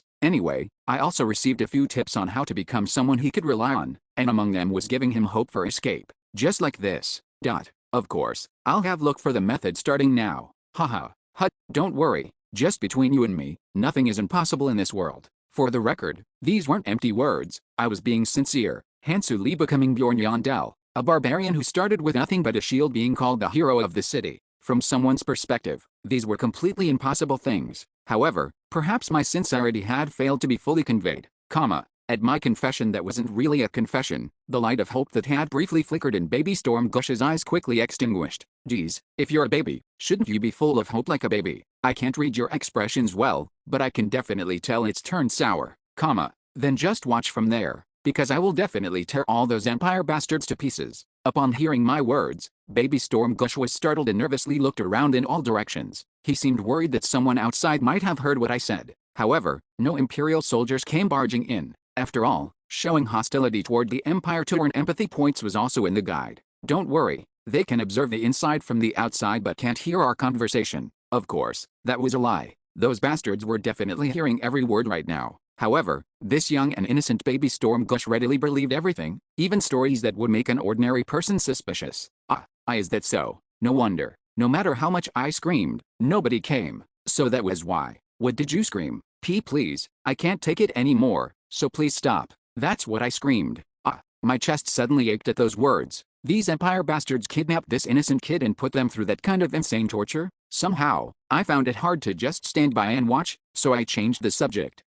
Anyway, since we've met like this, it must be fate, so let's introduce ourselves. I'm Elfire. Tetragea. And so, our strange cohabitation began. Day 50 of entering the labyrinth, and day 3 of cohabiting with Tetragea.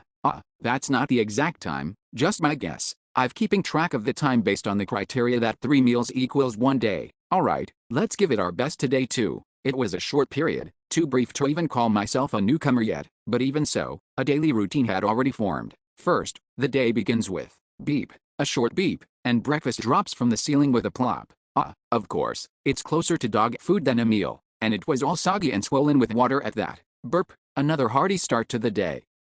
Hey, are you okay? Why wouldn't I be? Whatever it may be, you need to eat to gain strength, but, unlike mine, yours is all wet. It looks like it tastes awful. Would you like to swap it with mine? No, it's fine. This water-soaked dog food is my only means of hydration. Tetragea can gulp down seawater, but as a human, that's impossible for me. Well, it's just minimal hydration, so if meals like this continue, it will eventually lead to dehydration. But it won't get to that point, so there's no need to complain. Besides, there was another person who should really be complaining. I guess he's not a person. Beep, beep. 30 minutes after the meal, 2 long beeps sound, and water fills the tub in the center of the laboratory. And, the moment Tetragea enters it, light bursts out from 3 stakes, and agonized screams fill the laboratory. For about 4 hours, I quietly watch from outside, and when the beep sounds again and the water drains, I support him and pull him out, He gasps for breath as if he doesn't even have the strength to groan, and after about an hour passes, his mind recovers enough to speak to some degree. That's when our conversation truly begins. Are you finished digesting now? Yes, Now that we could even mix in a little joking, we start with small talk and then seriously discuss our escape plan. The only escape route found so far is the ceiling where food is dropped from. Excluding the entrance door, it's the only passage connected to the outside. The problem is the passage is narrow, so while I might fit, it would be difficult for you to follow. First, we need to find a way to remove those stakes. That won't work. Hey now, are you giving up already? Don't you even feel pity for yourself? I keep telling you, the only one who can save you is yourself. So don't give up and, no, really, I'm okay. If there's a way to escape, at least you should go first, mister. I really enjoyed these past few days, anyway. What are you saying, kid? In times like this, you're supposed to throw a tantrum and demand that I should go through there alone, somehow open the entrance door, and take you with me. At my words, Interrogation smiled awkwardly. As he did that, I sensed that he had some story behind him that I didn't know about. I first felt that sense of incongruity on day 2. While I was diligently making escape plans beside him, he seemed rather indifferent. At first, I thought it was because he'd given up hope of escape, but after talking a bit more, it felt like he didn't really want to escape in the first place. But, no, I'm really okay. It just hurts anyway. It's not like I'll die. What the hell does that mean? With a life like this, wouldn't it make more sense to beg for death instead? This wasn't a phenomenon due to a difference in species, either. The Siren Queen clearly grieved and gave me a quest asking me to grant him peace. It really doesn't make sense. A certain explorer who had reached the 6th floor as a lead runner had his fingernails pulled out for a few days, and tried to forget that memory through death. Why does this naive and innocent little monster refuse to let go of his will to live until the very end? It couldn't simply be because of strong mental fortitude. If he were that kind of guy, he would have burned with an even greater determination to escape from here instead. Alright, that's it for the escape discussion today. Already? There's still some time until lunch. I just felt like we needed a change of pace today. Let's talk about something else. I'm fine with that. The topic of this conversation is death. Most people don't think about their own death. That's why they think they have a future and spend the present idly. If you were going to die tonight, how would you spend today? So suddenly. Hey now, answer first. Though it was a question out of nowhere, Interrogation seriously pondered and gave his own answer. I just think back on my happy memories, one by one, focusing on the past that's already gone. As expected, an answer befitting this kid. But, wrong. The correct answer was to plant an apple tree. It was a question with a correct answer? Wait, why is the correct answer an apple tree in the first place? It's not an apple tree. When I shook my head, Interrogation looked at me as if asking what kind of nonsense is this now? Of course, regardless of that, I continued speaking. What's important is the will to live and see tomorrow, die tonight? Why accept that? You should try to survive and see tomorrow no matter what. Therefore, reminiscing about the past is the most terribly wrong answer in this world. I spoke more firmly than ever before. Survival. That is the fate of those who are born, and right now, you have chosen to defy that fate, but in truth, you have never once defied that fate until now, even though a tomorrow more terrible than death visits you every single day, why? At my question, Interrogation couldn't answer for a long while. Being a broad-minded adult, I waited patiently for them to speak on their own, but, beep, in the midst of that, lunch dropped from the ceiling. After that, we finished our meal in awkward silence. A short while later, the tub filled with water. Then, terrible screams that made my fists clench tightly filled the laboratory for a long time, and, only after that time had passed could I finally get an answer to that question. If I die, the treaty might be broken and then the island could be in danger. Father said I must endure no matter what. Hearing that, it makes a little sense. Literally just a little. That alone isn't a sufficient explanation. From the looks of it, your father seemed to have a vague idea of what would happen if you fell into the Empire's hands. But why should you listen to a request of such a lousy bastard? That's because, soon, Interrogation shouted as if flaring up in anger, then hesitated. However, seeing me looking down at him quietly, perhaps he felt like speaking again. If I die. His hands trembled violently. On the back of his hands pressed against the floor, tears, which he'd never shed even once through the harsh torture, formed like beads and fell. Next, my younger twin sibling will be dragged here. I absolutely can't let that happen. Why did this kid have to become such a monster? Chapter 892, First Round, 1. The existence of a younger twin sibling. This was information I had learned for the first time through Interrogation. The Siren Queen hadn't mentioned a single word about such an existence. Well, it's not like she had any reason to tell me, but still, it felt a bit unfair. While giving me such an absurd assassination quest, couldn't she have at least mentioned something like that? Maybe she never thought I'd actually complete the quest. Let's think about it. From the Queen's perspective, I'm just an ordinary person without any power. However, would it even be possible for such an ordinary person to assassinate a top priority research subject in a restricted area just by handing them an Imperial military uniform and an ID? No way. The queen probably knew that too, but the reason she still entrusted me with this request is probably because of guilt. Right, the queen didn't give me the quest because she was desperate enough to grasp at straws. You know what I mean. At least I tried. I tried to save them, but it didn't work out. So what could I do? The queen gave me this quest for her own self-consolation. The Empire and those monsters are equally disgusting. I clicked my tongue and turned my gaze. There, a young child was suffering endless pain due to the circumstances of disgusting adults. Ha, ha. Tetragea, who had collapsed as if he had fainted after entering the bath once as part of the evening routine, was barely breathing. It seemed like it would take quite a while before we could have a conversation. What should I do? I reviewed my future plans once again. In 10 days, the labyrinth will close. However, at this point, it felt a bit awkward to log out of my alt character and re-enter with my main character, because I don't know what variables might arise, and it would mean I'd have to succeed in clearing it within 10 days. And if I fail even with my main character, I might never be able to enter again. After such deliberation, I decided to scrap the plan to enter with my main character. Right, since it's come to this anyway, let's try to do as much as I can with my alt character for now. Though of course, there isn't much I can do. For now, leading Tetragea to happy ending seems to be the clear condition. The first happy ending that comes to mind is peace. If I follow the queen's quest and kill him, I suppose that could be considered a happy ending in its own way. But the existence of the younger sibling bothers me. Would that really lead to a happy ending? Not only had that new doubt arose, but in the first place, I didn't even have a way to kill Tetragea. It makes sense, doesn't it? Even if they were in an immature state, how could a LV2 Peter kill a rank 3 monster, a Stormgush, with his bare hands?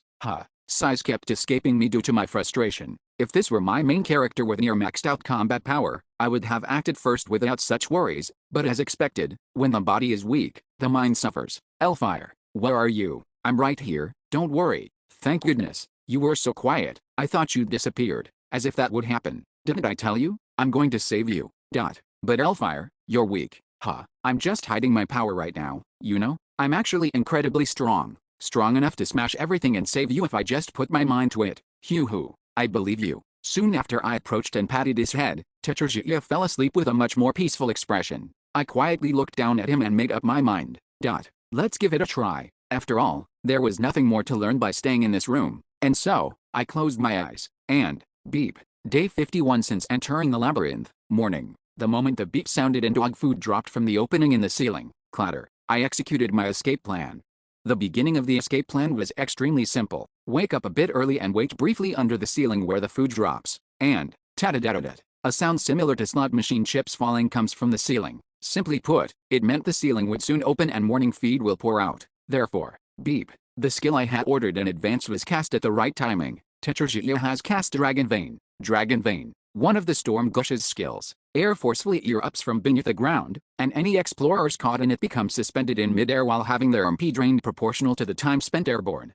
In other words, whoosh, it meant I could reach that high ceiling in one go. Of course, some of my MP was shaved off in the process, but it didn't matter anyway. LV2 Peter is a blank character with no usable skills. After all, clatter clatter. As I swiftly entered through the gap in the ceiling, the entrance caught on my feet and made noise as it couldn't close. A moment later, when I slightly lifted my foot, the entrance, that had been repeatedly opening and closing like an elevator door, finally shut. Just wait a little, I'll come save you soon. No, like I said, even if you have to go alone, Elfire. Tetragea shouted something from below, but I didn't listen to the end and proceeded along the passage. A narrow passage similar in form to a ventilation duct. It wasn't straight, and the incline was quite steep. However, since the passage was narrow enough to fit my body perfectly, I was able to climb up quickly without slipping down. Creak. There was no separate locking mechanism at the end of the passage. I simply pushed the covering panel from the inside, and it opened upwards, finally allowing me to get outside. The place I emerged into was a room about 33 square meters in size. I quickly turned my head left and right,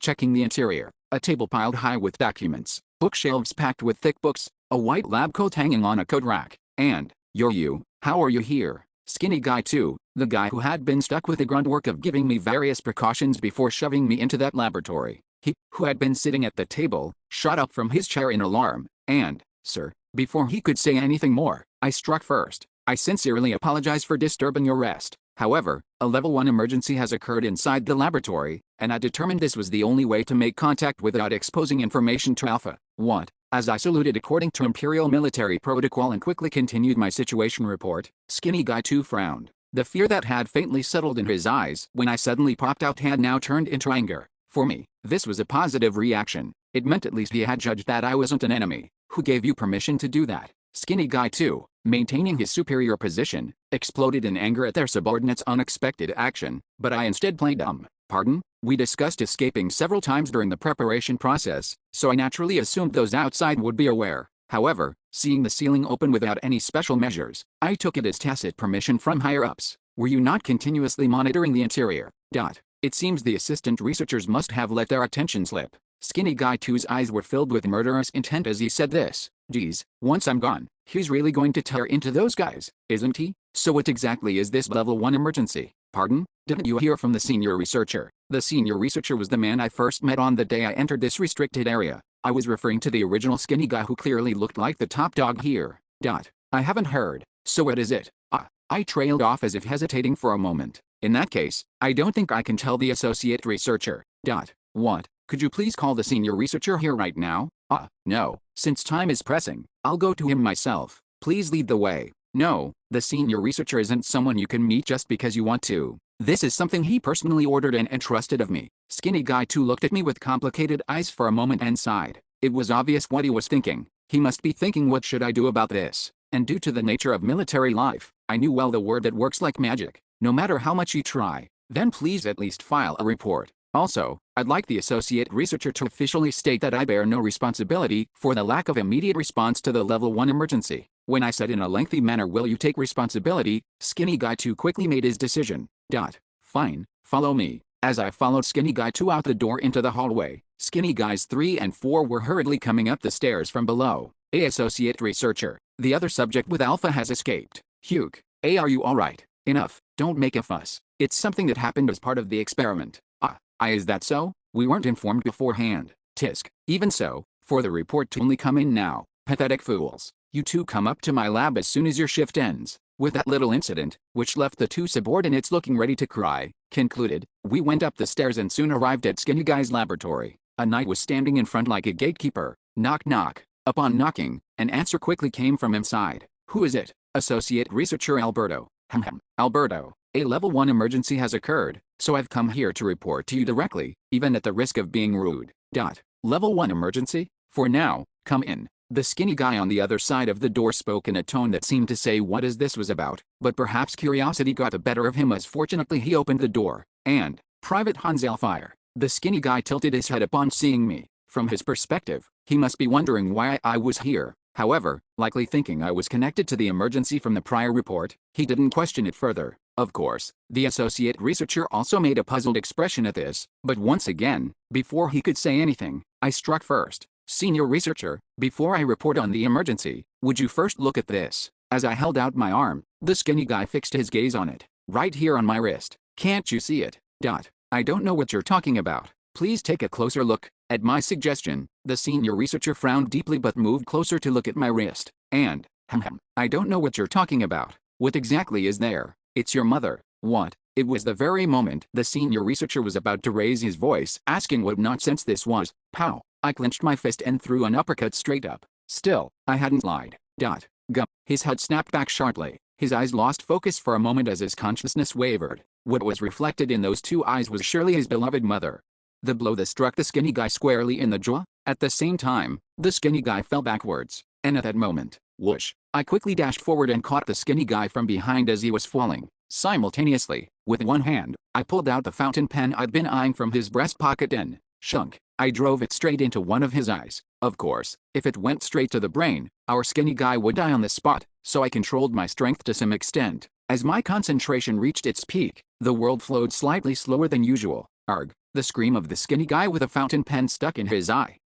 Skinny guy too, completely dazed by the situation his brain couldn't keep up with. Shing. The knight drew a sword gleaming with a sharp blue light the moment the situation unfolded. It goes without saying, but out of everyone here, the knight was the one I needed to be most wary of. Turn off your aura, you bastard. Arg. Arg. If I push just 1 centimeter deeper, it's his brain. I guarantee you, he'll die before a priest gets here, you know. At my threat, the knight said nothing. He was probably having second thoughts. Unfortunately, that brief hesitation was the knight's fatal mistake. Street stop. That's an order. Drop your sword. Arg. An order from a superior in a military system where the chain of command is absolute. The knight glared at me as if he wanted to tear me apart, but finally dropped his sword to the floor. From there, it was smooth sailing. Good, now everyone slowly come into the room and close the door. First, close the door so we can't be seen from outside. Associate, you pick up the dropped sword and bring it here. Next, secure the weapon. Knight, face the wall and kneel. Associate, once he kneels, put these on him. There were something like handcuffs in the lab, so I tried to have them put on the knight, but the knight spoke for the first time. Senior researcher, please reconsider your order. If mono-restraints are placed on me, there really will be no way out. Oh, mono-restraints? I don't know what they are, but it seems like once those handcuffs are on, even that knight bastard will be helpless. That's what he says. So what should we do, senior? Arg. It's an order. Do as he says. Arg. That's what he says. In the end, the knight was cuffed by the associate's hands, and I immediately slashed the knight's neck with his sword. Only about a third of the way through. Gack. I swung with the intention of cutting his head clean off, but the blade didn't go all the way through. It definitely didn't feel like it hit bone though. Imperial knights are pretty tough. Still, killing him wasn't difficult. After all, a human can't survive getting their neck sliced a third of the way through. Blood gushed out from the open wound, and after a short while, the knight went limp. And so, phase 1 was complete. Yo, you bastard. Do you really think you'll get away with this? This guy was still here.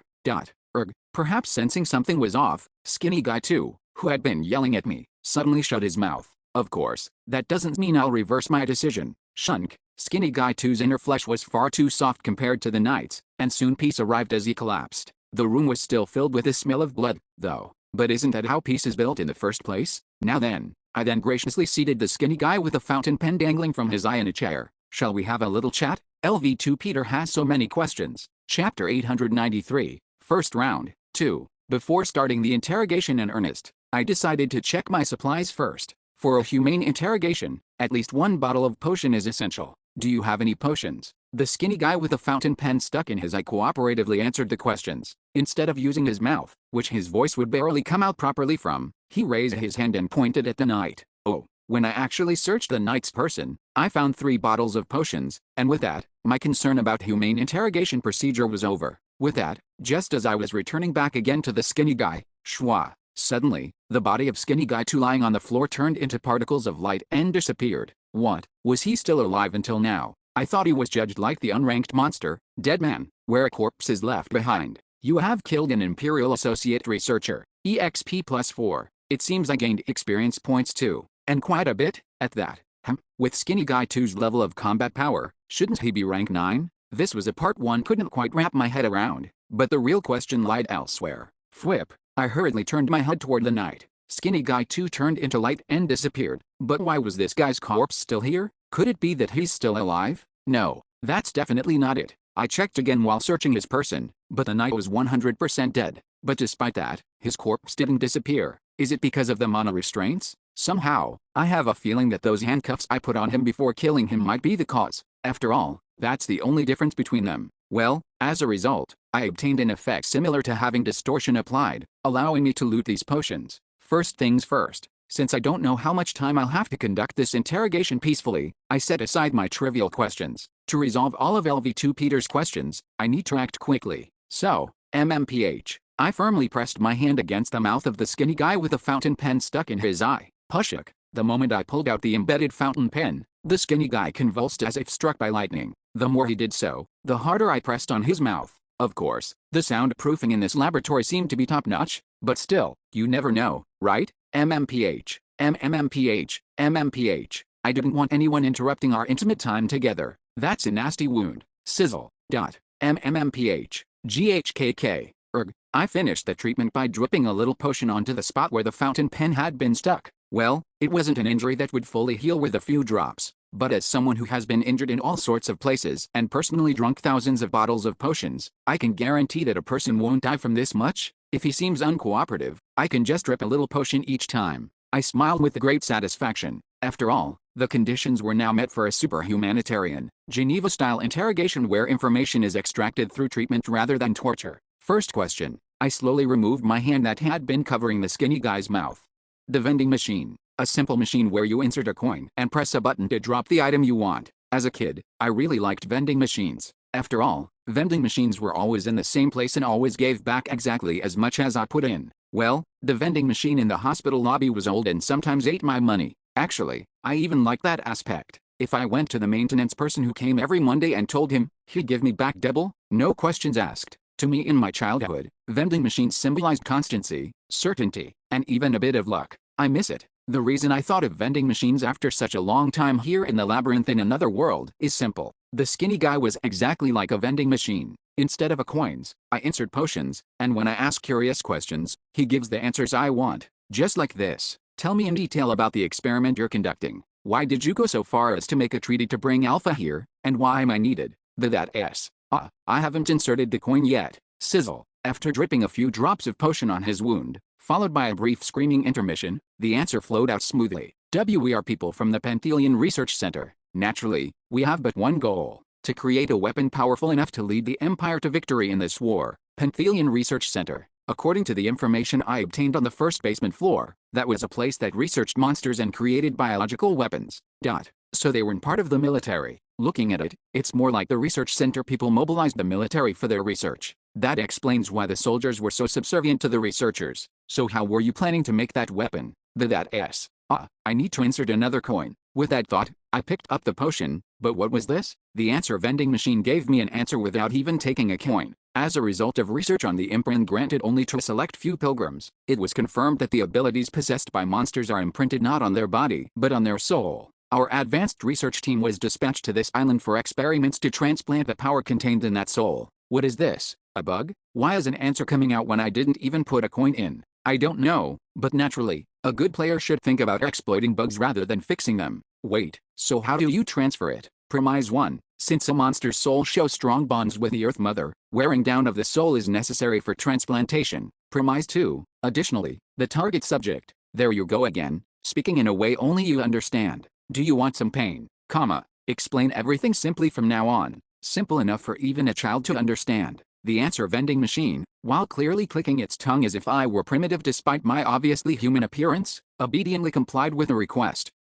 First, continuously expose Alpha to extreme situations to weaken, no, to exhaust its soul. Second, pair it with a suitable target subject to increase synchronization rate. Third, use a new drug developed by the research center to transplant Alpha's power to the target subject. A much more concise explanation than before. However, I'm not entirely satisfied. Rather than simplifying words like weaken, he should properly explain the jargon only he knows. What is the synchronization rate? The more the test subject empathizes with, feels affinity for, and relies on the target subject, the weaker its bond with the Earth Mother becomes, and the success rate of transplantation also increases. Right, so that's all referred to as the synchronization rate. Why was Tetrarchia chosen as the test subject? Alpha's individual name is Storm Gush, because it can recover perfectly with just seawater. Its body can withstand the wearing down of its soul. Oh, is that so? My questions were somewhat answered, but as my knowledge increased, new questions arose. Anyway, you mentioned a success rate earlier, right? Does that mean experiments have already succeeded?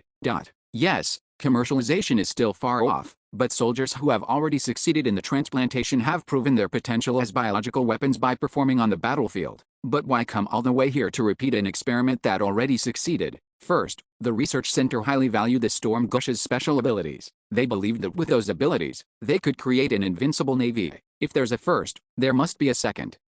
Research on the target subject. So far, all those who succeeded in transplantation were those who took MKS-017, a miracle drug, and were halfway transformed into monsters. And for commercialization, we needed a successful transplantation case with an ordinary target subject. Simply put, the main focus of the experiment was not extracting abilities from Tetrarchia, but rather transplanting abilities into ordinary Peter. What were you planning to do if I failed? Introduce a new target subject and repeat until the experiment succeeds. Of course, each time we had to use LT4 to erase Alpha's memories to reset the synchronization rate. Memory erasure. I guess it's similar to Lethe's blessing. So the Empire already had this too. Do these guys have some kind of disease where they die if they didn't make something weird?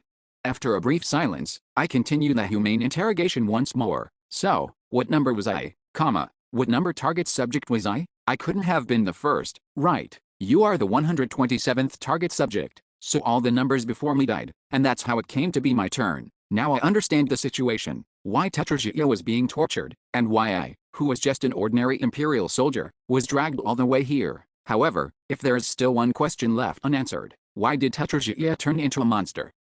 What are you talking about? It's already a monster. Well, he isn't wrong, but there are ranks to monsters, you see. What exactly happened for a rank 3 monster to evolve into a floor lord? Somehow, I feel like that's the key to this place. But, Alpha becoming a lord class entity, that's not the kind of experiment we're conducting. Even though I expressed my doubts more specifically, he firmly shook his head. You seem to be referring to the Dreadfear incident, but that project was scrapped after that incident. There are no risk factors for mutation phenomena in the transplantation experiment.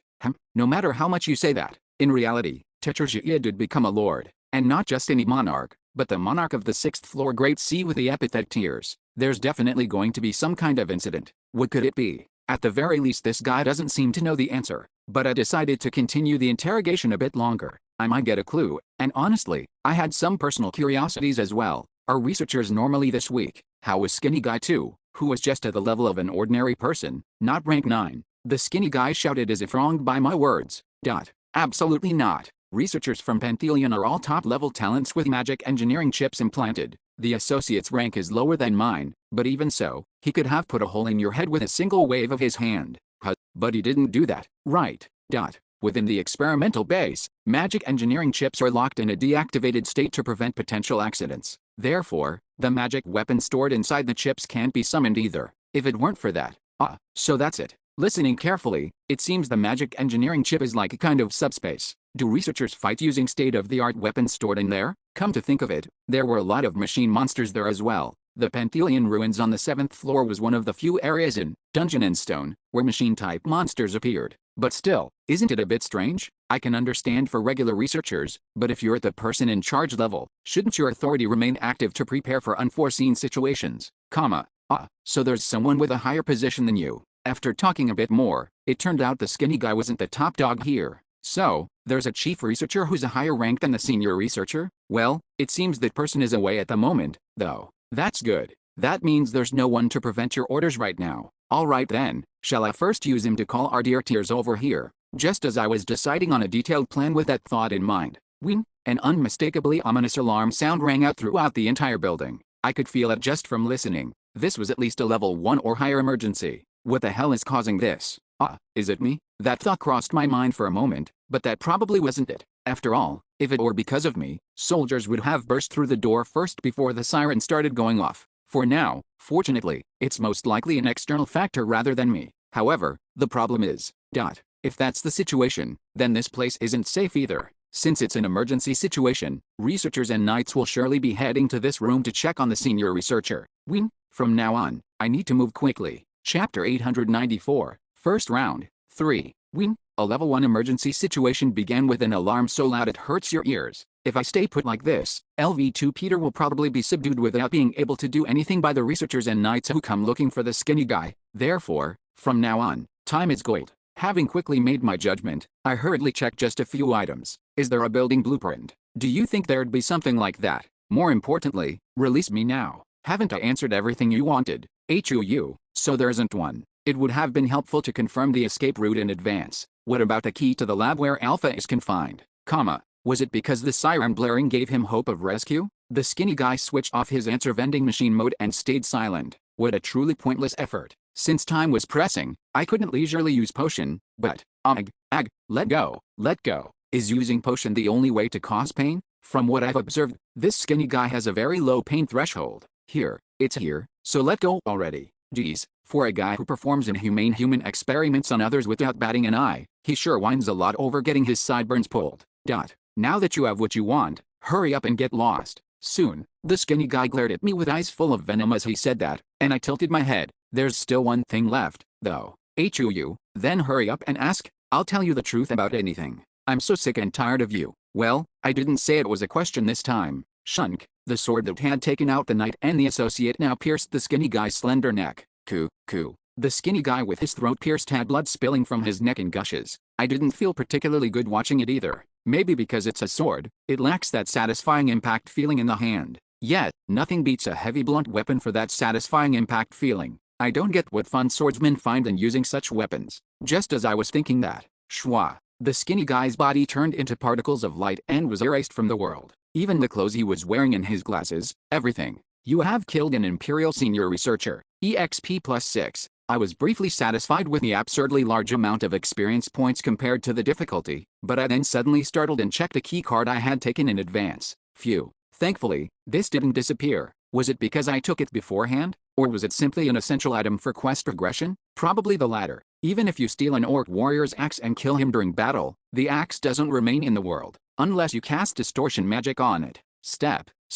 Having completed all preparations to leave by dealing with this skinny guy, I steadied my breathing before opening the door to the hallway. From here on out, it's truly all improvisation. The original plan was to use the skinny guy in various ways to help Interrogation escape, but that plan was no longer usable. Not only did I learn that there exists someone of a higher rank than the skinny guy, but wasn't it also confirmed that the skinny guy gains combat power just by activating his magic engineering chip? Well, I found out everything I needed to know anyway. Right, let's not feel pressured. So what if I fail here? Just getting this far with an alt character is already quite an achievement. I feel like I'll be able to complete the puzzle soon if I just get a few more key pieces. Even if I don't get those pieces this time, I can just continue with my main character next time. So, bang, I boldly opened the door like a man and stepped out into the hallway. The empty hallway was filled only with a loudly blaring siren sound. Okay, no one is here for now. I quickly descended the central staircase. As I did, I saw some researchers coming up from below. 2 of them.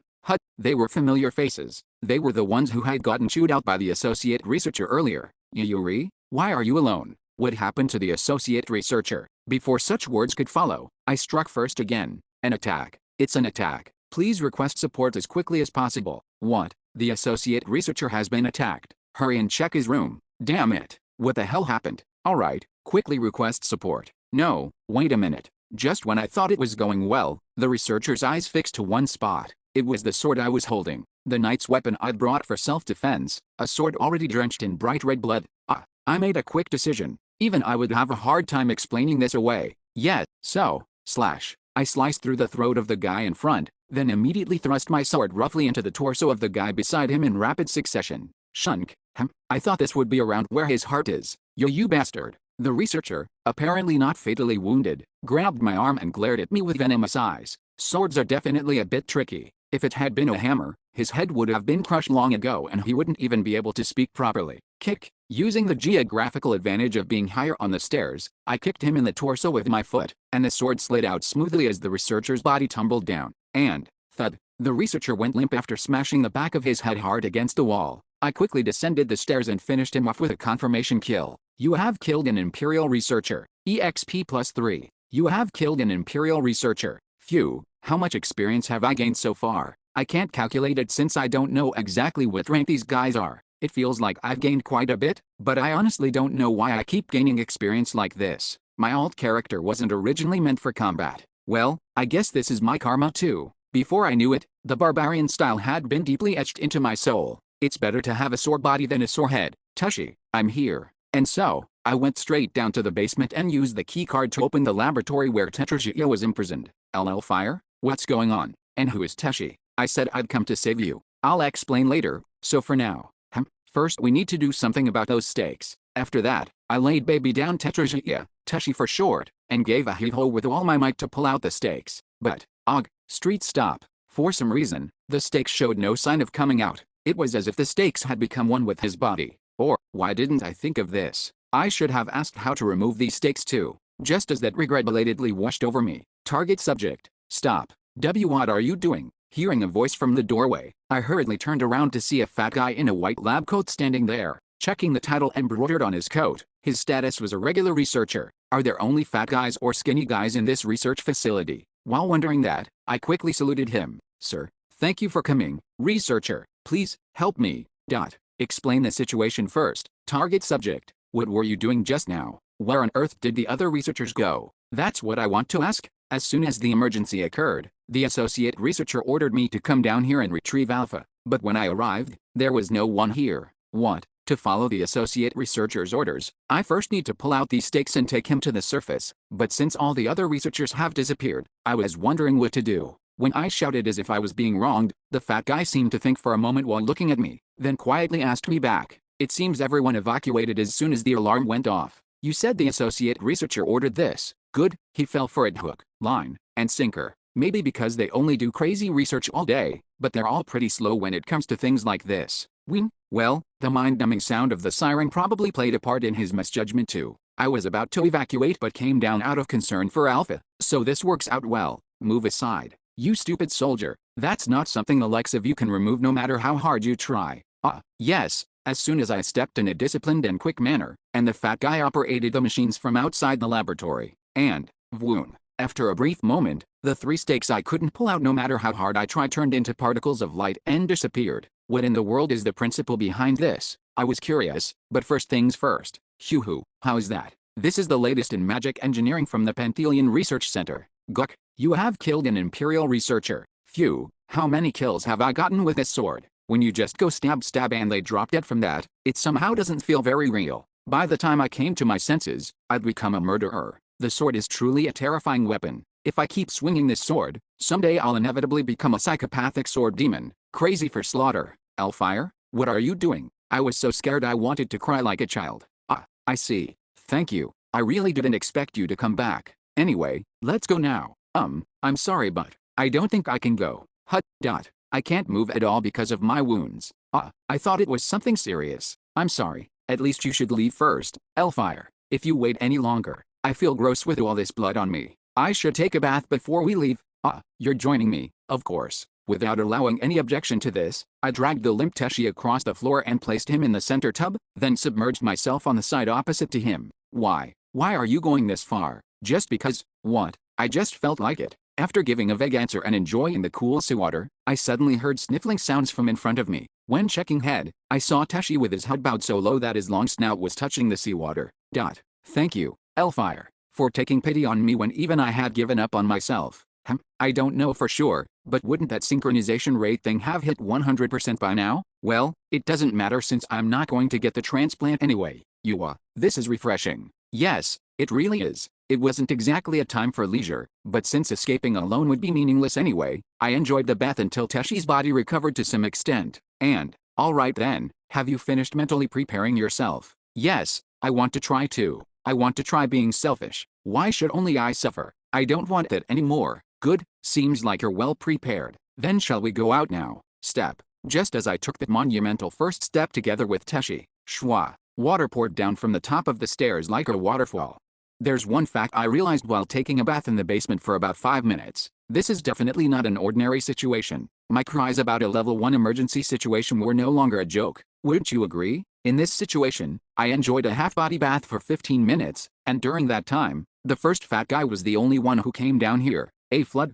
What? Did the water pipe drawing seawater burst or something? The exact reason was unclear, but the important thing was that we had to get out of here quickly. At this rate, it wouldn't take long for the entire basement to be submerged. Did you do this too, Elfire? Do you think I'm some kind of god? Just watch my back and follow me closely. Got it? Yes, though I spoke confidently. Ultimately the research facility escape event was carried by Teshi. I mean, the water pressure was so strong that there was no way I could push through and climb up. It was impossible with LV2 Peter's strength and weight, and from then on, Teshi had to take the lead and clear the path. And what did I do during that time? Nothing but cling to Teshi's back and hold on tight so I wouldn't fall off. Boom, boom. With each floor we climbed, the entire building shook intermittently as if an earthquake was happening, and the intensity of the tremors increased the closer we got to the surface. What the hell is happening? I was only able to know the answer to that question once we reached the first floor. Bang, bang, the thunderous sound of something exploding. A scream bursting out at the end of life. I had roughly guessed it from the water filing the first floor up to waist level, but the scene I witnessed outside through the destroyed exterior wall of the building was hell. This restricted area where the lab is located is supposed to be on high ground in the center of the island. Shwa. Waves crashed in front of the building, as if the entire building had been teleported to the middle of the ocean. With this shitshow going on, no wonder they didn't bother with downstairs. I, who had been frozen in a daze, snapped back to reality at the sound of people from above. Focusing on the sounds, it seemed quite a few people were gathered on the upper floor. To assess the situation, I left Teshi by himself on the first floor and went up to the second floor, where I was able to hear what was going on from the researchers and soldiers gathered there. The sea god. The sea god has invaded. The god of the sea was angry. Chapter 895. First round. 4. The sea god. Leviathan. A rank 1 monster that only appears in the Great Sea on the 6th floor, and a monster among monsters that took me hundreds of attempts before my first kill when I was playing the game. Meeting the stat requirements was a problem in itself, but figuring out its gimmicks took an incredibly long time. From the 6th floor onward, floor lords too are treated as having the same difficulty level as rank 1 monsters, but honestly, I rate Leviathan higher than the Lord of Tears, Tetrarchia. After all, not all rank 1s are created equal. There are upper tiers and lower tiers, and that bastard Leviathan undoubtedly belongs to the upper tier among rank 1 monsters. I approached the man who looked the kindest among the people gathered by the window. If it's not too much trouble, could I get the details of the situation? What's your name and rank? I am Private Elfire. Private. The bald mister who gave off a friendly impression suddenly changed the look in his eyes. It didn't feel like he was looking down on me for being a private, but rather it was a look closer to why on earth is a privateer? A few days ago, I was transferred to the research department to assist the researchers with their experiments, but then this incident broke out and I barely managed to escape a short while ago, so I don't know the situation.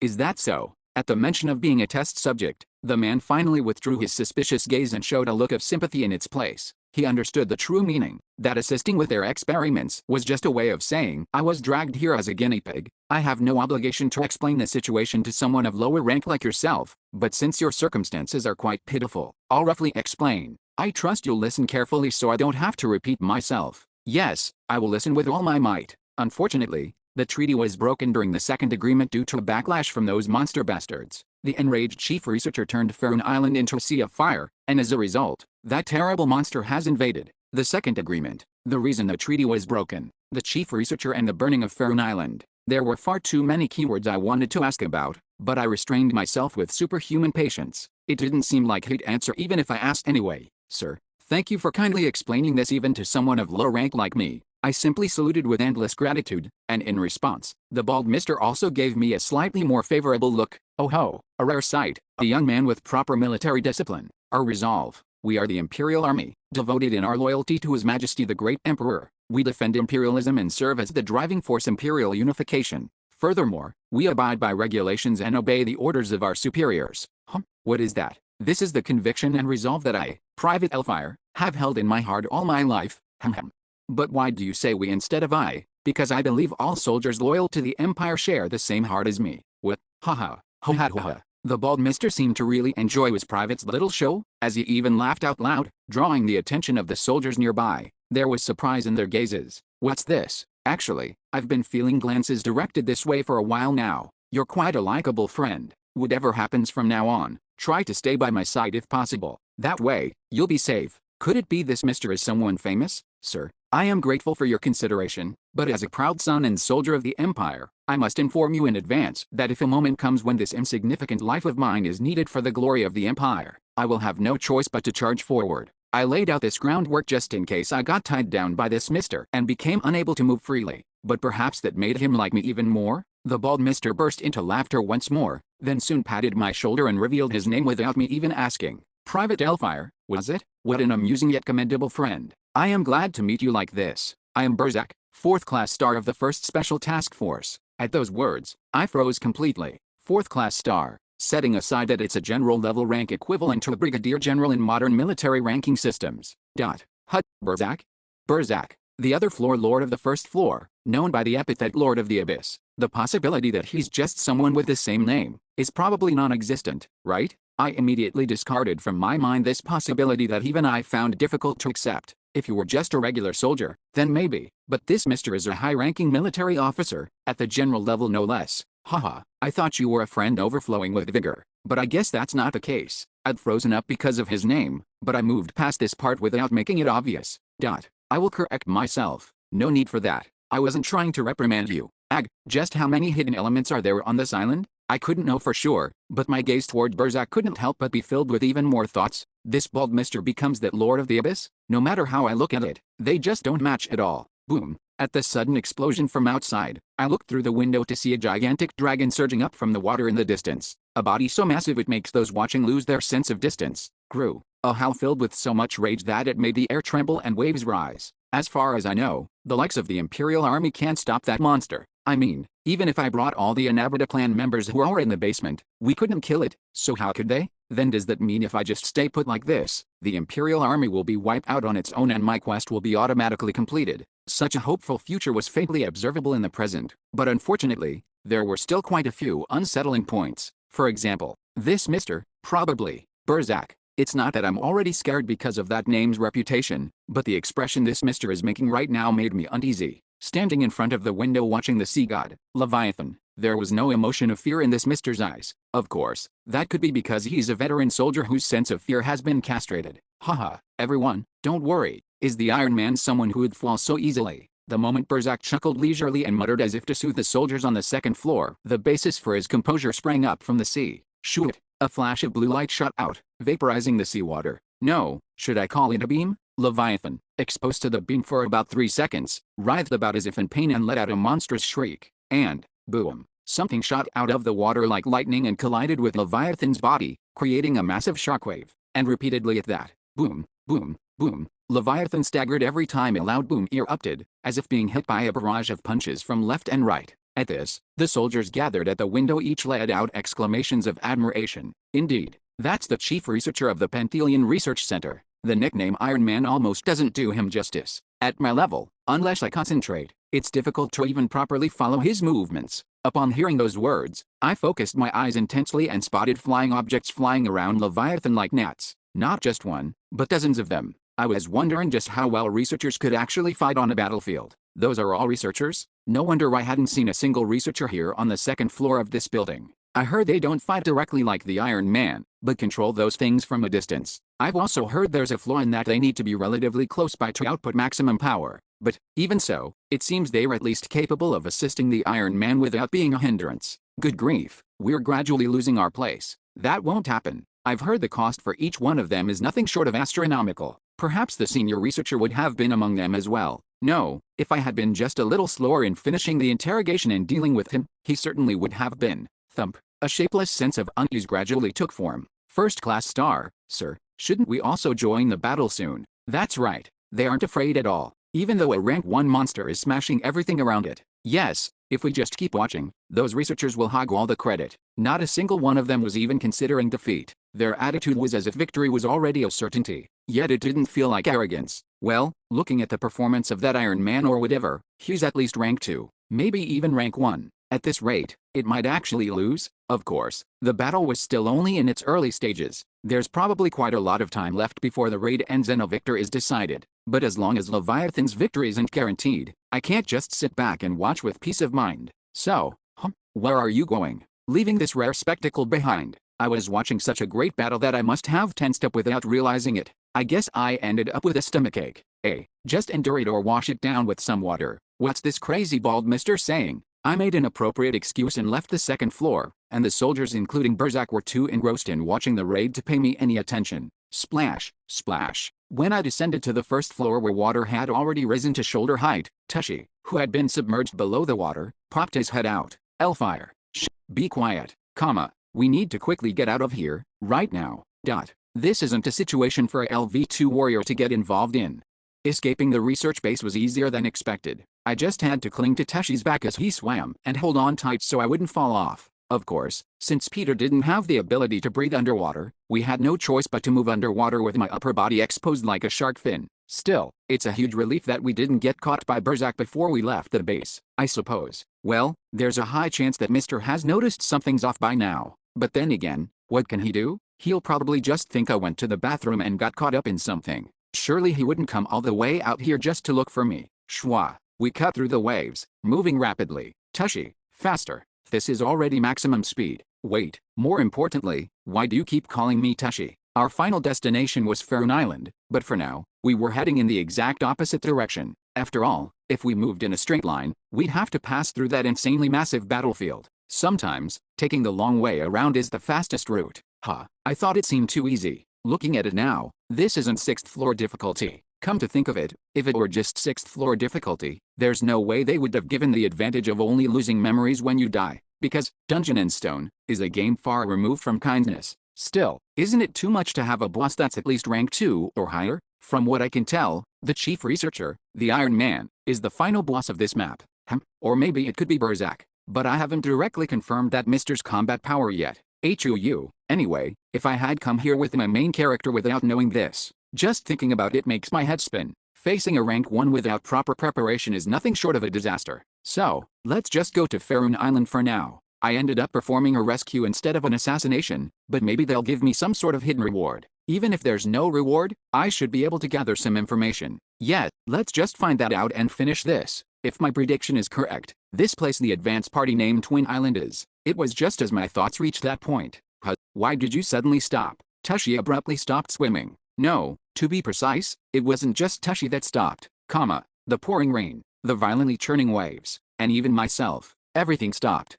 Maybe saying everything isn't quite right. There was exactly one thing moving in this frozen world. Vwoon. A dull-colored portal appeared out of nowhere before my eyes. I barely had time to wonder what it was. Soon, the portal began to swirl, and as my body slowly headed toward it as if being sucked in, I instinctively realized, you are moved to the Great Sea on the 6th floor, that my long yet short first round had come to an end. You have entered a special area. Field effect, Twin Sea is applied. Re-entry is permanently restricted. Upon death, you will be revived after losing all possessions and memories. The Twisted Pilgrim closely watches your one-time story. You neither approached the truth of the story nor became anyone's savior, but you found Tetrajia, who was barely clinging to life while enduring pain, instilled hope in him, and ultimately succeeded in escaping the island. Total score, 41 points. You have permanently gained entry permission to the Twin Sea. Chapter 896, First Round, 5. The first thought that came to my mind when I regained my senses was a very cliché one. I'm back, I'm back. This could simply mean I'd returned to the outside, but it also carried another meaning as well. The mace and leather armor I had thrown into the sea while disguising myself as an Imperial soldier, and, Bob, even the rowboat I'd taken when first going to the island. What kind of magic trick is this? Since I didn't die but instead came out through a portal, was all my equipment returned? No, but even so, everything I lost along the way was returned? What is this? Should I say it's only considerate in strange ways? As I continued that line of thought, I froze.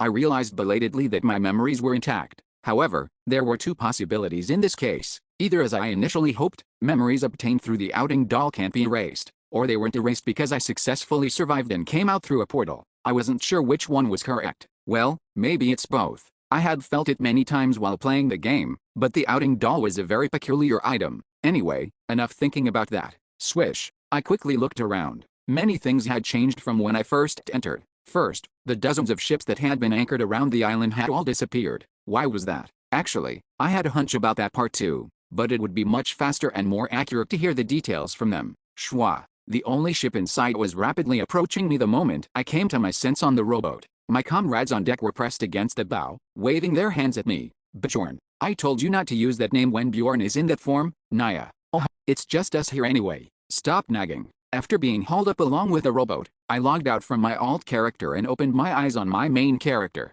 And, I'm sorry, the first thing I did was apologize to my comrades. It took much longer than I expected. I didn't think it would take this long. Haha, there's absolutely no need to apologize. You were late because of reconnaissance duties, weren't you? But still, as a result, we gained almost nothing from this exploration. The only reason explorers risk their lives exploring is money. But how did this exploration go? From the nameless fragments to the 5th floor rift, to the 6th floor twin island, we had wasted the entire exploration period. Miss Cheyenne might be fine with it, but I genuinely felt bad for the Armin Adventurer group and Mr. Bear. But what part of my apology was so funny? Yandel, why are you only sensitive about such strange things? Mr. Bear laughed as if genuinely finding it absurd, then continued. Who here would care about something like that? You took on all the risk and scouted an unexplored area all by yourself. We pretty much just sat back and reaped the rewards. Rewards? I didn't get any rewards though. Aina muttered something, but no one responded. They just continued the conversation as if it were a matter of course. Yes, if you could have gold tomorrow in exchange for not eating bread today, who would choose the bread? You guys. What on earth are you talking about? Let me in on it too. Well, I suppose that's true. As I nodded, the navigator, who had been quietly reading the room, also chimed in. Haha, as for me, I'm wondering if there's ever been such a comfortable exploration in my life. Right, he really had it easy. Both on the 5th floor and the 6th floor too, he just rested comfortably the whole time. Now, my stomach hurts. Is this what it feels like to be a boss? Just as I was starting to regret the meaninglessly wasted employment fee, Mr. Bear and Armin approached me with gleaming eyes. So, what happened? Yes, seeing that your equipment is intact, it seems you didn't lose your memories either. Don't tell me you conquered it all by yourself. No matter how you look at it, that doll is just an ordinary human with no abilities. Let's go inside first. Let's eat something while we talk, because it's likely going to be a long story. As we ate a meal prepared with Miss Shaw's utmost care, I shared my story of what happened inside, and as I told it, my comrades' expressions gradually changed. Going to Faerun Island instead of Lemia Island, the village of monsters I encountered on that island. It seems knowing the ancient language is essential for conquering that area. Going to Faerun Island was a good decision, even in hindsight. As expected, you really have a good head for this kind of thing. Up to this point, everyone's eyes sparkled as they listened to my exciting story, but as my story progressed from there, a strange emotion began to settle in their eyes. What? You just stayed still while they pulled out your fingernails, so they just let you go? Is that what you're saying? You hit yourself in the head with a mace to fake amnesia? To make them believe that without question, your head would have had to have been nearly half crushed. It was as if they were looking at someone who was sick in the head. However, the look reflected in their eyes was neither pity nor disgust, but something in between. And my life as an Imperial soldier, the research base I arrived at after being taken as a test subject, and also the infiltration and espionage actions I carried out during my escape on the last day. You mean to tell me a guy in prison with nothing but his bare body interrogated and killed the person who was practically the boss there, even when there was a knight present, with a body weaker than a rank 9 explorer? No, like I said before, it wasn't that difficult. Phew, Bjorn, it's a good thing you became a warrior, Naya, and not something like an assassin, comma. There were moments when my comrades gave me strange looks, but that was a trivial matter. The sea god, Leviathan, and the chief researcher who faced that Leviathan, and even the 4th-class star Berzak who watched the battle. You really went through a lot. With that much happening, it's no wonder it took a long time. No, wait, even if it took long time, is this even possible? For an ordinary human without a single essence. Anyway, that was how the story of Peter's great escape concluded. For the record, the navigator wasn't present for this. I felt a bit bad as it was like we were ostracizing him, but there was no reason to expose this information to an outsider. Besides, he seemed used to such things and didn't show any signs of displeasure. So what happened out here? When I came out, I couldn't see the island. Is that why all the other explorers left? Yes, that's correct. The island suddenly disappeared on the 40th day. Most people left the area then, and after a few more days, even those who were lingering around just in case something might happen all left as well. So entry closes on day 40. After the information sharing was done, the real meeting began. After all, there's a reason why the term collective intelligence exists, right? Armin is an explorer who loves adventure, a rarity in this industry, making him the perfect person to brainstorm with. What do you think, Armin? Your thoughts? I'm not certain, but it seems to have similarities to a rift in various aspects.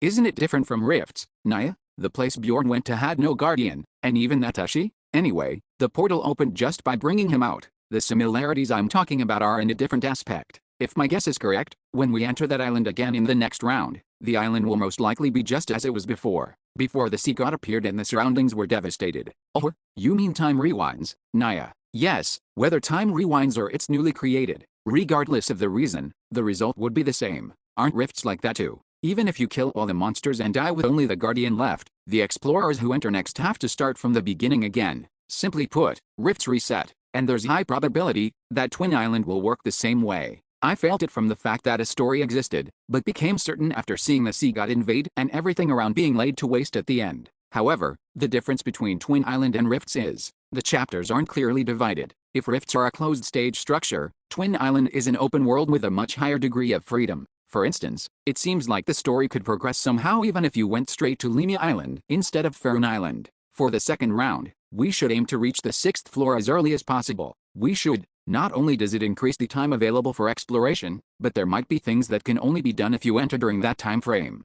I see. I hadn't thought that far ahead. The meeting continued for a while after that. Well, midway through, Ainer and Mishra and the others, those who had lost interest in the meeting's contents left, so before I knew it, it eventually ended up feeling like a discussion between just me and Armin. Anyway, first, we should confirm that it wasn't perfect conquest, right? Except for coming out without losing my memories and equipment, I didn't receive any particular rewards. It seems highly likely that it was because you fulfilled the condition for escape rather than a successful conquest. The condition was probably either Tetrashia's escape or surviving until day 51. One of those two. What do you think we should do in the next round? Unless we're sending an advance party again to gather information, we'll need to thoroughly prepare. It's a place crawling with a rank 1 monster and monsters comparable to it. Our approach will likely have to be very different from our current one. The meeting dragged on longer and longer, only ending the next morning, and after which, we held a vote. Since the labyrinth would be closing soon anyway, and we didn't have nearly enough time to reach the 7th floor, should we just play around and pass the time here, or should we at least try to do something? Everyone must have been bored out of their minds, as the latter was chosen unanimously,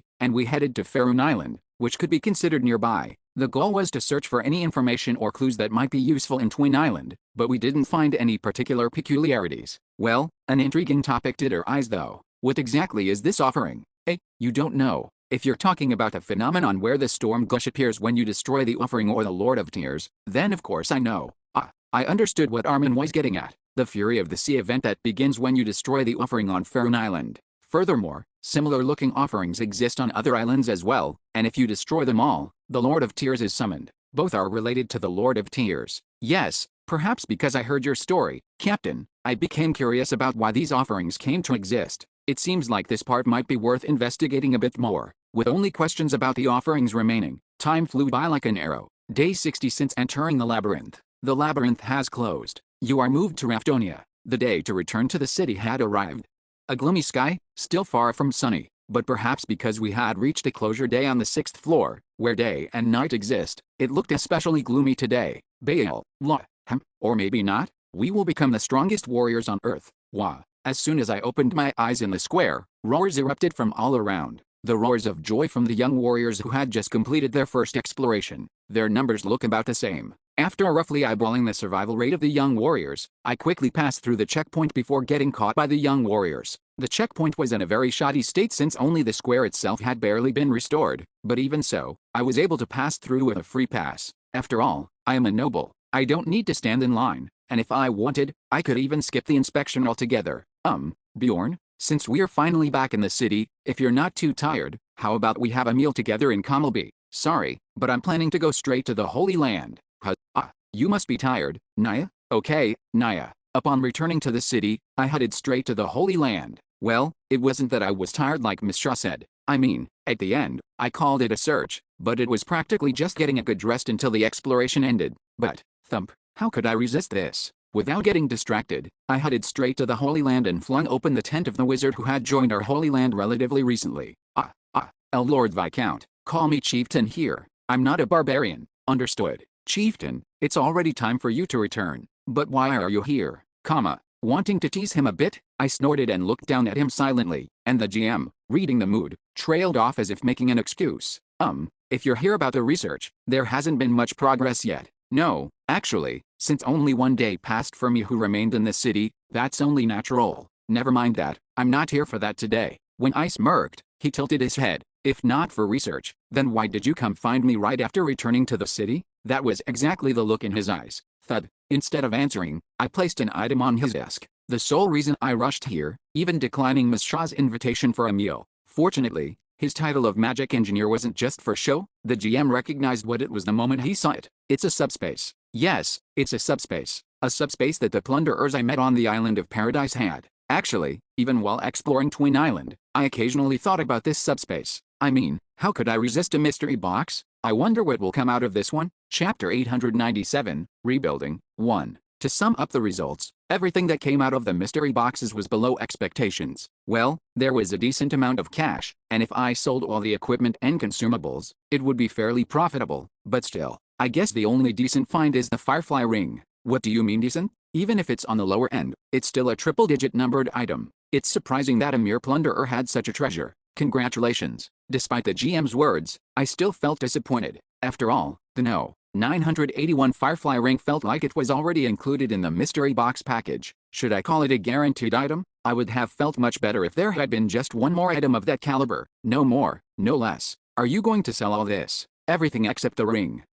Are you planning to use the ring yourself? That's the plan. A wise decision. Unless you're planning to quit exploring, it's definitely better to use it yourself. The GM sounded as if he would have tried to stop me if I said I'd sell it, but honestly, if I'd gotten this ring in the early days, I would have sold it without hesitation. After all, I would have judged it useless to me. Actually, even when playing the game, at some point whenever I picked up this ring, I'd just sell it for a high price and buy other equipment instead. This ring isn't for combat, you see. As you may know, that ring is specialized in locating arrangements of Gabrielius. I know. Then there's no need for me to explain further. Arrangements of Gabrielius. The very thing I used to call hidden pieces when playing the game. This ring has a very low chance of activating when hidden elements are nearby, acting as a guide. I also benefited greatly from it when I was playing the game, but it was from around the time I could start to see the ending in sight. From that point on, the Firefly ring was nothing more or less than an expensive mana stone to me, because I was confident I knew everything there was to know about dungeon and stone.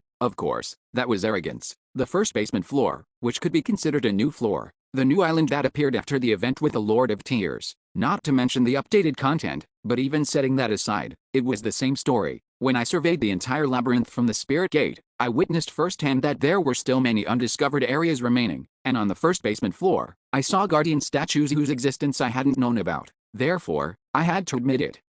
There's still so much left. Yes, there was still so much left. In this world, there are things I still don't know. You have equipped No. 981 Firefly Ring. Day 2 since returning. The morning after spending a night in the Holy Land, I went out to the city and stopped by the Explorers Guild. Well, to be precise, I met with a guild master, because in my opinion, there was no one more suitable than him. Ha, you're asking me to find the bereaved families and deliver these belongings in your stead. If you understood, why are you repeating it? Ha. The guild master, who had just had this bothersome task dumped on him, wore a rotten smile but didn't dare refuse my request. Stop laughing, just answer yes or no. Yes, good. I'll checking in on it later, so if anything goes missing, what do you take me for, Lord Viscount? Despite how I may seem, during the battle with the Lord of Tears, I was one of the few who stood by you. What nonsense. He only stayed because the only future awaiting him back in the city was losing his position. Moreover, embezzlement is the guild master's specialty. Did I just entrust fish to a cat? When I thought about it that way, I did feel a bit uneasy, but I didn't go so far as to withdraw my request. Nah, surely he wouldn't, right? He's a pretty sharp guy in his own way, so he should have the intelligence to tell apart a poisonous apple that would kill him if he ate it. And by the way, does the guild buy equipment? The guild isn't that kind of place, Lord Viscount. You could just say no. Why the serious face? Haha, serious face? Not at all. Is that so? Yes. Anyway, if you find it bothersome to sell items one by one, you could hand them over to a merchant company near the exchange. You'll get a bit less for them, but the advantage is you can dispose of them right away for cash. A merchant company. Up until now, I haven't really sold things that way. But you should still stop by the exchange. I hear a lot of good items are being listed at decent prices lately. Good items. When I asked for examples, he listed off some truly good items one after another. Among them, several were quite attractive even to me, items that were difficult to obtain due to their rarity rather than their price. I couldn't help but tilt my head in confusion. What's the reason? Equipment prices that became dirt cheap when the labyrinth closed have started gradually returning to their proper value recently. So those who held on to their items without selling are now slowly starting to think about selling them off. I don't get it. If they just held out a little longer, they could sell them at full price. So why now? They must have reached their limit, I suppose. The economy was quite difficult during the labyrinth closure period, wasn't it? If they were someone who focused solely on exploration, that would be one thing, but if not, they'd be desperate for quick cash. Put that way, it makes sense. Even Mr. Bear was an explorer who opened a tavern with Mrs. Bear, right? Similarly, because the economy collapsed during the closure period, he ended up in debt after getting involved with a bastard like Golden Ghost. I was planning to stop by the exchange anyway for my alt character. Okay, I got some good info from an unexpected place. Then regarding your business, is that everything? No, one more thing. Do you happen to know about the Black Wolf? You mean the Dark Guild? Dark Guild. It's something like slang. I heard many people call it that. Oh, I see. But when a bald middle-aged man uses terms like that, it just looks like he's trying to imitate young people. By the way, how did you become interested in that place? I just happened to get tangled up with them during this last exploration. Do you know anything? We don't know much either. There's a rumor that the Shadow Organization operates it, but it's not confirmed information. So you don't know anything either. Yes, we didn't have the resources to conduct an in-depth investigation on our end either. If you're really curious, why not try investigating it yourself? Why would I investigate? Too bothersome. Haha, I guess you aren't that curious after all. What's he saying? You should do it. Pardon, the opponent is none other than the Dark Guild, right? Naturally, it's only right that you, as the guild master of the Light Guild, investigate. Why aren't you answering when I'm talking to you? Yes, I'll investigate. Phew, now that I've outsourced this matter, I can stop worrying about it. Of course I'll have to come by periodically to nag him so he doesn't slack off. Well then, now my real business is done. I'm leaving. Yes, please take care on your way out. After finishing my conversation with the guild master, I stopped by the exchange since I was already out. Just as the guild master said, quite a few good items were listed at the exchange. This is the first time I've seen so many numbered items registered. There were even quite a few essences. They weren't high-rank essences, but using my noble authority and connections with Count Almanes to look at transaction records only staff could see, essences were selling like hotcakes as soon as they were listed. This must be because of the influx of newbies. However, I didn't see any items worth buying right away. Still, just in case, it would be wise to keep monitoring it. Anyway, since I was already here, I registered all the items I had at the exchange. Well, as the guild master said, it would be much more convenient to leave them with a merchant company, but it's not like doing it here is particularly bothersome either. After handing over the items and having a cup of tea in the VIP room, before long, the exchange director came into the room with a smile. Lord Viscount, the registration of all the items you entrusted to us has been completed. They've been registered at the appropriate prices determined by our exchange's appraiser, and we've applied priority listing, so it shouldn't take long for them to sell.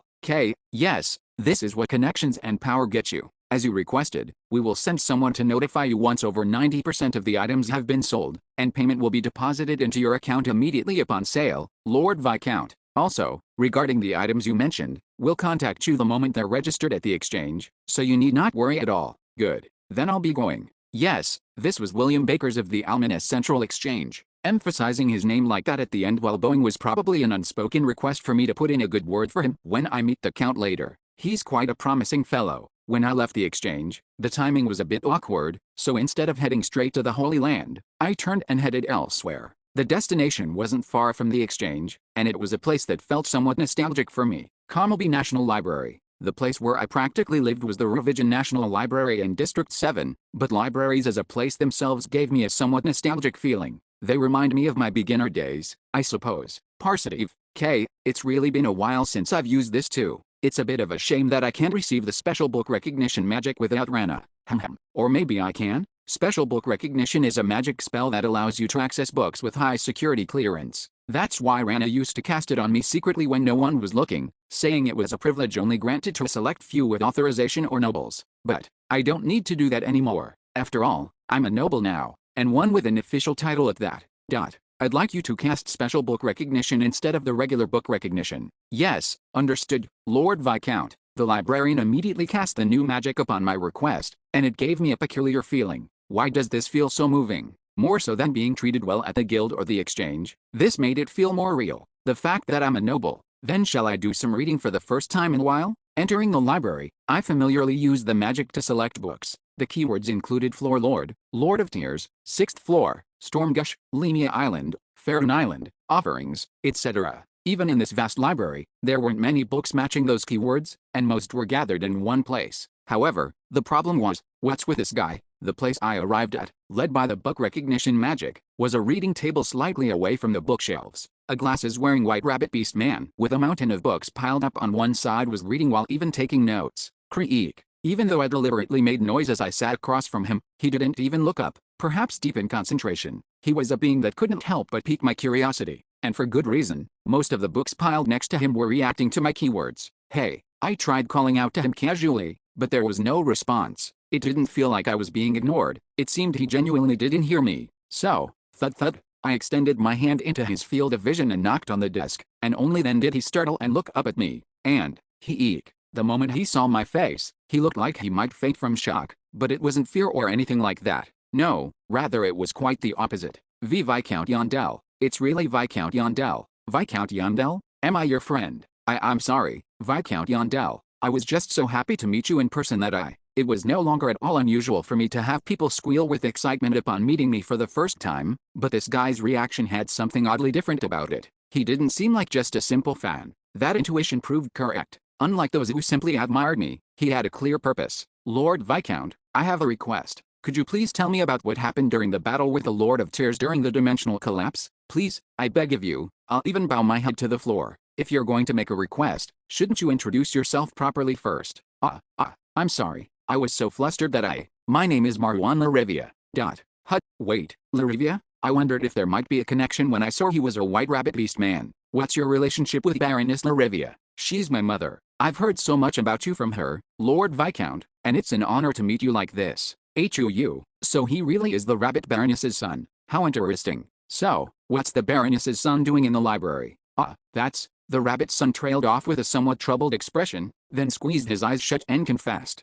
Actually, I'm a labyrinth historian. A labyrinth historian. Haha. I suppose it is a bit strange, isn't it, for someone born into a noble family to take up such a profession. I understand if you look down on me. No, I wasn't trying to look down on you. I ask because I genuinely don't know what that is. What in the world is a labyrinth historian? Even I, who've been living in this city for several years now, have never heard of such a profession. Well, the name is intuitive enough that I can roughly guess what the job entails, but can you actually make money doing something like that? Aside from that new question arising, I looked at the small, precious rabbit's son and grinned, he might be quite useful? Chapter 898, Rebuilding, 2. After spending more time digging into his background, I learned in greater detail about the profession known as labyrinth historian. It's a profession that researches the labyrinth dimension's history through artifacts and books that appear within it. It was quite an ironic profession, because the history of the labyrinth is an incredibly ambiguous subject. In Raftonian textbooks, the labyrinth is described as a created dimension, so this was essentially a direct denial of that.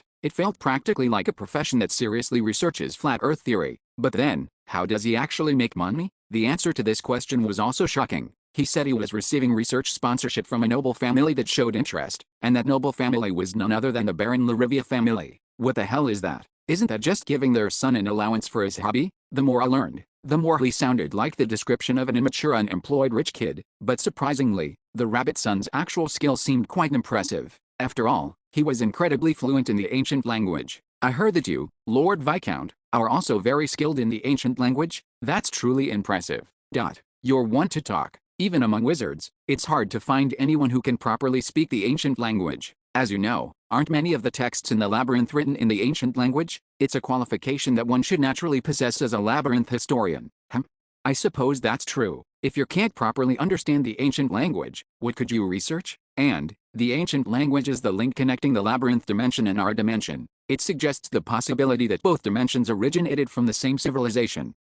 There's also the Dark Continent incident. The Norkans who went outside the walls claim that the outside resembles the Dark Continent, didn't they? The rabbit son's story was very interesting, because it meant that he had managed to come close to the mysteries of this world that I had encountered by rolling around and struggling through it, solely through books and research. He even knows the ancient language. It might be hard to view him as simply an immature kid. Anyway, him holding himself up in the library with a pile of books containing the same keywords as me was also part of that research. I commissioned a request with my own money to investigate the new island that appeared in the labyrinth thanks to you, Lord Viscount. Though there were no proper gains since people lose their memories upon failing to conquer it, I was still able to find a sliver of a clue. He even commissioned a request. Well, I guess that's how he was able to get the information so quickly and rush over to the library like this. But talking in ancient language like this feels really awkward. This is my first time meeting someone as proficient as you, Lord Viscount. So what's your goal? I hope my research materials and knowledge will be helpful in conquering the new island. After all, there's a prevalent perception that a field of study like the history of the labyrinth doesn't make money. To summarize, you want to change that perception. Yes, if people know it makes money, more people will research it, and then much more research material will be produced. And, maybe I might get more sponsors too. Okay, at this point, he passes the interview. So, I was wondering, could I possibly hear about what happened during the battle with the Lord of Tears? It's probably just pocket change to you, Lord Viscount, but I'll compensate you as much as I can. No need for compensation. It's nothing I can't tell you about. Having finished evaluating the rabbit son, I readily talked about what happened during the battle with the Lord of Tears, its essence, appearance, and so on. The rabbit son listened with such concentration that his eyes practically beamed light at my vivid descriptions, and the climax was the moment when Tetraglia spoke to me. To be precise, maybe I should call it a curse. The original Teshi, who asked me why I was smiling, had already decided on the answer. No matter what I said, he said I was wrong, that I could smile was because I wasn't suffering enough, and I will give you the pain I carry. Following that, after eating the essence, the steak skill became strange. However, there's no need to tell him this part, because what I wanted from the rabbit son wasn't advice about the essence or anything like that. The Lord of Tears spoke to you in the ancient language. That is not a normal situation. The addition of the new island also seems highly likely to have been triggered by you touching some kind of arrangement during the battle, Lord Viscount. Well, probably, though I don't know exactly what that trigger was. Perhaps if you enter Twin Island, something special might happen, Lord Viscount. After all, it's an arrangement that you, Lord Viscount, personally ignited. About that. Actually, I've already been there, and I didn't lose my memories either. What? At this point, I decided to make something absolutely clear. This story must never be exposed to the outside. Yes, I'm well aware of the unwritten rules among explorers, and I also know how valuable the information you, Lord Viscount, have obtained at this point is. After saying that, the rabbit son looked up at me with wide eyes, then made a gesture of pressing his hands firmly over his mouth. I heard the rabbit baroness has 3 children. He's definitely the youngest. Acting cute is deeply ingrained in him. I just want you to be aware that if information leaks from your mouth, the relationship between Baroness Larevia and myself will have no option but to become strained. Yes, I understand this is not a matter that ends with just us as individuals. I will absolutely not cause any trouble. Not for you, Lord Viscount, nor for my mother either. Good, then I'll tell you. After that, I spent a good while retelling the story I had previously told my comrades, and, the rabbit son's eyes widened as if some inspiration had flashed through his mind. Did you figure something out? I'm not certain yet. Can I tell you after I organize my thoughts? I think I need to dig through my research materials I've collected at home once more. Oh, sure, do that. My conversation with the rabbit son ended there, and after we briefly discussed how to stay in touch and where he was staying, we went out separate ways. I didn't bother reading the books piled on the table. If the rabbit son doesn't find anything in particular, it won't be too late to check them later. This worked out well. I had a lot to do in the city anyway. Efficiency comes from putting the right people in the right positions. A week had already passed since I returned to the city. It was a week spent hectically running around here and there. Why is there so much to do? First off, all the equipment I listed on the exchange had been sold. 400 million stones. Of course, that amount wasn't earned solely from the items of the plunderers I encountered in the 5th floor rift. I had quite a few items that I had stuffed into my subspace and delayed selling simply because it was a hassle. Since I took this opportunity to clean them all out at once, the final amount was quite substantial. If I add this to the money I've saved up so far, it's a little over 1 billion. Well, most of that is classified as the Anabata clan's public funds, but, strictly speaking, that's just semantics after all. The internal rules officially state that the clan leader has voting rights equal to the number of clan members. It seems Nork won't be able to enter the labyrinth this round either. I also attended the Royal Council meeting, but Nork's integration was postponed again. Despite waging a fierce propaganda campaign, it seemed the atmosphere hadn't risen to the level they were hoping for yet. Master should be waking up soon. The shaman still hasn't regained consciousness, even though I went to the trouble of acquiring that precious dragon's heart for him. So, when exactly will that be? At the earliest, a month from now. At the latest, it could be 3 years. Wait, what's that about? Isn't the gap between 1 month and 3 years way too big? In any case, there's nothing I can do about this part except wait. It's not like the imprint materials I've collected will rot as time passes. Oh my, you really came? Thank you, Lord Viscount Yondell. I also visited the house of Baroness Larevia. I originally came to see the rabbit son, but when I actually went, the kid said he needed to organize things more and asked for a bit more time or something, so I just ended up chatting with the Baroness for the first time in a while, and in the process, I heard some unexpected news. By the way, you heard, right, that the Yondell Viscount's mansion is scheduled to be completed next month.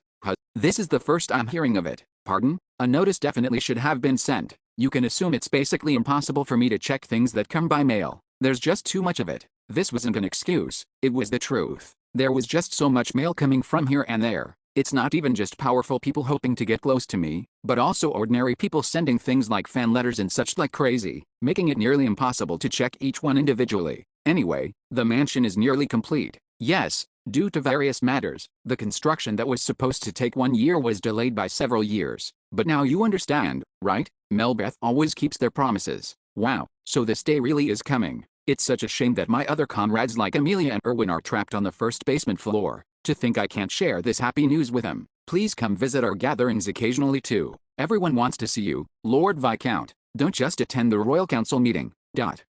Alright. I'll make sure to go next time. Was it because I heard about the mansion's completion? Recently, even when I got requests to attend gatherings, I had just been skipping them. Is this why they went through the trouble of rebuilding the mansion and gifting it to me?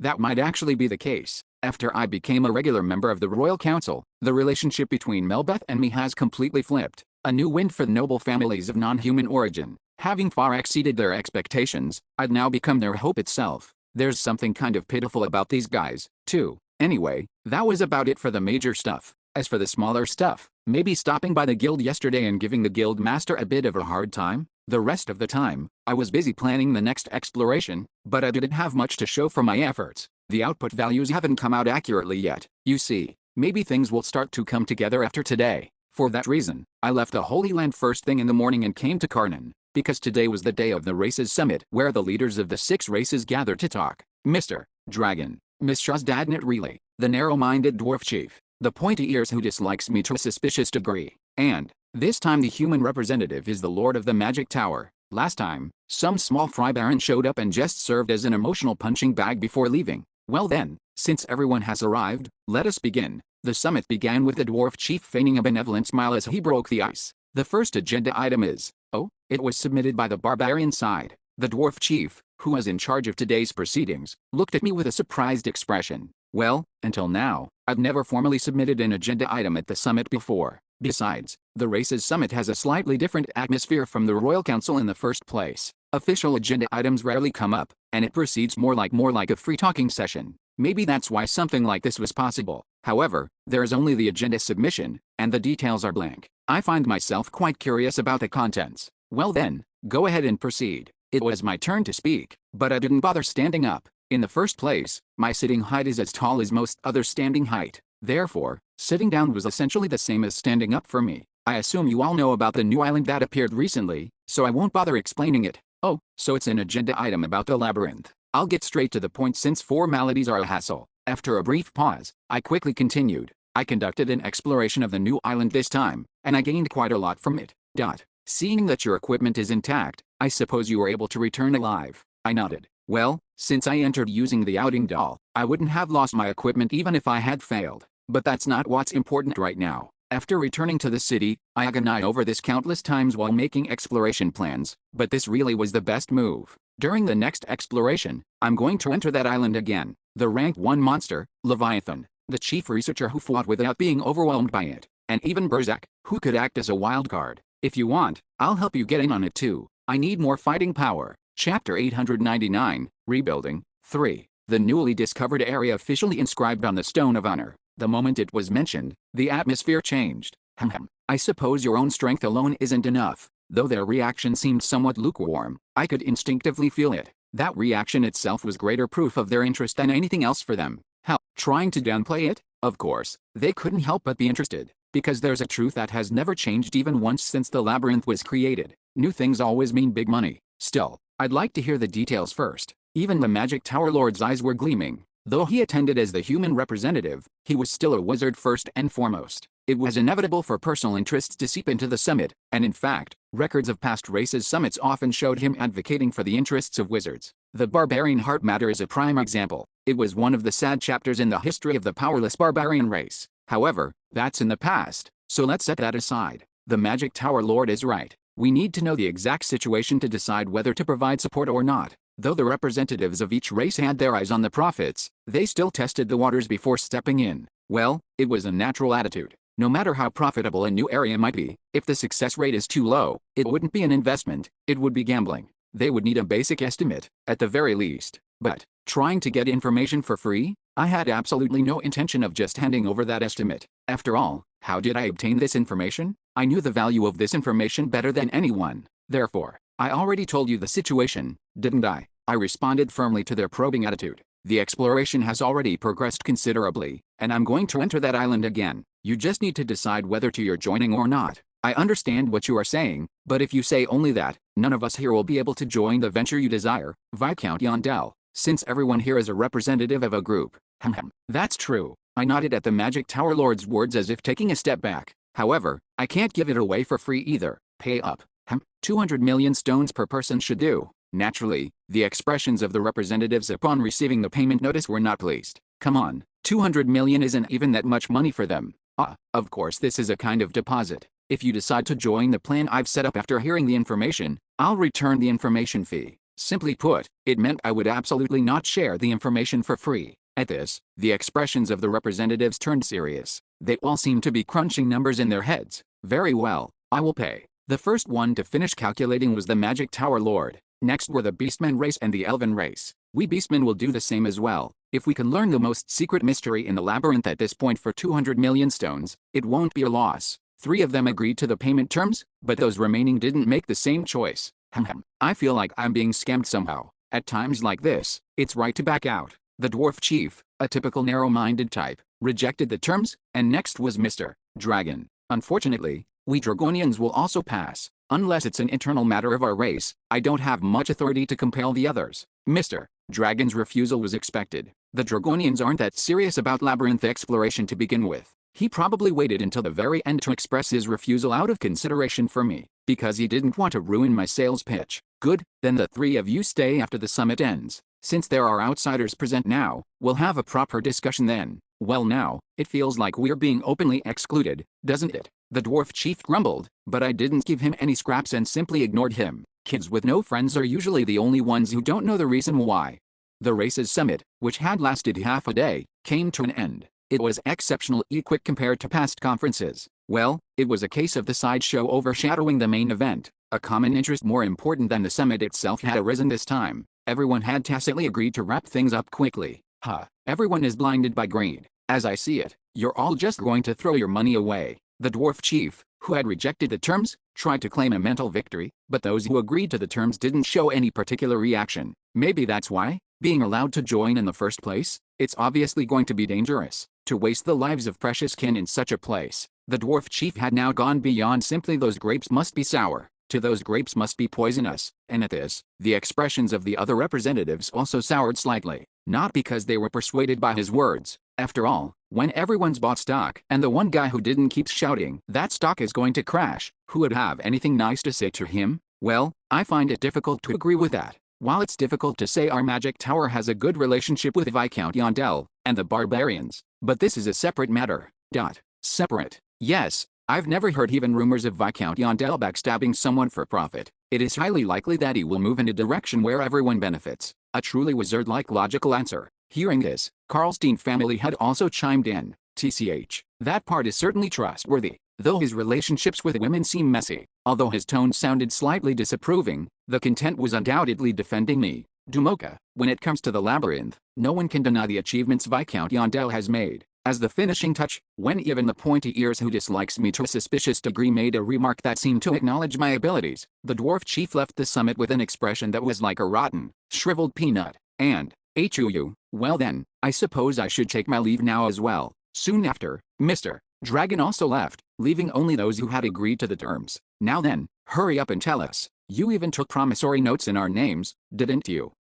Receiving the advance payment by check does bother me a bit, but these people have reputations to uphold, so surely there won't be any problems, right? Insisting on cash here would only make me an unlikable barbarian, so at this point, I obediently revealed the information. How many times am I repeating this story already? Since it was a story I'd already told several times, I organized only the key points and briefed the representatives. And, as the briefing continues, the expressions of the representatives who initially listened with interest began to change. They had realized the trap. So you're saying that one needs to be able to speak the ancient language at least as well as you, Viscount, to conduct a proper exploration. They probably intended to just take the information and run if necessary, but that path was now blocked. People who can speak the ancient language aren't common. If they didn't join my expedition, they'd just lose 200 million stones. And, if it's a Leviathan, that's a rank 1 monster, isn't it? There's even an unidentified entity that was a match for that Leviathan. This changes things. Without support to the extent of staking the fate of the magic tower and each race, this conquest will fail. Finally, as the Twin Island story reached its climax, the representatives' expressions began to sour. Inwardly, they were thinking they had blown 200 million stones. They'd likely already concluded in their minds that this conquest could never succeed, and even if it did, they would have to accept tremendous losses. But, geez, you should listen till the end of this story. As the organizer, I couldn't sit back and watch my investors' motivation crumble, so I quickly continued speaking. Don't worry too much, I'm currently researching Twin Island diligently with my personal labyrinth historian. Labyrinth historian? What is that? Tisk, you don't even know that. After clicking my tongue and chiding Mr. Dad, who was tilting his head in confusion, I moved on to the important part. Anyway, the important thing is that we might not necessarily have to fight a rank 1 monster while conquering this island. If that's the case, it does change things, but it's not certain yet, is it? Well, that's true, but even if we have to fight a rank 1 monster, it won't be a big problem. What do you mean? At my statement, the Mr. Pointy Ears' eyes narrowed sharply. Are you planning to force us to make sacrifices like Dumoka said? Man, those eyes sure are murderous. It was the kind of look that made me want to tease him a little, but I held back since I didn't know how that serious Mr. Pointy Ears would react. Of course not. I simply meant that even if we fight a rank 1 entity, the losses won't be as significant as you think. At my words, Mr. Pointy Ears fell silent. He simply stared at me as if telling me to continue. Why are you so confident? Eventually the Karlstein family had asked on everyone's behalf, and I shrugged my shoulders and trailed off. It's a bit of a long story. In truth, I only learned of this information relatively recently. It was after I had finished the journey, returned to the city, and was organizing my inventory. No, more precisely, when I was organizing LV2 Peter's bag. When I checked inside the bag, I was shocked. To summarize briefly, I had definitely consumed potions and scrolls while fighting monsters on Faron Island, yet they were all replenished to the same amount as when I first entered. I interpreted this phenomenon like this: consumables used there are not actually consumed. Is it a bit confusing if I put it this way? Anyway, to put it simply in modern terms, Twin Island gives you a full refund of all consumables used as long as you successfully escape. It means they get duplicated. At first, the representatives' reactions were along the lines of "what kind of nonsense is this?" but their attitudes completely changed once the story about the LV2 Peter's mystery bag progressed. They all have at least that much of a brain. If the potions and scrolls were truly all replenished, then it's highly likely that the same rule applies to other consumables as well. It might not just be consumables. Did he say all the equipment he was wearing was returned too, even though he lost them inside? That means, soon, everyone exchanged knowing glances and nodded. It's worth trying. The biggest obstacle in raiding a rank 1 monsters is none other than cost effectiveness. In a way, it's similar to a modern gold mine. Just as a gold mine is left buried in the ground forever if the costs of developing it exceed the profits gained from development, everyone avoids it because the cost of killing a single rank 1 monster is too high. But right at this moment, that problem was solved. If the principal is guaranteed as long as you clear it, then overinvestment without any consideration for cost effectiveness becomes possible. Yes, for example, now I see why you needed the evil destroying arrow, like the arrows of the elven race, of which only 3 exist. And you must have had our magic tower's little flash in mind as well, or like the magic tower's secret weapon powered by a special grade magic engineering core that's said to have sold for hundreds of millions at the Sky Auction House. Investments that would normally result in a loss even after killing a ranked 1 monster were now feasible. We don't really have anything like that though. Well, the beastmen would have to invest more manpower and make up for it with their bodies. Otherwise, they wouldn't get an equal seat at the table and would have to settle for the scraps. If a fair distribution based on contribution is guaranteed, our magic tower is willing to participate in this expedition. Of course, we will provide at least 10 shots of little flash as well. We elves feels the same. We will provide 1 evil destroying arrow. If there is concrete proof to verify your claim that consumed items return, we could even provide 2. Of course, we will discuss distribution before that. We beastmen will also participate. Only the Karlstein family head, representing the beastman race, didn't mention distribution. At least he seemed to have some conscience. Chapter 900, Rebuilding. 4. 3 days after the race's summit, I visited the Rabbit Baroness's house once again. You see, our exclusive labyrinth historian had finally contacted me. You're here. As if he'd been waiting at the front door since morning, the rabbit's son popped out and greeted me the moment I arrived. It's been a while, Maruan. Yes, Lord Viscount. Since he spoke to me in the ancient language, I responded in ancient language as well, and the rabbit's son smiled ear to ear, seemingly delighted by this. Hurry, let's go to my room, come on. Any fear of me seemed to have completely disappeared, as he even grabbed my hand and pulled me along, leading me to his room. It's kind of cute. It felt like this was exactly what it would be like if I had a nephew, letting myself be dragged along as if I couldn't resist. We soon arrived at my rabbit son's room. The room's interior was exactly as I had imagined. You have a lot of artifacts? Would you like to look around first? Walls, bookshelves, shelves. The room was filled to the brim with various collections labeled as research materials. I felt like his ears would droop if I said I didn't want to look around, so I just toured the room without saying anything in particular. Well, to be honest, it was actually quite interesting. Labyrinth artifacts were a field I was interested in as well. This here is the Book of the Apostle, an artifact that has a low chance to appear inside the corpse of the guardian of the green coal mine if you kill it with distortion applied to it. Wow, how did you know? It's basic knowledge for an explorer. But I bet you don't know the contents well, right? It's heavily damaged so there isn't much that's readable, but the words Earth Mother appears in this book. Is that so? When I played the game, it was just a junk item I sold to shops. Well, actually, most of the artifacts here were things like that. Even while selling them, I always wondered who would actually buy things like these, and the person who buys those things was right here. Anyway, the rabbit son, excited that I recognized the items, introduced his collection with sparkling eyes. And this is the Necronomicon. You know this one too. How could I not? Looking back, the Bloody Citadel was the first rift I cleared after entering this world. This brings back memories. Back then, Raven farmed the Necronomicon alone and casually slipped it into her back pocket. I watched that cruel scene clearly with my own 2 eyes, but I couldn't say a word out of fear of being suspected as an evil spirit. But isn't this a black magic book? It doesn't seem like something you should be collecting. That's true. That's why it's on the pricier side among artifacts. Things like this are popular with wizards too, so the magic tower also purchases them. Ah, that wasn't what you were asking about, was it? The rabbit's son, who had been suspiciously talkative since the moment we entered the room, came to his senses and newly answered again. While the Necronomicon is classified as a black magic book, that doesn't mean there's no information to be gained from it. If you look at this page here, there is a sentence that seems to express hatred toward the Empire. Ah, right. This kid's fine with anything from the labyrinth as long as it's something readable. Looking at it now, a labyrinth historian is a profession that weaves together tens of thousands of scattered fragments of text, like puzzle pieces, tying them into a single story. Anyway, I think I've seen enough. I'd like to get to the main topic now. I'm sorry. I got too excited, didn't I? No, it's fine. I also got to see some interesting things for the first time in a while. So, you called me here because you found something out, right? Of course. I'll tell you right now. With that, we finished looking at his collection and moved on to the main topic. First, before I tell you the story, would you like to look at this research material? What the rabbit's son handed me was a notebook-style book. This book is such a rare artifact that it doesn't even have a formal academic name like the Book of the Apostle or the Necronomicon. There's absolutely nothing known about where to obtain it either. I happened to find it at the free market while looking for books written in the ancient language. It's such a shame. If only I knew who the seller was, I could have found out where it was obtained. So what is this? It's the diary of an imperial soldier. For now, I've named it the Nameless Castaway's Record. Seeing signs that he was about to go on at length about how he hoped it could become an official academic name someday, I cut him off at an appropriate point. And finally, the real main topic began. The main content of this book is about a nameless imperial soldier drifting to an island, and I suspect that island might be Faerun Island.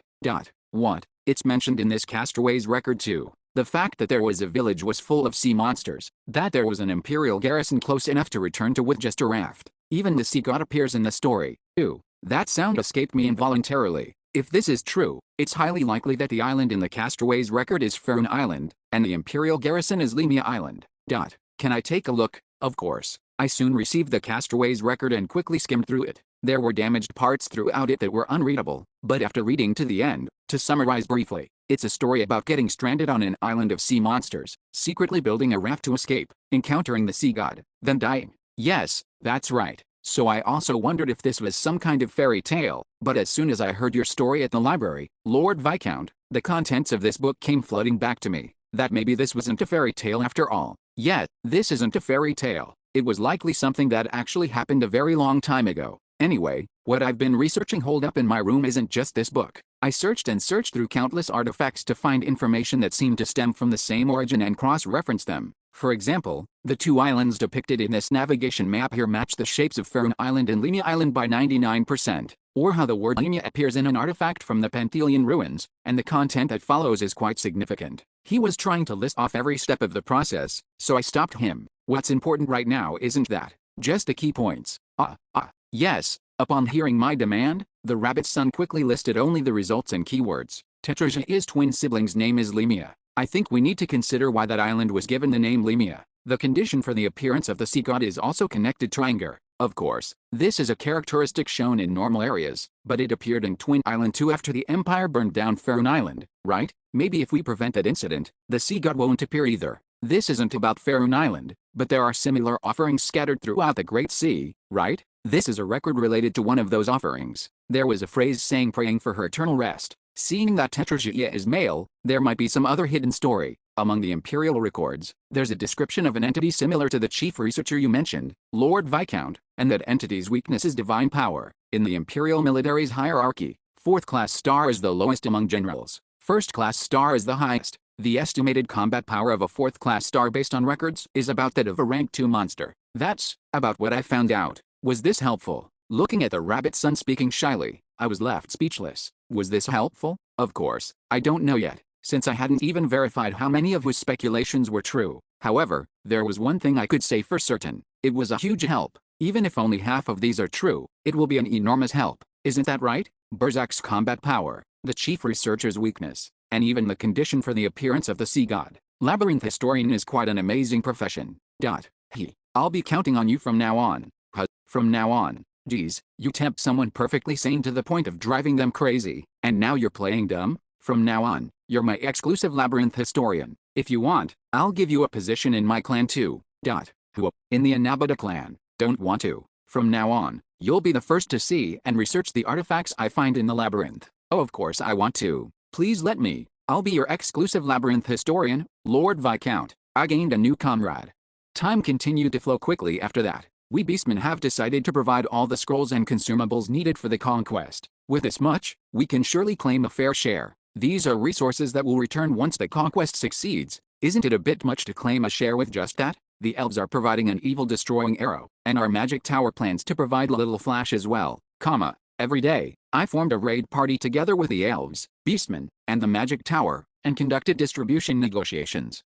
So this is the unveiled Viscount house. Amazing, Bjorn. When construction started it was a baron's house, but now that it's finished it's a viscount's house. I also stopped by the nearly completed unveiled Viscount house for a quick tour. Viscount Yondell, why have you only come now? Feeling a sense of guilt after seeing the mansion, I also attended a meeting held by Melbeth, the Alliance of Non-Human Nobles. At least you kept your promise, that you'd come back soon. I also stopped by the Dragonian Holy Land and reassured the little dragon through written conversation, telling her not to worry too much even though I hadn't found anything yet. Also, I tried to buy a decent item that appeared on the exchange, but the deal fell through midway because the seller changed their mind. Is it next week already? Before I knew it, only a few days remained until the labyrinth opened again. I visited the royal capital. It was because I received an invitation from someone I'd almost forgotten about lately due to having so much on my mind. The King's Knight, Asteroda Barun. I'm already so busy I could die. The fact that you called me all the way here must mean a decision has been made, right? Yes, discussions with the Prime Minister have already concluded. I'm handing over the Ministry of Security to you. Take this letter of appointment to the Ministry of Security and your predecessor will handle the handover. You handle things neatly. If I may offer some advice, it will make things easier for you if you find a suitable proxy and entrust them with the main duties. Like how the king did with you. Though said jokingly, Asteroda didn't respond. It seemed my carelessly tossed stone had hit a nerve. Anyway, don't worry about that. I intended to do that from the start. I've already selected a proxy too. Who is it? I should go meet her while I'm here. She hasn't given me a definitive answer yet. As I shrugged and spoke, Asteroda realized who I was talking about and nodded. Heron Savie. That woman. She's smart, so not a bad choice. I think so too. But it's a bit surprising. I didn't know the two of you were that close. I glossed over that part with an improvised excuse. Our goals simply happened to align. The evil spirit incorporation policy was also a long-held wish that Viscountess Peperick wanted to achieve. I see. So you used that as bait. Then I'm less worried. If she has the loyalty to stay by her unconscious lady's side every day, she won't betray you. Yes, that's right. Fortunately, Asteroda didn't seem to have any suspicion about my improvised excuse, and with that, the conversation was over. Afterward, I headed to the room where Rana was. Naturally, Rana was still unconscious, and only Hyunbil, who had been keeping watch over her, closed her book and stood up to greet me. Is it because you have business? You really came right away this time? I guess not right away. Since the labyrinth is about to open again, consider what this place is. I can't just come here whenever I want, so try to understand. Well, fine. I guess I have to understand. Soon I slid into the seat next to Hyunbil and spoke as if tossing out the words. I've taken over the Ministry of Security. Wow, you actually pulled it off. So what about you? Have you made your decision? Like a true barbarian, I cut straight to the point, but that didn't mean I wasn't nervous. If Hyunbil shook her head here, my plans going forward would be considerably derailed. Swish. Soon after, Hyunbil got up from her seat and approached the bed where Rana lay. Then she stood there for a long while, looking down at Rana lying there with her eyes peacefully closed. What on earth was she thinking right now? All I could know was the final result, not the process that led to it. I'll be back. Right, so it's a yes. As I was internally breathing a sigh of relief, Hyunbil tossed me a small backpack that had been leaning against the bed. What? Does she want me to carry it? It's not even that heavy though. Stop talking and carry it. It's heavy for me. I don't know if you realize this, but this is a form of barbarian discrimination. If you keep that up, I won't go. Okay, fine, I'll carry it.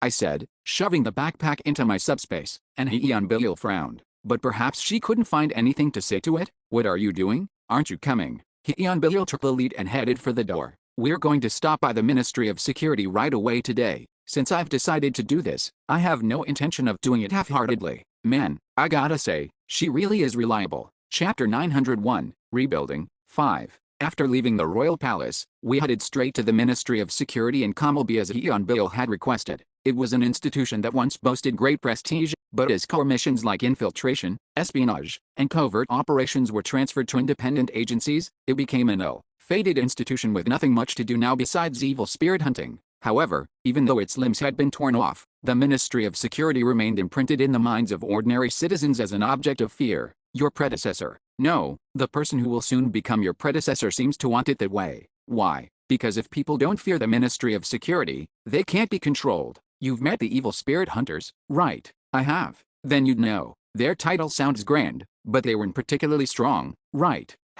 That was certainly true. Although it was a surprise attack, I could have beaten those evil spirit hunters even back in my barebones barbarian days. It's the inevitable weak point of the Ministry of Security. The Moslin, the Public Peace Agency, the Night Order. With so many much more prestigious institutions, people with real martial value essentially have no reason to come to the Ministry of Security. So you're saying there are no night-level personnel at all? There probably are some. It's the perfect place for those who've been demoted after losing political battles, after all.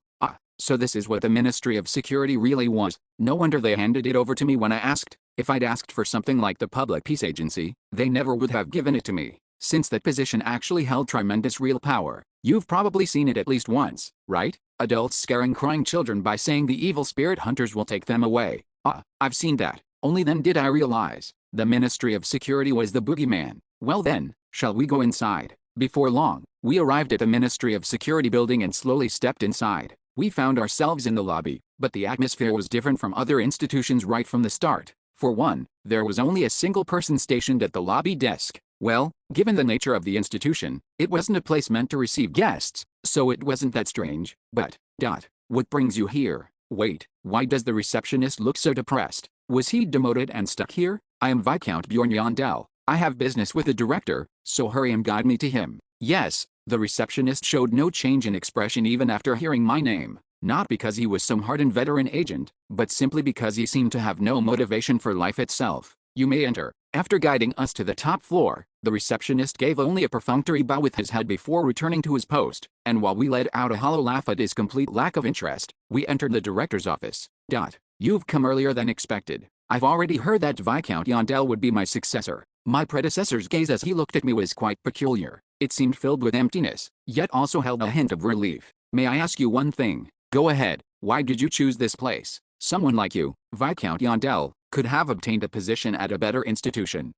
Well, not necessarily. Those important institutions wouldn't hand over their positions willingly in the first place, and even if I forced my way in, I'd only deal with troublesome matters.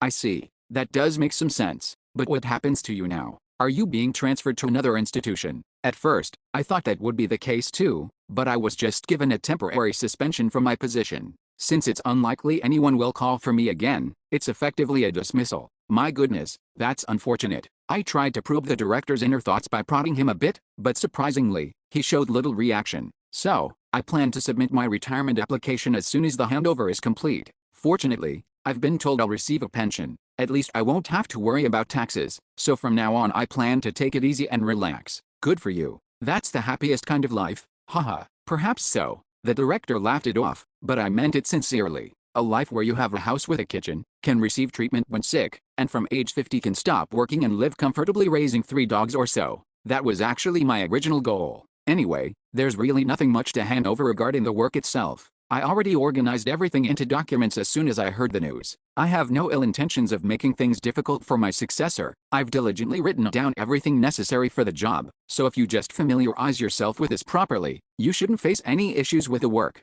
Is that so? I've also already packed my things. I've spent over 20 years in this room, but there isn't much to take with me as it turns out.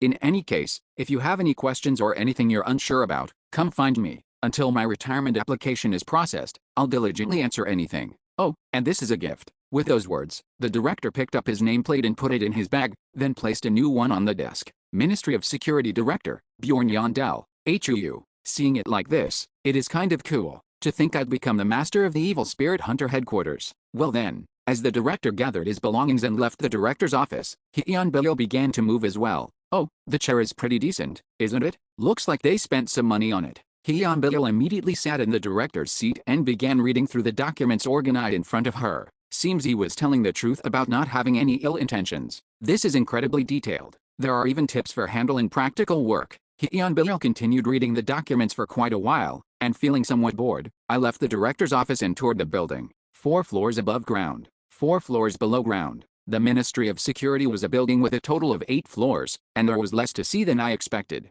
Perhaps because operations had been halted after news of the handover was delivered, even the underground prison that should have been filled with evil spirits was completely empty. The employees I encountered during my tour of the building didn't have any liveliness in their eyes either. Okay, I'm done familiarizing myself already. The basic framework is similar in any organization. If there's something I don't know, I can just look at it again later. So what are you reading now?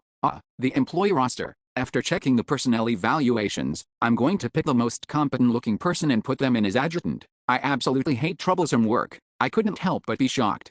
Unveiled, whom I'd chosen as my proxy, was going to pick an adjutant to dump work on. A subcontract of a subcontract of a subcontract. What? Heron savvy. Stop the terrible absurdity right now. Subcontracting only breeds more subcontracting and does nothing to benefit the world. What are you even saying? Do you want me to quit? Who looks most competent? Right, whatever, as long as it makes my life easier, it's fine.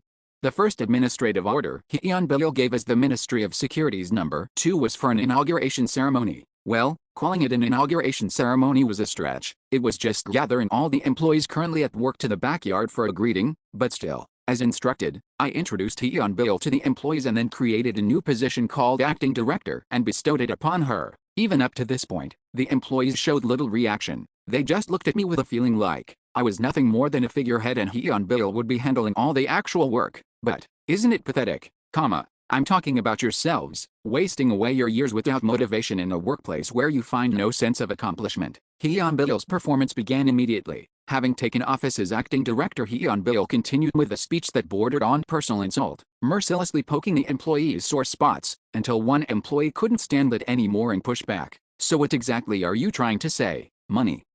Pardon, if you're going to do pathetic work anyway, shouldn't you at least earn proper money to make it worthwhile? The entire staff was stunned by such an unpredictable, unconventional statement, and Unveiled didn't miss that moment. 200% salary increase, performance bonuses based on results and paid annual leave, staff expansion, construction of an employee cafeteria, full reimbursement of transportation expenses, 100% bonus upon marriage. As Unveiled's words continued, the employees who had been standing there blankly came to their senses and frowned. Do you think that's possible? Our Ministry of Security doesn't have that kind of money. Yes, we don't, because you all are pathetically doing only what you're told without any motivation. I can't stand these insults any longer. That is why I am going to change you all. You will work so incredibly well that even that stingy administrative office will have no choice but to give us a bigger budget. There's no way that's possible. Are you admitting that you can never change your pathetic self? If not, is there any reason to get angry? Because you believe the promise won't be kept? If so, do not worry. Viscount Yondell will make sure you get the promised money, even if he has to pay out of his own pocket. I don't really want to do that. I wanted to intervene and say something, but I just shut my mouth at Unveiled's sharp gaze. Lord Viscount will. Well, if it's him. But why would he go that far for us? As expected, when she said I would pay out of my own pocket, the employees began to waver significantly. Unveiled didn't miss this opening either. Just a few years ago, Viscount Yondell had nothing. He entered the labyrinth holding nothing but a single shield, without even shoes. But what about now? No one answered, because it was a story everyone already knew. Though your beginning may be humble, your end will be prosperous. I believe that you all simply lack the opportunity, that your lives are by no means pathetic, that your great first step simply hasn't begun yet. There was undeniable power in Unveiled's words, enough to plant the thought of what if, in the employees' eyes and make them dream of a rosy future, if only for a moment. But that was also all there was to it. Reality is a world ruled by cold reason. The employees didn't rise up chanting Unveiled's name or anything like that. Hope and doubt, the two intertwine exquisitely, creating a strange silence, and here Unveiled took a step back. It's natural that you can't believe and have doubts, because I haven't given you any reason to trust me yet. However, I ask this of you. Please give me the chance to earn your trust. Trust me and take off those tinted glasses you view yourselves with, just this once, To those who trust me and take this great step together, I promise you, Acting Director Heron Savvy, will definitely make it happen. Like in the days when everyone looked up to us. A Ministry of Security with more budget. A Ministry of Security with more authority. A Ministry of Security with more honor. Some, moved by her powerful voice, clapped enthusiastically. Others clapped only out of formality. The rest didn't even clap and only shot looks of suspicion. But Unveiled didn't care. Make the Ministry of Security great again. What on earth have I appointed as my proxy? After the inauguration ceremony ended, I left the Ministry of Security, leaving behind Unveiled, who had started working overtime as if it were the most natural thing in the world. After all was said and done, I had obtained the Ministry of Security. It was time to do the task I'd been putting off.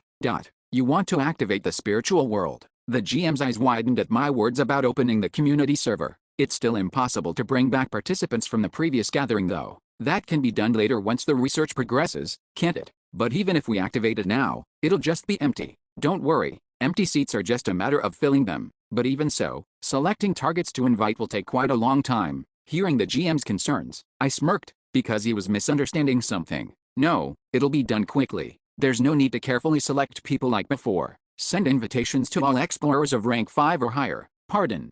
Don't worry. I have a way to get a list of their names and addresses from the guildmaster. No, it's not that. If we do that, a large number of beings that aren't evil spirits will enter. Actually, that's what I want. Isn't there a saying about putting new wine into new wineskins? I guess I haven't mentioned it yet. The gathering I'm going to create from now on is for both evil spirits and the natives.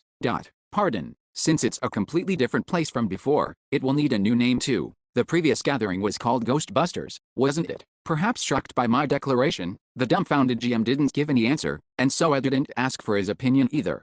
Yes, this will be perfect. The community I'm creating won't be a space just for evil spirits, but a community for this entire city. So, Raftonia Busters. There couldn't be a better name than this. Chapter 902, Second Round, 1. Raftonia Busters. A community not just for evil spirits, but for the entire city. The GM was flabbergasted, asking what on earth I was planning, and in response, I briefly explained the new type of community I was envisioning, what role this community would play in the city moving forward, why the world needed such a community, and also, what benefits it would bring to me. After hearing my full explanation, the GM surprisingly accepted it readily and gave me firm confirmation that adding several of the features I mentioned wouldn't be too difficult. That's good then. I'll get you the list, so as I said earlier, send out invitations to all explorers of rank 5 or higher. Yes, understood. What the hell, let's give it a shot. Good attitude. With that, the conversation about the community ended there. I'd know the results when the assembly day comes next month, so I moved on to the next topic.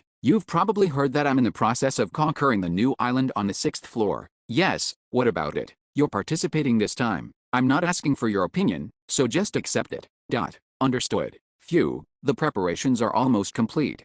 Time flows without stopping, and I, following the characteristic of time, prepared and prepared again until the very last moment. The elves, the beastmen, the magic tower, and myself. We finalized the roster for this raid party, which all 4 groups had poured their heart and soul into it, and after assessing the strategic resources that had been invested, we then devised strategies. Most of the strategies were based on the assumption of a battle with a rank 1 monster. Of course, it's uncertain how things will proceed when we go to that island again, but if combat against a rank 1 monster becomes possible, our range of options will broaden. Those who have other cards prepared earn the right to head toward their desired ending. Well, whether these preparations were perfect will only be known after going there and facing it directly. You have entered the crystal cave on the 1st floor. As soon as the labyrinth opened, we entered through the portal and quickly ascended the floors. The members of Team 1 acting together right now weren't much different from before. Miss Shah, Mr. Bear, Garden Kultner from the Armin Adventurer group, Malid Kevrin from the Sawtooth clan. Additionally, the navigator, Hoda Jackson,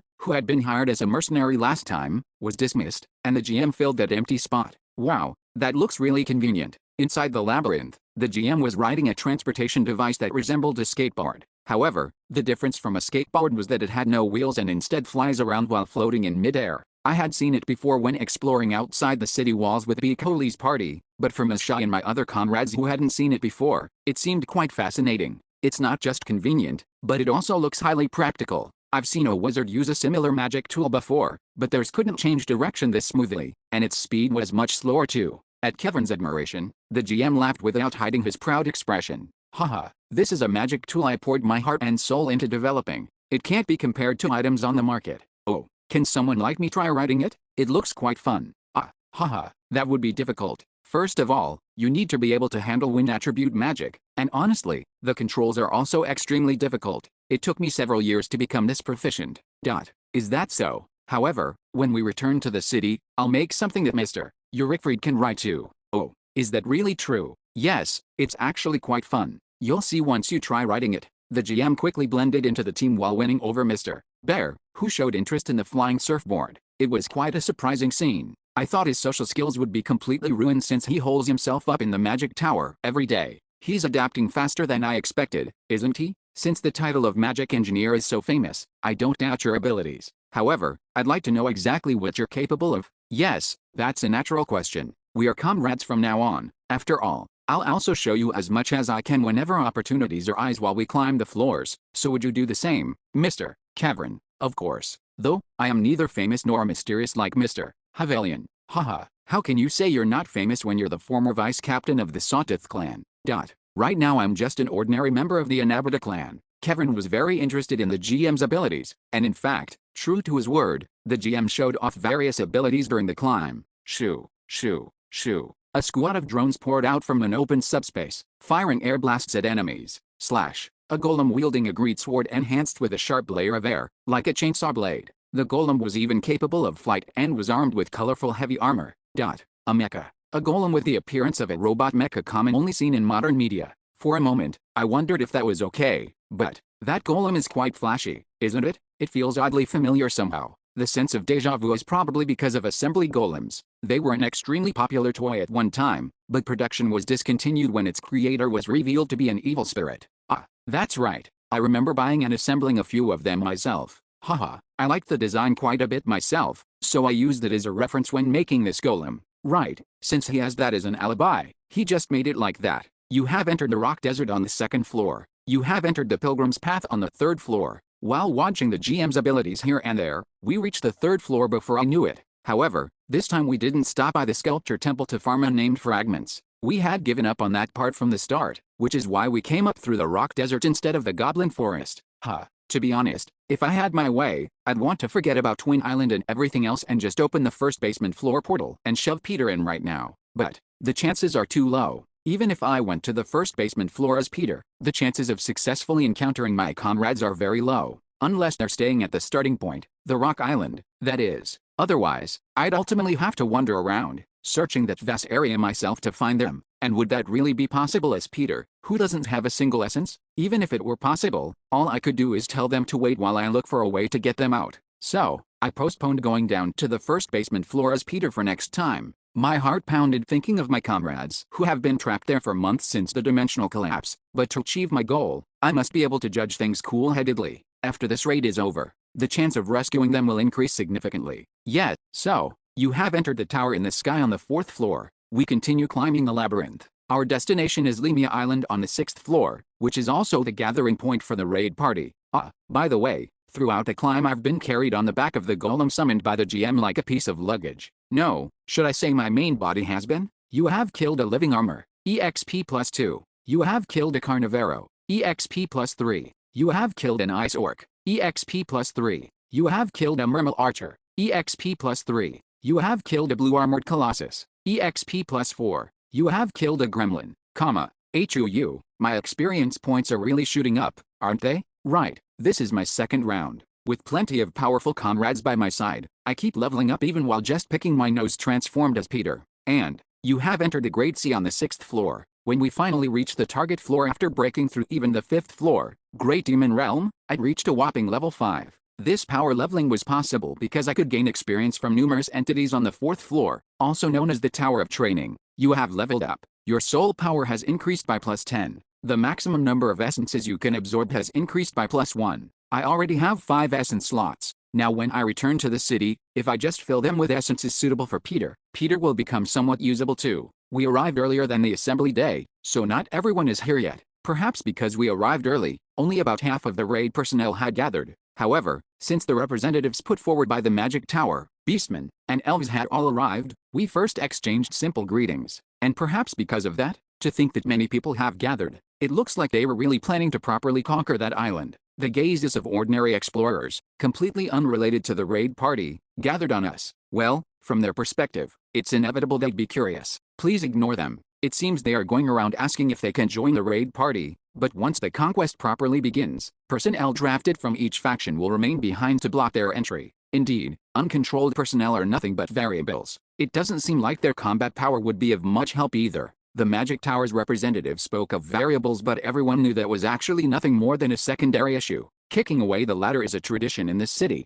after all. And there's one more thing you should know. What is it? Those who failed the Twin Island conquest previously are unable to re-enter. Even if they go beyond the barrier, nothing happens to them, and they can't even see the island with their own eyes, apparently. I had a suspicion, but it really is an area where re-challenging it is impossible. Yes, that makes this conquest all the more important. If by even a 1 in 10,000 chance we fail, that's the end of it. Having gained new information from the representative of the Magic Tower, I quietly organized my thoughts. No retries allowed. That part wasn't particularly strange, but they can't even see the island? But why can I still see it? As I thought, was my case judged as a success rather than a failure? If so, that's a bit odd. Aside from my equipment being preserved intact, there wasn't really anything that could be called a reward. By the way, so that's what Peter looks like. You've probably heard, but don't go around talking about it. Of course, since I had mentioned the outing doll when talking about Twin Island, I didn't bother hiding my appearance in front of them. Well, because of that, this face has been exposed a bit, but that's actually better. Considering my future plans, that's more beneficial for me. They'll think of Bjorn's alt character as only this face. Anyway, as planned, I'll go ahead and test a few things. Understood. About 40 hours remained until the assembly. Team 2 hadn't arrived yet and was nowhere to be seen, but I led Team 1 out to the open sea for now. And, have a safe trip, Naya. Oh, I want to hurry and go see it too. Receiving a send-off from my comrades, I steered the boat I'd prepared in advance and headed straight for Twin Island. You have entered a special area. Field effect, Twin Sea is applied. The moment I crossed the transparent barrier, the island visible before my eyes scattered like heat haze. Even looking back, the ship my comrades were on had disappeared without a trace.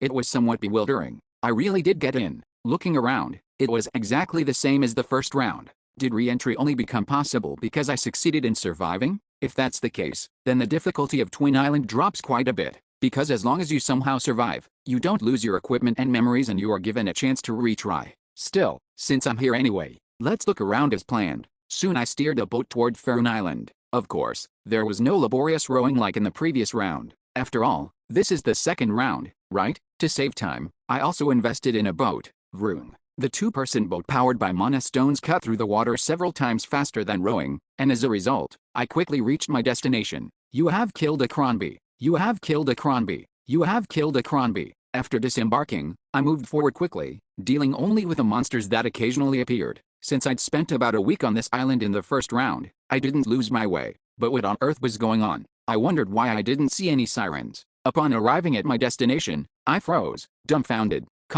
it was gone. The village of sea monsters that should have been here, it was nowhere to be seen. What could be the cause? First starters, it's not simply because I entered early. The reason I'm certain is simple. The scenery before my eyes wasn't particularly unfamiliar to me. No, if anything, this is even more familiar. After all, this is the original landscape of Faroon Island on the 6th floor. There's even the offering. In place of the disappeared village stood an offering. The very offering which triggers the Fury of the Sea event, causing Storm Gush and the Siren Queen to appear. What in the world happened? Should I go check Lemia Island too?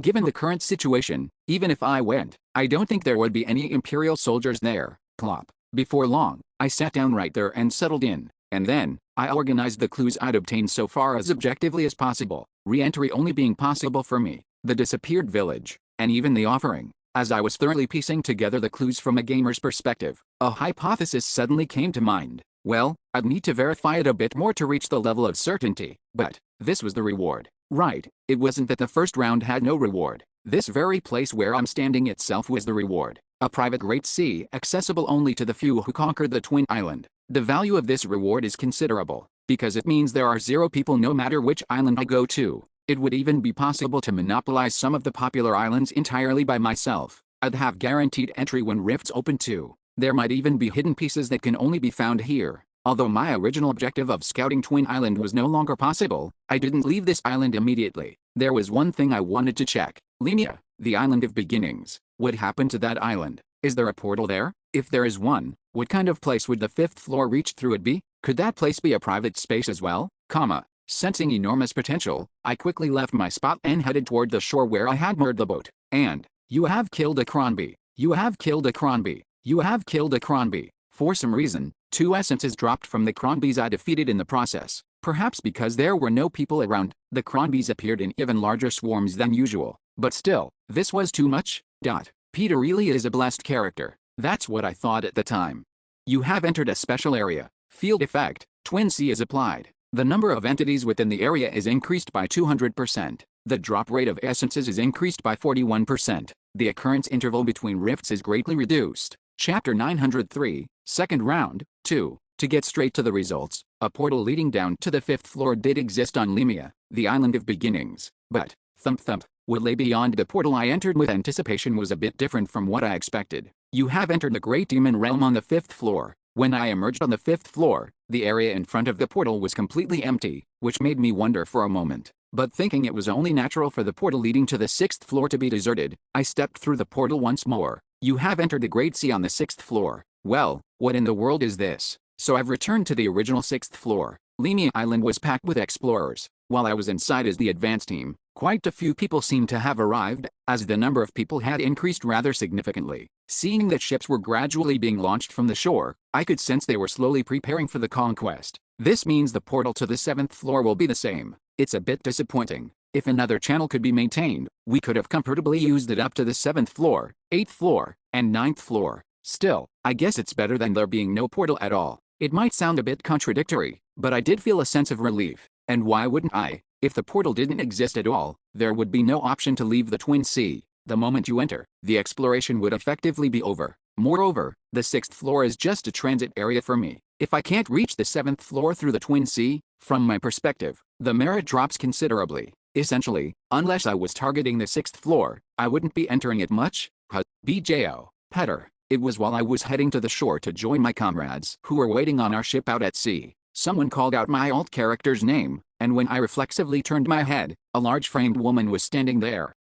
Aner. Oh, so you were here before us after all. Aner rushed over as if delighted to see me, but since conversations with her have low information efficiency, I looked at Armin standing behind her and spoke. Did you guys just arrive? Yes, we did. But where are the others? They're out at sea. Let's head there together. At sea, you say? Leaving the captain? No, only Mr. Peter here. Armin tilted his head. He seemed curious as to why I was here when, according to the original plan, I should have been inside that island as the advance party. However, there were many listening ears here. I'll explain the situation once we get there. Armin tactfully didn't probe further, and so I boarded the Armin Adventurer group's ship and joined up with Team 2. Hey, BJ Bjorn. It's not Bjorn, it's Peter, Miss Shaw. You're supposed to call him that when he looked like this, but you forgot. When are you ever going to remember? Miss Shaw's face turned red, perhaps embarrassed at being corrected by Aner, but was that really what mattered here? Anyway, so how did you end up coming here with them, Naya? You definitely went inside there. First, this body is uncomfortable, so give me a moment. With those words, I carefully turned my back and began unbuttoning my shirt. But did she notice something again? Aner shouted out once more. Bjorn is embarrassed. Tisk. This is why perceptive barbarians are. To be honest, it's incredibly embarrassing. It would be one thing if I were in my main character's body, but Peter had absolutely no solid muscles to protect himself. Just by peeling away a single layer of clothing, his pale, delicate flesh is completely exposed. It's not Bjorn, it's Peter. Naya, you idiot. Right, that was it. Enough. Someone come here and pull this ring. Oh, me. I'll do it. As I carefully lowered my unbuttoned shirt to show my back, Aner rushed over and quickly pulled the ring. Oh, seriously, why is she so rough? Suddenly pulling it like that feels kind of. Your connection with the character has been disconnected. When I came to, I saw an unfamiliar ceiling. It was one of the cabins on the ship. It seems they laid me down here while I was away. Successful outing. Cooldown time is reduced by 50%. Since the disconnection wasn't caused by death, the cooldown reduction effect should have applied. Usage time multiplied by 4. It's currently day 20, and I've been using the outing doll since day 1, so the applied cooldown is about 80 days, reducing that by half. So I can't use it for the next 40 days. Well, it's a minor penalty. I won't have any need to use this doll from this point on anyway. All the cleanup was finished by putting the doll in front of me into my subspace. If Peter had died, all his belongings would have dropped on right there, but I disconnected by pulling the ring. This penalty makes it really tricky to equip him with good gear. When I went out to the deck shortly after, all my comrades were gathered there waiting, so I hurriedly summarized the key points of what had happened inside. I never expected there would be such a reward. Moreover, in the captain's view, it hasn't even been perfectly conquered. As expected, all the members buzzed with excitement and amazement after hearing my story. After all, this type of reward appearing in the labyrinth was practically unprecedented. To be able to monopolize another 6th floor. If this fact becomes known, every clan will have fire in their eyes. Likely so, but in my opinion, I don't think that's the end of it. Pardon. Armin gave me a look asking me to elaborate, but I took a moment to organize my thoughts. Actually, this hypothesis hadn't been proven yet. It was just a sense of incongruity I felt for now. Of course, it could just be my own delusion, so I first shared my thoughts with everyone and asked for their opinions. You're saying there were more monsters than usual on Faerun Island? Yes. At first, I thought it was because there were no other explorers there besides me, but thinking back, it seemed like there were a lot, even taking that into account. And you said 2 essences dropped in the process. The 2 essences that dropped were also one of the factors increasing my sense of incongruity. Even if the number of monsters had increased, I had avoided most battles in order to keep moving, so I didn't actually kill that many. And yet, 2 essences dropped in that process? Well, it could be a coincidence, but the fact remains that it's suspicious. After all, I was Peter at the time. You're talking about the negative effect of the outing doll. Yes, luck is one of the stats most closely related to things like drop rates. However, while in the outing doll state, your luck stat is reduced by -300. And yet, essences drop like that? That certainly is a bit suspicious. Perhaps it's an area where the appearance rate of essences is adjusted. Like rifts, Naya. Yes, that's right. Rifts are a prime example. Of course, it's still just an unproven hypothesis with no statistical evidence. But if this hypothesis is true, it would mean the value of successfully conquering Twin Island would rise astronomically, perhaps enough to slightly revise the promise we made before. As expected of Armin, he scratches exactly where it itches. Contact the representatives of each faction. Tell them we need to have a meeting. It looks like I'll have to recalculate. The gathering of each faction's representatives happened swiftly. After all, everyone was already nearby, and the assembly day was approaching anyway. Even if I hadn't sent out the call first, the meeting would likely have happened on its own. The fact that you've asked us to gather first like this, may I understand this to mean you've obtained useful information from inside? Once the representatives gathered on our ship took their seats, the first to speak was the representative from the Magic Tower, Wilbeth Gwalin, the chief wizard of the Langman School and a powerful figure who, as the effective second in command of the Magic Tower, handled its practical affairs. Back when I invaded the Magic Tower over the Barbarian Heart incident, this old man was the one who came out to talk and settle the situation. Is calling him an old man a bit much? I learned later that Gwalin is only in his 50s. Therefore, the fact that he looks 20 years older than his actual age is either due to genetics or acquired factors. However, I'm certain it's the latter. Just how much grunt work does the Magic Tower Lord dump on him on a daily basis for him to age like that, and to even send him all the way here inside the labyrinth? Viscount, are you listening to me? Sorry, I was thinking about something else. I looked at Gwalin with pitying eyes, but only for a moment. I shook off all such human emotions. This is a place where we represented our respective interests. Such personal feelings would only get in the way. So, your guess is correct. I've once again obtained new information, and that's why I've called you all here. New information? That's truly welcome news. Well, I doubt you'll feel it's only welcome once my whole story is finished. So what is this information? It's not information that will help with the conquest itself. After all, the place I entered wasn't Twin Island but the Twin Sea, which was the reward from the previous conquest. Twin Sea. While watching Gwalin repeat the name of the place I had personally coined, I began my story in earnest. It wasn't a long story to begin with, but summarizing only the key points made it even shorter. Another 6th floor that only conquerors can enter. Increased number of monsters. Increased drop rate. The brows of each representative twitched upon hearing these modifiers that could be summarized in just 3 lines. They tried to maintain their poker faces, but even so, it must have been a story shocking enough to be hard to endure. Being present here meant they were skilled at these kinds of calculations. That is a truly tremendous reward. It doesn't seem like a reward obtained merely from surviving. Surely it must be a reward that can only be obtained by rescuing that alpha. Haha. Gathering everyone we could and bringing them was fortunate for us beastmen. That many more of us will gain the qualification. All 3 clearly recognized the value of the Twin Sea. Well, they seemed to be some lingering doubts about the increased number of monsters and drop rate, but when I firmly and decisively dismissed those doubts, they seemed to just accept it. This was the power of my reputation as an explorer. If my hypothesis is wrong, things might get a bit annoying later, but it doesn't matter. Not only did I judge the probability of my hypothesis being wrong to be extremely slim, how would they prove it in the first place? Things like monster counts and drop rates require enormous time and effort to properly quantify. Therefore, there's only one thing I need to do right now. Package the candy to look even sweeter. You've all obtained tremendous fortune. You all know this, right? That starting from rank 5 essences, test tubes truly begin turning a profit. The break-even point for test tubes is rank 5. With each rank increase from there, and depending on the rarity of that essence, the profit margin rises like crazy. And, above all, the 6th floor is a place where monsters of all ranks appear. Of course, for rank 1 monsters, there's only the Sea God, and rank 2s can only be found in certain hidden fields or specific islands, so practically speaking, the maximum is rank 3. But the big picture doesn't change. The groups that can enter the Twin Sea will gain enormous benefits, whether they sell the essences or feed them to promising talents. The gap between them and the factions unable to participate in this raid will continue to widen. Of course, all three likely knew this without me saying it, but that didn't matter. When you can take credit, you should take as much as possible, especially when you are in the middle of the negotiation. Therefore, I went on to explain the advantages the Twin Sea would bring beyond just test tubes, and finally, that remark came out. There seems to be another reason why you're suddenly laying all this out. Yes, there is. When we first made our calculations, we didn't know about the floor. At the time, we didn't know where the baseline was.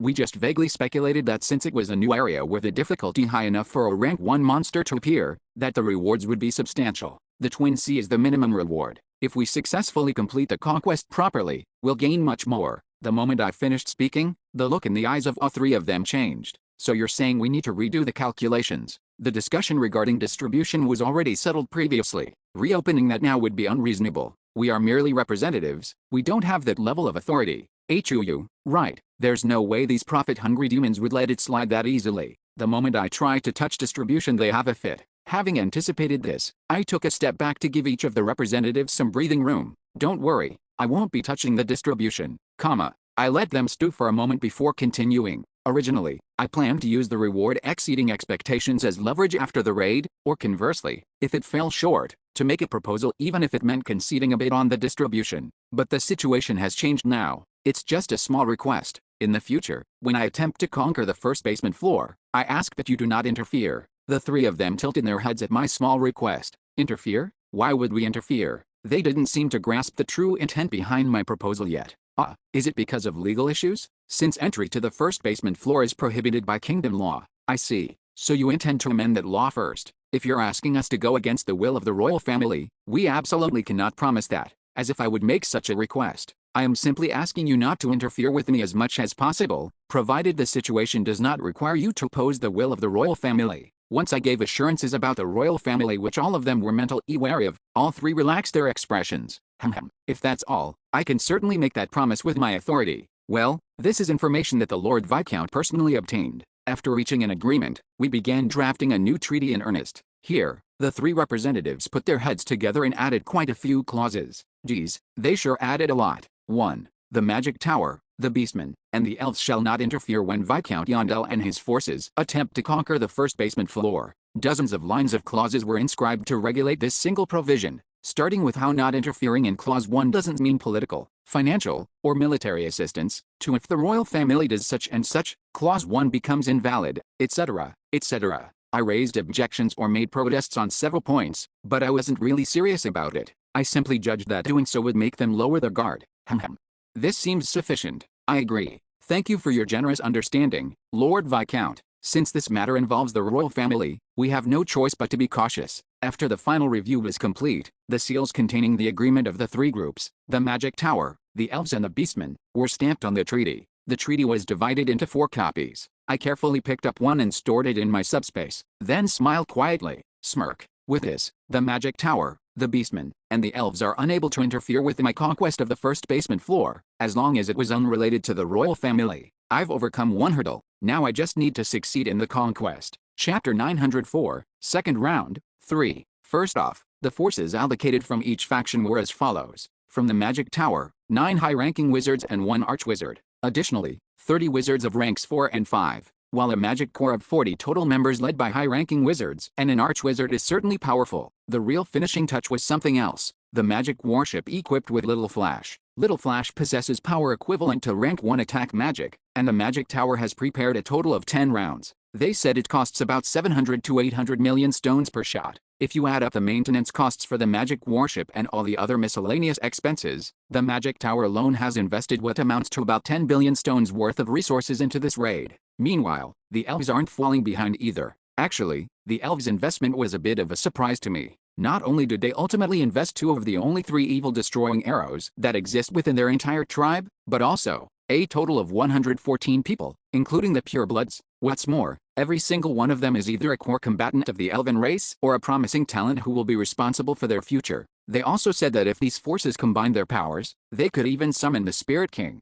The beastmen also put in quite a bit of effort. You could say they scraped together everything they had, down to their very souls. In fact, in terms of numbers alone, the beastmen have the most. a whopping 240 explorers of rank 5 or higher. However, since they don't have things like the evil destroying arrows or little flash, the beastmen covered the entire cost of strategic supplies needed for the raid. They even brought a whole bunch of priests. The beastmen alone brought 30 priests, and those 30 weren't just ordinary priests either. The Three Gods Orchestra, which is especially effective on large-scale battlefields. They essentially borrowed the entire orchestra. They said they used up most of the contribution points accumulated by the entire beastmen race. At this point, one might wonder if they are betting the fate of their race on this investment, but after hearing about the Twin Sea, the beastmen representative looked very pleased. Well, it makes sense, considering they have the largest number of personnel. If I'd known it would be like this, we also should have brought a bunch of barbarians. If I followed my feelings, I'd want to stop the raid and wait for the next round. But considering the invested personnel and resources, that's impossible. Somehow we've ended up being the weakest group.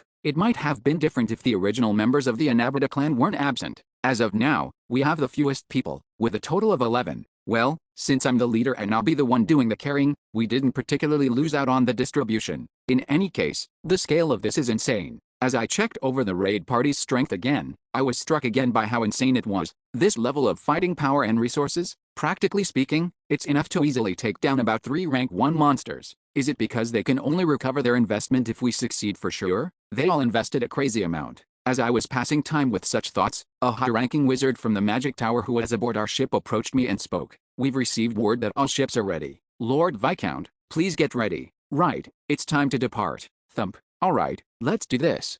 You have entered a special area. Field effect, Twin Sea is applied. Re-entry is permanently restricted. Upon death, you will be revived after losing all possessions and memories. The Twisted Pilgrim closely watches your one-time story. Schwa. Dozens of ships cut through the current, advancing forward. However, it was hard to use expressions like it was a spectacular sight. After all, while I know in my head that dozens of ships are moving together, I can't actually see them. I'd heard about it, but this magic really is useful. It was magic originally developed for military use. After all, from a distance of 10 meters, you can only see an outline, and if you go further than that, you can't even see an outline anymore. Would it be possible to enchant our ship with this magic later on, like that magic warship?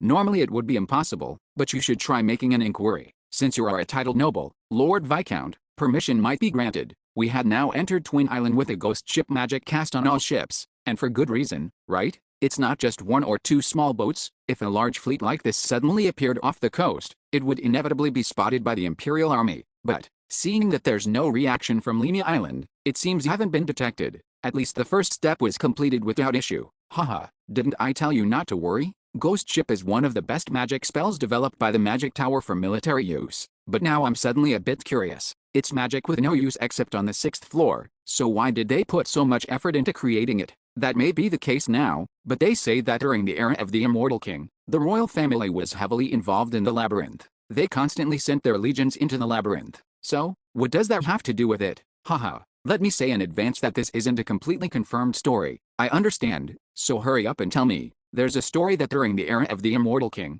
the royal family's special forces rode on ships enchanted with this magic to hunt on the 6th floor. Not monsters, but those who held ill intentions against the royal family.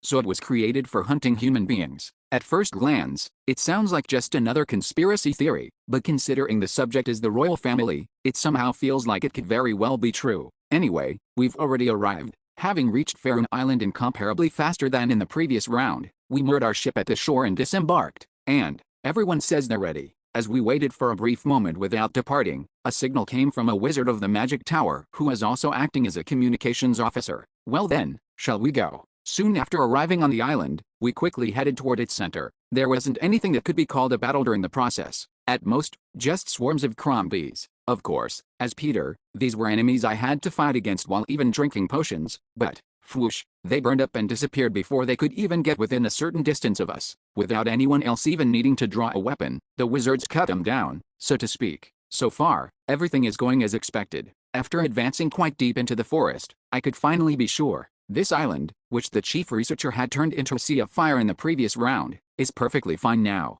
Simply put, the premise that there is a reset each round was correct. Then that means Teshi is imprisoned again right now and being tortured. It was when we were getting closer to the village. It's a siren. I'll bring it here. Mihail Lectus, a guide and scout from the Armin Adventurer group, with the impressive background of being a former agent of the palace's investigation department, suddenly ran into the forest and returned short after, dragging a captured siren with him. It truly happened in the blink of an eye. I'll let go. The siren struggled on the ground with her limbs restrained. It felt somewhat strange. To be honest, this is only natural now, but during my time as Peter, our positions were the exact opposite. I was the one struggling like this, caught in a net. Damn Imperial bastards. How dare you break the treaty? This is why we should never have trusted Imperial scum. Is this the ancient language? I can't understand a word of it. Mikhail asked emotionlessly if I wanted him to dispose of her, but I shook my head. Considering our future plans, it was better to avoid killing as much as possible, and I had notified all raid leaders of this. So, whack. I just knocked her out to make it easier to carry around. Since this is my second round, I didn't particularly feel the need to have a conversation. The parts I'm curious about can't be explained by a small fry like this anyway. Let's keep moving. After quickly wrapping up the situation and moving again, we soon arrived at the outskirts of the village. However, perhaps because I was more familiar with the terrain, I arrived a bit faster than the others and had to wait for a moment even after reaching our destination. Well, it wasn't for very long, though. All personnel report they've secured their positions. Then you all wait here. After receiving word from the communications officer, I immediately hoisted the unconscious siren onto my shoulder and headed toward the village entrance. Thud, thud. I walked confidently toward the main gate without any attempt to hide my identity. Naturally, the village's side spotted me too. Human. He's carrying Aerocucu on his back. It's an NMII. I could hear the sea monsters standing stop the wooden palisade making a commotion, and I stopped at an appropriate distance. And, boom. I carelessly tossed the siren I'd been carrying on my shoulder, dropping her in front of the village entrance. What is the meaning of this? Reveal your identity. One of the sea monsters atop the palisade shouted something. I feel like I saw him a few times when I lived in this village, but I'm not sure who he is. It's not like I can tell their faces apart, Regardless of what the monsters up there were saying, I remained silent without giving any response. Arrows or abilities occasionally flew at me, but I ignored those two without dealing with them. After standing there for a good while, a being I could communicate with finally revealed themselves. Who are you? If you were sent by the Empire, you should properly reveal your identity and engage in dialogue. The Siren Queen, the individual in charge who runs this village on behalf of the one who controls storms. The Queen's eyes were filled with wariness and fear, unlike when she dealt with the LV2 Peter. I am. As soon as I opened my mouth, the Queen's ears perked up. Her demeanor was one of intense focus on my not-so-loud voice. Bjorn, son of Yondel. That doesn't follow Imperial naming conventions. The Queen's eyes showed a hint of interest as soon as I revealed my identity. Yes, I have nothing to do with the Empire. Then how did you come to this island? I deliberated a lot during the planning stage. Among the options was a story like my first round, where I'd be tortured and gain recognition. After all, since I had done it once before, it was a route guaranteed to win their favor. Plus, it's peaceful, too. But I decided to scrap that method. More than anything, the first reason was that it would waste time, and the second reason is right here before my eyes. Look at that Queen's attitude right now. Is it anything like when she dealt with Peter? Peter gained these sea monsters' favor, but even so, the Queen still had things from me. Well, I don't intend to blame her for that, because in this world, there are truths that are never permitted to the weak. Yet, so, if you don't state your business soon, I firmly cut off the wary Queen's words. From now on, actually, my business on this island hasn't changed much from then to now. Information gathering. That is why I came to this island. It's just that, being my second round,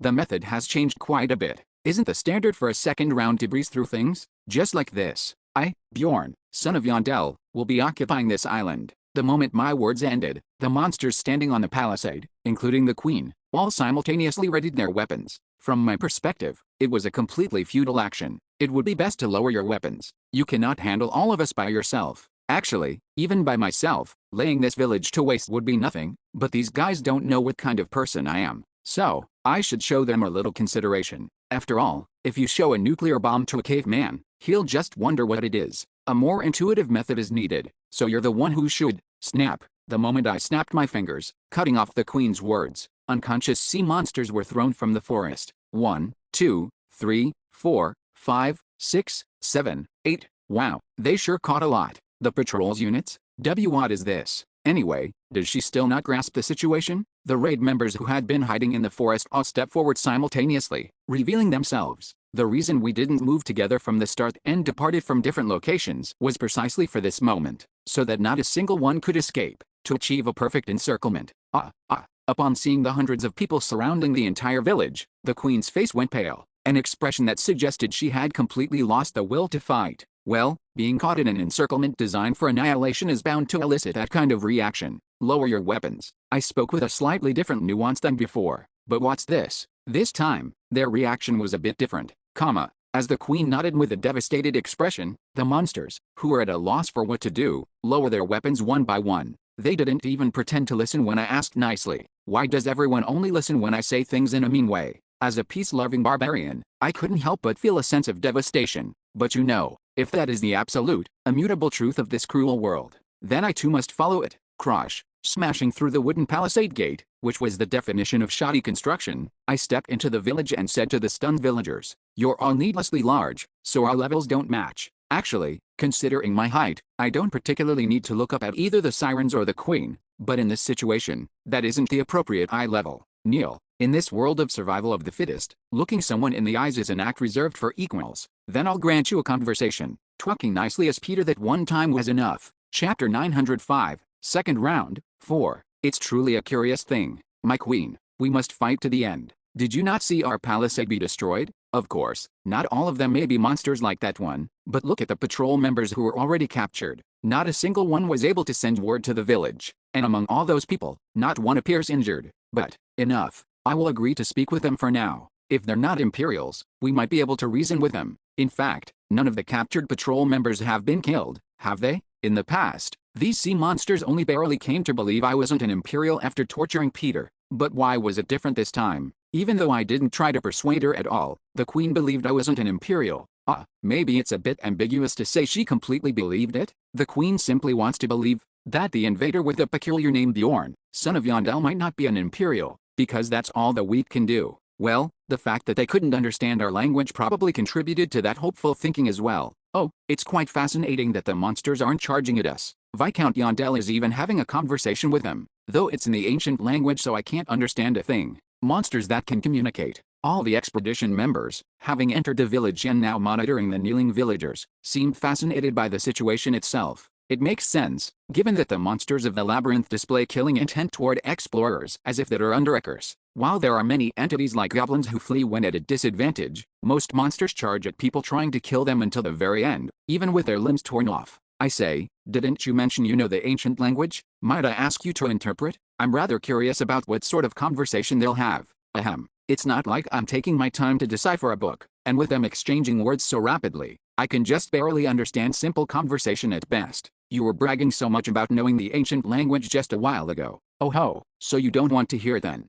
From what I could see, among the expedition members from the Magic Tower, there seemed to be someone who knows the ancient language to some extent. Well, if I were the Lord of the Magic Tower, I would have given bonus points to those who knew the ancient language when selecting personnel. Anyway, you said your name is Bjorn, son of Yondel. I am the one in charge of this village. Self-introductions are unnecessary. From now on, I ask and you answer. If you just do that well, we will leave the village as is. Do you understand?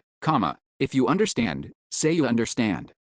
I understand. The queen answered reluctantly, and the subsequent conversation proceeded very quickly and efficiently. After all, there was no need for a war of nerves to gain the upper hand, nor was there any reason for us to concede anything to obtain information from them. You made a treaty with the Imperial Army. What exactly is that treaty about? Didn't you say you weren't an Imperial? I thought I said only I asked the questions. The queen chewed her lip, looking miserable, but thinking about it the other way around. Could it be because it's a question an Imperial would absolutely never ask? The queen obediently answered my first question. The treaty is about a ceasefire, because we must not shed meaningless blood. For me, who knew the whole truth, I couldn't help but see it as a very psychopathic statement. What? Must not shed meaningless blood? If Teshi, who at this very moment must be trapped in that laboratory with stakes driven into him, heard this, he'd clutch the back of his neck and collapse. Beyond that, she's still trying to hide her cards. Slightly annoyed by that attitude, I spoke without hiding my displeasure at all. The treaty isn't just about that, is it? You conveniently left out the part about the hostage. Don't make excuses. This is the first time. I sincerely hope there won't be a second, unless you want to see plenty of that meaningless blood you mentioned. This is the reason why things like interrogation techniques were created. The quality of the answers only improves when you throw out a few questions you already know the answer to, showing that you can see right through them. Just like this. You made a treaty with the Imperial Army. What exactly is that treaty about? We handed over the idol's bloodline that the Empire desired as a hostage, and in return, we obtained peace for this island. However, because we cannot trust how long the Empire will honor the treaty, the idol of this island went to seek the ruler of the polar region, to ask for help. A far more specific and detailed answer than before. Peter probably couldn't have gotten an answer like this no matter what he did. The ruler of the polar region must be referring to the sea god, Leviathan. This changes the order of causation. The sea god didn't appear because the Empire broke the treaty and burned Faerun Island. The residents of Faerun Island had been planning to summon the sea god behind the scenes from the start. So simply put, on day 51, the sea god will appear. I can summarize it like that. Okay, I obtained important information right from the start. Of course, I don't have even the slightest intention of being satisfied with just this. Tell me about the blessing and the imprint. The blessing is a ritual similar to baptism in human religions, because it is a sacred ritual where one offers their own blood. Those who form this bond consider each other like parent and child. And the imprint. This too is certainly a sacred ritual, but it holds far less significance compared to the blessing. Since it doesn't involve physical changes, it is occasionally used when making deals with humans as well. Many pilgrims also remain at the imprinting stage. In martial arts terms, the blessing would be like becoming a formal disciple, while the imprint is more like being a lay disciple. If someone receives your imprint, exactly what abilities can they use? First, their body is greatly strengthened, and when they sing, the power of the sea is imbued within it, allowing them to weaken enemies. This seems to be referring to Song of the Sea. Now I see, the imprint gives one skill. Can one receive multiple imprints? No, you can only receive an imprint once. This was a concept that didn't exist when I played the game, so I'm quite curious, but the lack of information makes me more cautious. Do I really need to be cautious? Can you give the imprint to one of us? Do I have a choice? I misspoke. Give the imprint to one of us. At my coercive command, the queen answered with bitter eyes. If it is just one person. Honestly, I was a bit dumbfounded. Seriously, back with Peter, she said she'd only give it as a reward if I killed Tashi. I obtained the quest reward from the first round with just a few threatening words. This somehow made feel me like I was hit with a reality check, but I still have to do what needs to be done. As soon as I received her confirmation, I stopped the conversation with the queen and returned to the group. Finding a volunteer took much longer than expected. The magic tower passed, saying they were curious but it might be dangerous for a wizard to receive it. The elves also passed, saying a one-time only imprint felt unsettling. If it's Song of the Sea, it's a fairly useful ability. Our side will take this one. In the end, one volunteer came forward from the Beastman, level 6, with all 6 of her essence slots completely filled, making her perfect for testing. She even seemed quite willing herself. Human child, from now on you will inherit a fragment of the Earth Mother, so never take this lightly, and always, for her grace. Oh, what are they saying? HU. To think I would have to imprint to someone who cannot even understand my words, let alone know the Earth Mother's grace. Just get on with it. Before long, the queen approached the volunteer and placed her index finger on their forehead. The female volunteer freaked out, thinking something like a tattoo might be left on her forehead, but upon hearing that no such mark would remain, she quietly accepted it. Why on earth? Suddenly, in the middle of the procedure, the queen became flustered. What are they saying right now? Nothing's wrong, right?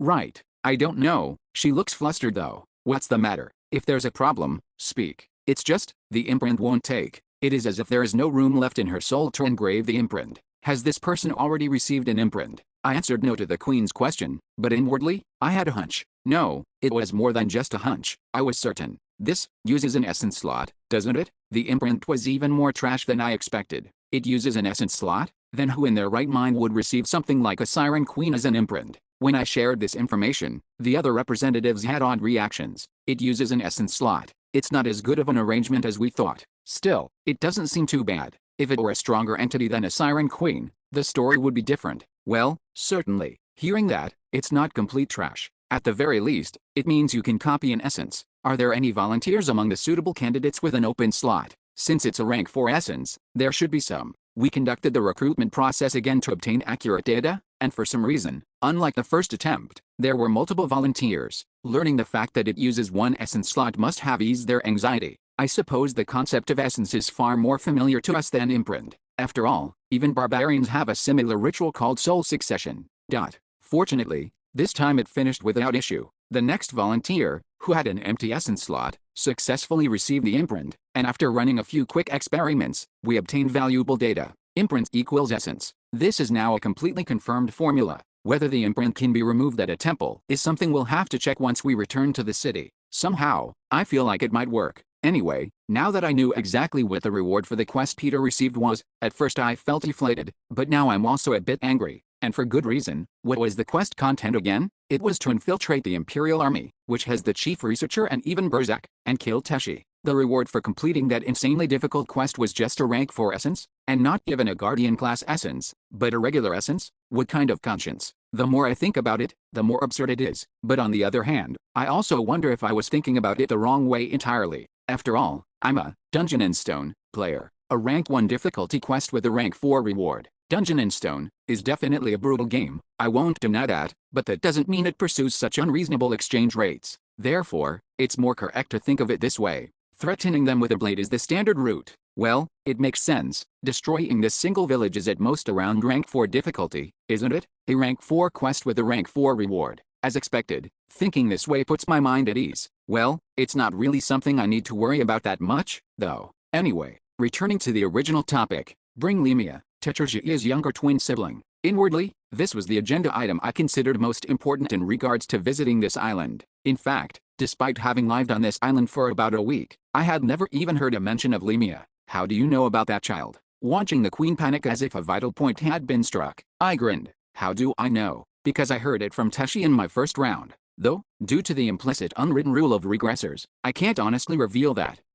Warrior Chief. Perhaps having lost her will to fight upon realizing I knew their exact name, the queen had a subordinate bring Teshi's younger sibling. And, oh hello, the moment I saw Lemia looking up at me with a frightened expression, I froze in place, setting aside the fact that they were a younger sister. A human? Why on earth isn't she a Stormgush? As I muttered blankly, the queen tilted her head as if she had heard something strange. Didn't you already know? She is still a pilgrim. That's right. Pilgrim refers to a human who follows the Earth Mother, not a monster a human was mutated into by receiving a blessing. Chapter 906, Second Round, 5. I know more about the Earth Mother faith than most people. After all, I've been through a lot in the labyrinth. It's also a topic I'm interested in. But, this is the first time I've heard about the concept of a blessing. Feeling a sudden ringing in my head, I took a moment to steady my breathing before speaking. I looked at the queen, not Lemia.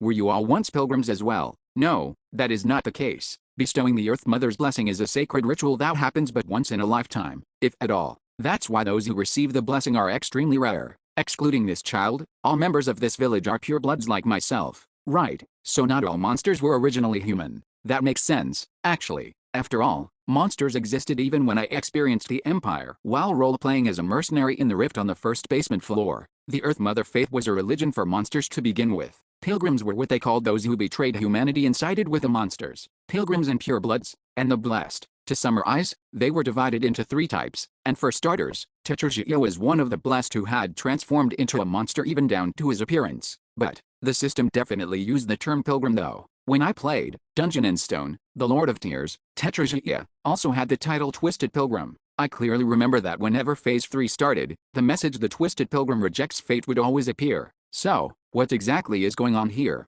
Could it be that this one later evolves into a Floor Lord under her big brother's name? When my gaze turned toward her, Lemia shrank back her shoulders and averted her eyes. For now, my first impression of her was that of an ordinary girl in her early teens with nothing particularly special about her. Now, my head's suddenly starting to hurt. It felt like I suddenly had a lot more to think about, but I decided not to overcomplicate things. Come to think of it, wasn't the Lord of Chaos was the same? The messages that appear just before its defeat proves it. The ancient pilgrim rejects the corrupted power. The ancient pilgrim is being extinguished. Even that creature, which looked more like a vicious monster than anyone else, belonged to the pilgrim category. And Teshi was also originally a pilgrim. At the very least, since he wasn't a pureblood who was a monster from birth, it wouldn't be strange at all for the title pilgrim to be attached. Well, that doesn't mean this one here's not important though. According to my gamer intuition, it's highly likely that Lemia is the key to conquering this twin island. No matter how I look at it, this doesn't seem like a place where you just beat everything to death and call it done. Even if there's the constraint of the ancient language, the fact that there are NPCs you can communicate with like this is proof of that. Yet, so, nice to meet you, Lemia. I understand well how we must look in your eyes, but let me introduce ourselves for now. We're people who've gathered to rescue your big brother who was taken by those imperial bastards. I revealed the truth, partly to build some favorability in advance, but perhaps that was hard to believe. Is that really true? Only the queen asked back with wide eyes at my words. Lemia herself said nothing. Well, maybe because her big brother was mentioned, she did seem a bit curious though. Are you really going to rescue that child? Geez, why does she keep interrupting? I shot the queen a glaring look, causing her to flinch and stop talking, and I then approached Lemia and knelt on one knee to meet her at eye level. I'm going to ask you a few things from now on in order to rescue your big brother, and I'd appreciate it if you'd answer honestly. Will you answer? Yes. Lemia reluctantly nodded her head at my repeated question. Tisk, if it had been Peter, she wouldn't have been this scared. When did you and your brother come to this island? 1 year ago. How did you end up coming to this island? An island with nothing but monsters. I deliberately used the wording monsters instead of purebloods because I wanted to test something. For some reason, it felt like she was afraid not just of me, but also of that queen. Originally, this island was often visited by pilgrims. I didn't ask you, monster, now, Lemia. So will you tell me now? How did you and your brother end up coming to this island? At my question, Lemia remained silent. It wasn't that she didn't want to answer, it was obvious she was watching for the queen's reaction beside her. So she's afraid of her. Now that my suspicion had turned into certainty, there was no reason to hesitate any longer. After all, children usually need to see things with their own eyes for them to understand. As you can see, the child is a bit introverted. Aner, every time the siren queen opens her mouth, pick someone and kill them. What did you say? That? I guess you can't understand what I'm saying. I said to kill one of them every time you open your mouth. Shunk. I didn't expect her to kill one right away. What a shame. As a monster pierced by the spear disappeared into light, the resident screamed and shouted unintelligibly. However, the queen remained quiet even in the midst of that. It seemed like she was desperately holding back her words, fearing another spear would fly if she opened her mouth again. She should have done that from the start. Now that it's quiet, I'll ask again. How did you and your big brother end up on this island? A question I'd repeated for a third time already. Lemia, trembling, finally opened her mouth. Well, it wasn't an answer to the question though. Did you really come to rescue Teddy? Teddy. It's a nickname we use between ourselves. I see. Anyway, to answer you, it's your choice whether to believe me or not, but it is the truth. My goal is to rescue Teshi. Teshi. It's a nickname I call your brother by. Did she like this barbarian style back and forth? Or was it simply because it seemed like I knew her brother? I'm not sure, but one thing is certain. Lemia's wariness toward me has noticeably decreased, enough for her to bring up something I hadn't even asked about. He's not. He's not my big brother. I'm his big sister. I was born first, but he keeps insisting he was. Is that so? I hadn't expected this bold side of her, but it wasn't bad. It meant she was ready to talk. Alright, ask me anything. I'll answer everything I know. I'm grateful she's willing to do that, but, how did you end up coming to this island? This is already the 4th time I've asked this question, you brat. Was it because the queen's interference was gone? The conversation with Lemia flowed smoothly, and thanks to that, I was also able to hear Teshi's story. Unlike Teshi, who tried to avoid talking about the important parts, Lemia held nothing back. Us coming to this island and Teddy becoming such a horrific monster. None of it happened because we wanted it. The ship we were on was wrecked, and we ended up on this island by chance, and the village took us in. There was just one condition: to follow the Earth Mother faith. It wasn't a difficult thing to do. No, in fact, it was actually good. Just for the reason of worshipping the same God. We never had to starve or get beaten. We were living well like that when suddenly Teddy told me with a serious face that he had decided to receive the idol's blessing. No matter how much I tried to persuade him, asking if he was crazy, asking what he was talking about, it was no use. It was strange. Until then, Teddy had been skeptical about the blessing just like me. And honestly, the idol didn't favor Teddy or me enough to bestow a blessing either. In the first place, we'd only even met him a few times. Teddy said he had caught the idol's eye, that he didn't want to miss this opportunity. There was nothing more I could do. But, I'm certain, that wasn't Teddy's will. Those monsters seem to think I don't know anything just because I'm young, but I don't think it's a coincidence that Teddy was dragged away by the Imperial Army. Less than a few days after receiving the blessing, Teddy was simply sacrificed for the peace of this island. After listening to her entire story without interrupting, I couldn't hold back a sigh. This was a truly wicked village, wasn't it? Swish. As I turned my gaze, the queen flinched when our eyes met. It was a classic case of a guilty conscience betraying itself. After signaling Aner that I would talk, I asked the queen, did the Empire really demand Tetrarchia in exchange for the treaty? Though I had told her it was okay to speak now, the queen remained silent, and that silence served as her answer. What the Empire demanded was Stormgush, in other words, the idol of this village. And that idol bastard didn't want to be dragged away himself, so he created a substitute using the blessing, well, it's obvious how he persuaded Teshi without even hearing it. He must have used his little sister to manipulate him, geez, did you put a zipper on your mouth? From now on, silence is the wrong answer. As I said that, I gestured with my eyes toward Aner, and only then did the queen's mouth open. It's as you said, but please understand, those children would have died anyway if not for us. Lies every time you open your mouth. It was you guys in the first place, the ones who destroyed the ship. This wasn't me probing, I was certain. After all, the slave ship they were on must have been heading to the island occupied by the Imperial Army. It would have been full of the predecessors of Peter, the 127th target subject. there is a misunderstanding. We only attacked to cut off the Imperial forces' supply line, and accepting the 2 children into the village after hearing their pitiful circumstances was entirely out of good intentions. That part seems to be the truth. Therefore, the next question, do you believe that idle bastard can bring the ruler of the polar region or whatever here? Right, you don't believe it either. That's why in my first round, you gave a quest to grant peace to the suffering Teshi, though it was essentially a quest for self-satisfaction. Should I say she at least has a conscience? For now, just from what I've heard, it does seem like this happened because the storm gush is trash. The situation was gradually becoming clear. The primary culprit is the Empire, and next is the storm gush, called the idol. If I rank them based on emotion, the order might change, but rationally, that's how it stands. So, first, I'll smash the Empire, and if it still feels lacking, I'll fuck up the storm gush too. My course of action going forward has been decided. Afterward, I spoke more with Lemia and the Queen, but aside from satisfying a bit of personal curiosity, there was no significant gain. The results of the looting, carried out on the entire village by mobilizing every member of the raid party, was much the same. You could say my expectations were completely off the mark. We're not finding anything worthwhile. It wasn't as if we did a half-assed job with the looting either. We went beyond thoroughly searching through the warehouse and every building. We smashed everything to pieces, until nothing remained of the village but traces of where it once stood, and still, nothing turned up. Why on earth did you destroy the village? The Queen looked devastated at the sight of the village that had been reduced to ruins in an instant, but it couldn't be helped. After all, isn't it an explorer's virtue to smash everything in sight when entering a new field? LV2 Peter only held back because he lacked the power to do so. What a shame. To think there isn't a single arrangement of Gabrielius in a place like this. Considering the strongest monster is only rank 4, perhaps it's to be expected. Haha, surely the main course is Lemia Island. Most of the explorers had no interest in the loot gathered in the center of the village, but I was a bit different. As I casually looked around to see what was there, I flinched when I saw one item. What's that, Bjorn? A military uniform. Oh, is it good? No, right now, not really. Elfire's military uniform, which played an active role in my first round. However, since I no longer needed to rely on this cursed item, I asked our wizard to burn it the moment I found it. And, let's go together, Lemia, to where your big brother is.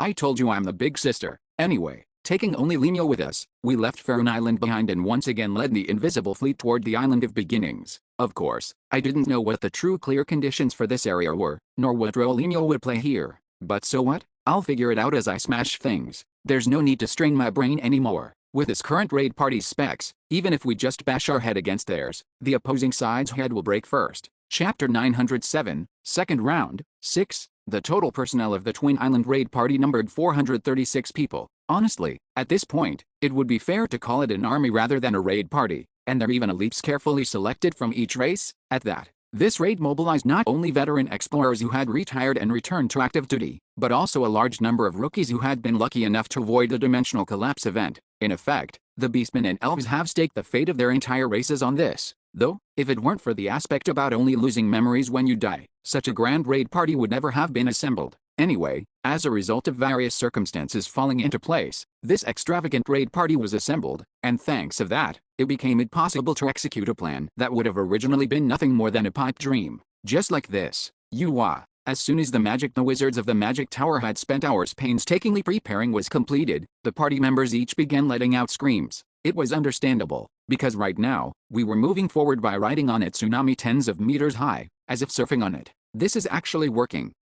Pardon? Wasn't this plan devised by you, Captain? I smiled awkwardly at Armin's words. Well, it was true that this idea came from my head, but honestly, it was an idea I tossed out as a joke. I just suddenly remembered how the sea god caused a tsunami in my first round, so I asked, can't we do something like that? I wasn't being serious, but for some reason, the wizards of the magic tower all cried out Eureka without exception. Oh, that's quite a good method. We need to get to the center of the island quickly to secure Tetrashia's safety, and if we use this method, all the concerns we had will be resolved. It even eliminates the need to move and reinstall Little Flash. We can just ride along with it mounted on the ship. And the result was right now. Ooh, the wave. The giant wave is guiding us. A fleet of dozens of ships riding the tsunami advanced toward Lemia Island, which was occupied by the Imperial Army. The island that had looked so tiny from our initial starting point had, before we knew it, become noticeably closer. Now, we could even see with the naked eye soldiers running along the shoreline, where the tide had begun to recede and the water had drained away. It looked like they were fleeing because of the approaching tsunami, but, at this point, it's already too late. Before long, the tsunami struck the island, but didn't stop at the shore and instead surged inland with unstoppable momentum. And, everyone hold on tight and brace for impact. I said that as the research base, our destination, came into view, but it turned out to be needless worry. The tsunami, which had been gradually losing speed and height, smoothly dissipated the moment it reached the research base located on high ground. Honestly, even watching it, it didn't feel real. They said they calculated the exact values using survey data of Lemia Island, but to think it would apply this perfectly in actual combat. Bong! At the sound of an explosion from somewhere, I snapped back to my senses. This wasn't the time to be zoning out. In a way, we had skipped all the preliminary stages and barged straight into the boss room. Captain, you need to go.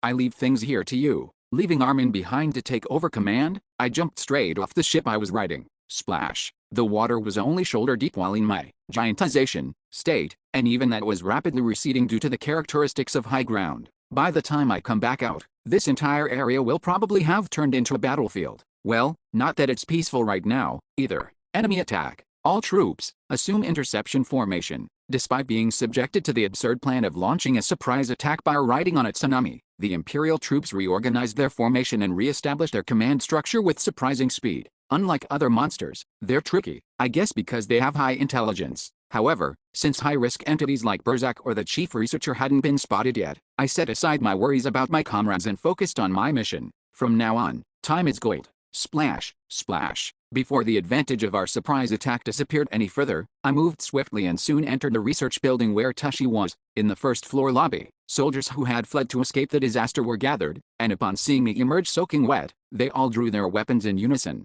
It's an intruder. If it were Peter, I'd have had to put on an act and pull off some kind of desperate embarrassing performance to talk my way out of it. But, crunch, Bjorn Yondell doesn't handle things with words. He simply smashes things if necessary. Crunch, bong. Perhaps because there were no high-ranking ones, the lobby was cleanly cleared out before I even swung my hammer a few times. You have killed an Imperial soldier, EXP +1. You have killed an Imperial NCO, EXP +2. You have killed an Imperial soldier. Oh, so the soldiers give experience points too, not just researchers. It doesn't feel like much, though. Still, the fact that I gained unclaimed experience points is something. Phoom.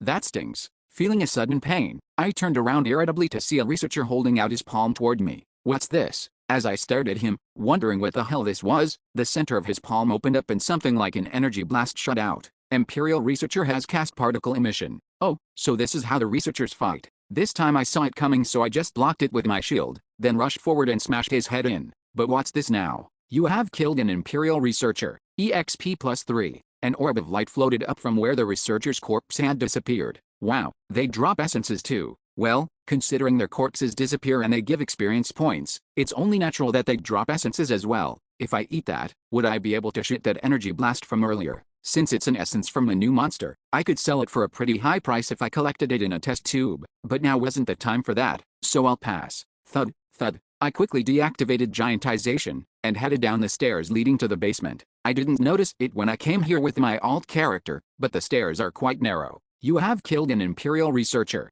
You have killed an Imperial researcher, comma. Anyway, as I went down the stairs beating up fleeing researchers, I ran into a familiar face. Hyuk, Associate Researcher Alberto. Who are you? I've never seen your face before. It was truly a tragic thing. I remembered him, but he didn't remember me. But this too must be the fate of a regressor. Die? You have killed an Imperial Associate Researcher, EXP +4. Skinny Guy 2, who had been a great help to me in escaping during my first round, once again became excellent fertilizer for me. Okay, Skinny Guy 2 is taken care of. I wonder if the original Skinny Guy will be there then? I think he gave quite a lot of experience points. For some reason, I was looking forward to reuniting with Skinny Guy, but I didn't bother going to find his room. Right now, securing Tashi was the priority. Having run briskly down the stairs, I finally arrived at the laboratory, only to freeze like a stone. The key card. I realized belatedly that I needed a key card to open the laboratory door. Since I killed all the researchers I encountered on the way here, there aren't even any bodies left. What do? It somehow felt like my intelligence had dropped as soon as I logged into my main character, but actually, it was a trivial problem. I mean, it makes sense, right? With such a great body, why make my head suffer? Bang, bang, bong. Before long, after striking the tightly closed laboratory door with my hammer several times, the door, that had been denting little by little, shattered, and, Tashi, big bro is here. And just like that, I reunited with Tashi for the second time. It goes without saying, but Teshi didn't remember me. Who are you? He just looked at me, trembling, and I persuaded Teshi faster than anyone else could have. Sleep for a bit. Hut, whack. Even though I held back my strength, swinging my hammer at Teshi, whom I'd once shared dog food with, wasn't an easy thing for me to do, but it couldn't be helped. I'm in a hurry, so when would I have time to explain everything one by one? Time is precious, and if I tried to kidnap him outright without doing this, it would obviously be troublesome even for me if a kid his size started struggling. Yet, this is definitely the best way. Now I just need to get out of here and it's over. Having finished securing Teshi, I slung him over my shoulder and was swiftly retracing my steps when a man blocked my path. Stop, intruder. If you move even one more step, I will shoot and kill you immediately. At that voice full of killing intent, I couldn't help but be genuinely flustered, and for good reason. You're skinny guy. I didn't expect him to come find me on his own. Is this what they call fate? That even if you reset the world thousands of times, what's meant to happen will inevitably happen? It felt like I had vaguely glimpsed the truth of the world. I see. Skinny guy was born with a fate to die by my hand. So I too, as a mere mortal, have no choice but to follow the calling, I suppose. Rest in peace, or don't. You have killed an Imperial senior researcher. EXP +6. It was the moment I came up to the first floor after collecting even the unclaimed experience points I'd been secretly regretting missing. By the time I came to my senses, my body was already tilting forward. Only then did I realize that my ankle had been severed. Thud. Well, I managed to regain my balance with my regenerated foot before I could fall. Anyway, a lost body part has been regenerated. 5% of your health is consumed. Thump. My heart, sensing danger, beat heavily. After all, I didn't even see the attack. Whoever it is, they are on a different level from the skinny guy series. I can get stabbed a few times and be fine, but if Teshi gets hit by a stray blade and dies, then things would get incredibly complicated. I came here just in case, and sure enough, there's a little rat here, isn't there? At the somewhat familiar voice, I looked up and to the side to see a bald mister with a solid build. Burzak. Honestly, I had expected I might run into the chief researcher, but I didn't think I'd encounter this man so soon. Oh, you know me? No, more importantly, you can communicate? Every single one of those guys outside only spoke incomprehensible gibberish. His words were gentle, but his eyes were cold. Anyway, coming all the way here to rescue that monster, it must mean all of this is the pilgrim's doing. Standing before me wasn't the man who had laughed heartily while listening to my resolve. That was only natural. After all, the one standing before him now was not the promising Imperial soldier, Elfire. Don't think you'll die an easy death. Such a death is not permitted for trash who betrayed humanity. This has become a bit of a headache, hasn't it? Burzak, a 4th-class star of the 1st Special Task Force. According to our Navida clan's exclusive labyrinth historian, the estimated combat power of a 4th-class star is equivalent to a rank 2 monster. So to put it simply, this is going to be tough. Even in a one-on-one fight, it would inevitably turn into a prolonged battle. But the biggest problem was Teshi on my shoulder. Simply fighting with him on my shoulder is a huge handicap in itself, but that's not my main concern. It would have been better to encounter the chief researcher instead. The chief researcher is, first and foremost, a researcher. Therefore, there's a high chance he wouldn't harm Teshi, a valuable test subject. But this man won't care about that. As a soldier, not a researcher, he would mercilessly cut down even Teshi if necessary. What do I do? As my deliberation dragged on, my tongue inevitably grew longer in proportion. Indeed, 4th-class star Burzak, you are exactly as the records described. Truly, a conviction worth emulating. Yes, for the idiotic mongrel trash who betrayed humanity, deceived by the wicked tongue of that filthy witch, such a comfortable death cannot be permitted. Revealing my identity here wasn't part of the plan, but since it's come to this, let me introduce myself. I am Elfire, of the Imperial Intelligence Agency. For now, let's try to buy some time until I can think of a decent plan.